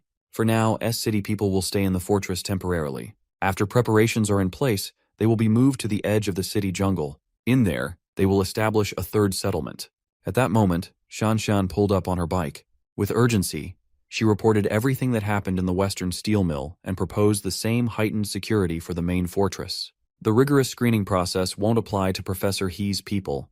The boss already vouched for them. After receiving news that they had lost a few people in the steel mill, Xiaoyang wasn't alarmed. He took it as good news instead. The more threats loom over his utopia, the more mission rewards he can reap. Speaking of missions, the 4th volume of the Villain Vanquisher mission just started. Eliminating threats from the western outskirts would give him a chunky 120 points. Meanwhile, Red, who just fled within an inch of her life, finally reached the hiding spot. She heard footsteps and felt her black heart skip a beat. The recently recovered Blondie loomed over the traitorous bitch and laughed at her fumble. Injured and forced to crawl back to the animals she had just betrayed, Red tried to excuse her actions as a big misunderstanding. She nearly got Blondie killed, so a death sentence is more than justified. Blondie urged Musclehead to clobber Red to death so they could at least feast on her meat. As a response, Musclehead used his rusty metal pipe, which is on Blondie. Just like before, he came from behind and eliminated a teammate. At this point, it's Blondie's fault for showing her back to a known scumbag. Musclehead has no qualms about using the same trick twice. Knowing that she's done for, Blondie warned Red not to trust the guy. He's just doing this to stay in the most advantageous position and would betray anyone without hesitation. At this point, Red doesn't really mind as long as it's not her getting whacked. As one last try to convince Musclehead to keep her alive, she tried to remind her of Red's betrayal. For cannibalistic mutants like them, words don't hold value anymore. Since that didn't work, Blondie tried to offer Musclehead her body. Unfortunately for her, Musclehead prefers redheads over blondes. Using his bare hands, he finished Blondie off. What followed was his usual scheme. He offered Red an arm and a leg to recover while he feasted on the rest of Blondie's meat. Back in the main fortress, the higher-ups are discussing what to do against the cannibals prowling in the west. Li Cheng himself was an unaware cannibal not long ago, but based on Shan Shan's report, these mutants are so much worse. These people have been completely stripped of their human restraints. They are extremely selfish, short-sighted, angry, indulgent, gluttonous, bloodthirsty, and addicted to human meat. Xiaoyang made note of dealing with this bunch of freaks in the west, but he's got more urgent matters to take care of right now. Lai Cheng will return to the steel mill as added support and to straighten security out. In the blink of an eye, 2 months passed without any major incidents occurring. Somewhere in the woods, a group of survivors are contemplating relocation. If they stay in their current hideout, they'll all die. So, they packed their remaining food and essentials and braved the woods. They chose to venture out in the dark since the plant creatures are more active during the day. Unfortunately for them, the time of departure didn't matter. They were still spotted by a battalion of mutant plants. At the initial contact, a lot of them were captured and consumed right off the bat. The remaining group tried their hardest to run for their lives but ended up trapped in a deadly encirclement. There was one path left, but there were some spooky noises coming from the path. They'd be dead either way, so they might as well risk going down a possibly dangerous route. After a few more miles of running, the survivors were completely and utterly winded. Interrupting their run, a massive tree came careening down towards their position. The group ran to take cover, scared of what kind of creature could knock a whole tree over. When the dust settled, they saw a group of people chopping down trees using chainsaws. One of the survivors recognized Zhu Xingkai among the loggers. Xingkai was taken aback by seeing a familiar face, a dude named Liang. He gave his buddy the rundown of how they had settled down in M City. Then, the sound of plant mutant footsteps getting closer interrupted the reunion. Seeing Liang freaking out, Xingkai laughed. There's no need to get so worked out about a bunch of plant freaks at this point. Casually, Xingkai pulled out a radio and reported a creature encounter in his squad's area. After relaying the message, he invited Liang and his boys to join them and step out of the way. A few moments later, the anti-plant squad pulled up with full gear equipped with flamethrowers. Liang and his boys were absolutely floored. The firing squad took position and fired up the grills to cook some mindless undead. With their flamethrowers, they burned the bastards, making the mutants growl and scream in pain. Li Cheng, Brother Chong, and Shengji also stopped over. At this point, they barely need to lift a finger to deal with minor inconveniences like this. Liang could not believe that there was a human force out there that had gathered such terrifying strength. Well, it's all thanks to Chief Xiaoyang. Liang saw the mutated duo with Li Cheng and almost shat his pants. Xingkai and the others have long since gotten used to working with the two. Dismissing Liang's worries, Xingkai invited his buddy to be part of the settlement and meet the legendary chief. The third settlement that they established on the edge of the jungle had progressed smoothly. They even successfully built a whole farm. Liang could not believe his eyes. While they were living in fear, someone had figured out how to farm in a jungle full of plant monsters. It's not normal farming either. They were growing mutated crops. Seeing the mutated potato in his hand, Liang rightfully freaked out and threw it away. Xingkai explained that the crops are practically the same as the walking and munching plant creatures by nature, but they modified it into a high-yield and easy-to-harvest food crop, just like everything else. This is all thanks to Chief Xiaoyang. For this project, Professor He spearheaded the farming process of mutated crops as an edible and fruitful source of food. Thanks to Xiaoyang's connection with Flower Cart, modifying the properties of mutated crops is super easy. In fact, they are close to harvest season already. The land reclamation is going smoothly. The old professor oversees expansion, and Li Cheng takes care of security. Now that the third settlement is in a stable state, it's about time to go deal with those cannibal bastards in the western outskirts. In M-City's borders, two people walk leisurely, as if they own the place. Of course, it was Zhang Xiaoyang and Brother Chong. The muzzled mutant warned his chief that someone was tailing them. Xiaoyang could sense that they were being hounded by a group on par with Zhang Qi's team back in the fortress. The duo's plan of action is quite straightforward: get Brother Chong fed. As expected, Red and Musclehead were the ones trying to hunt them, eager to jump for the perfect chance to feast. Before she could jump into action, Musclehead stopped the impulsive lady from attacking carelessly. From their position, he could see that they were a tad bit too late. Some other group had already claimed the prey. A large group of cannibal mutants filled with bulky men and curvaceous women wearing impractical outfits crowded Xiaoyang and Brother Chong. They were practically salivating at the sight of such a top-quality catch. Poor stupid cannibals, man. This rabid group had never seen a pure evolver like Xiaoyang ever before. If they can get a taste of his meat, who knows the extent of upgrade they can get? Because of Brother Chong, they assumed that the young man had the ability to control zombies. Maybe they can absorb that ability upon consumption too. They would be unstoppable if that's the case. Meanwhile, Red couldn't help but click her tongue and give way to the bigger squad. Musclehead, on the other hand, wants to stay around and watch the situation develop. Not even a minute passed, and chaos had already erupted downstairs. Brother Chong moved like an unleashed beast as he tore through the evolvers like they were made of paper. Zhang Xiaoyang wielded his blade with finesse and undeterred calm. With every slash, he claimed heads. The dumbass squad, at least what was left of them, booked it out of that area as soon as it became clear that they were the prey, not the predators. One of the unfortunate cannibals tried to run away by scaling a nearby building, the building that Red and Musclehead were hiding in. This puts them in a precarious position. If that young man turns his attention to their spot, they would be cooked. Unfortunately for them, that fear might just happen as Xiaoyang lifted a massive piece of steel beam as though it weighed next to nothing. With perfect aim, he threw that thing with perfect form, sending the construction fixture speeding like a bullet. The steel beam stabbed into the poor evolver, eviscerating his body from the back. No one can take Xiaoyang's pipe and survive. Red and Musclehead were inches away from becoming collateral damage as they were painted by the evolver's blood and guts. Putting his blade away, Xiaoyang rejoiced at the sudden windfall. Since these cannibals were decently strong, they must have fully formed variant cores. Up in the building, Red and Musclehead did not dare to move or even breathe until the Omega-level threat downstairs was gone. After confirming that the young man and the muzzled zombie had left, they surveyed the aftermath and found that only 3 corpses had been eaten. They hit the jackpot by waiting and hiding. They can feast on the rest of these high-quality corpses. While continuing their patrol along the western outskirts, Xiaoyang criticized Brother Chong for wasting meat and having such a small appetite. Suddenly, he sensed some movements inside one of the many abandoned structures. Turning his attention to its direction, the young man summoned his blade once more. Knowing that he's already spotted, some random guy popped out of the dark with a crossbow in hand, warning them not to get any closer. In a single glance, Xiaoyang could tell that this was just a normal dude, some unevolved civilian. Even though Four Eyes is threatening to shoot, anyone can see how terrified he is to even pull the trigger. So, Xiaoyang went with a gentler approach and tried talking first. Freaked out by every little movement, Four Eyes anxiously raised his weapon and sent one of his arrow bolts with a flick of a finger. At this point, normal weapons like these can't even threaten the chief. Xiaoyang grabbed that puny thing out of the air with casual ease. Seeing his only weapon turned obsolete so easily demoralized Four Eyes severely. In the blink of an eye, the young man he intended to shoot closed the dozens of meters of distance between them with a single step. To prevent any more fuckery from happening, Xiaoyang snatched the weapon out of the civilian's hands. Ignoring Four Eyes, he coolly yelled for the other people inside the building to come out, assuring them that he was not a cannibal.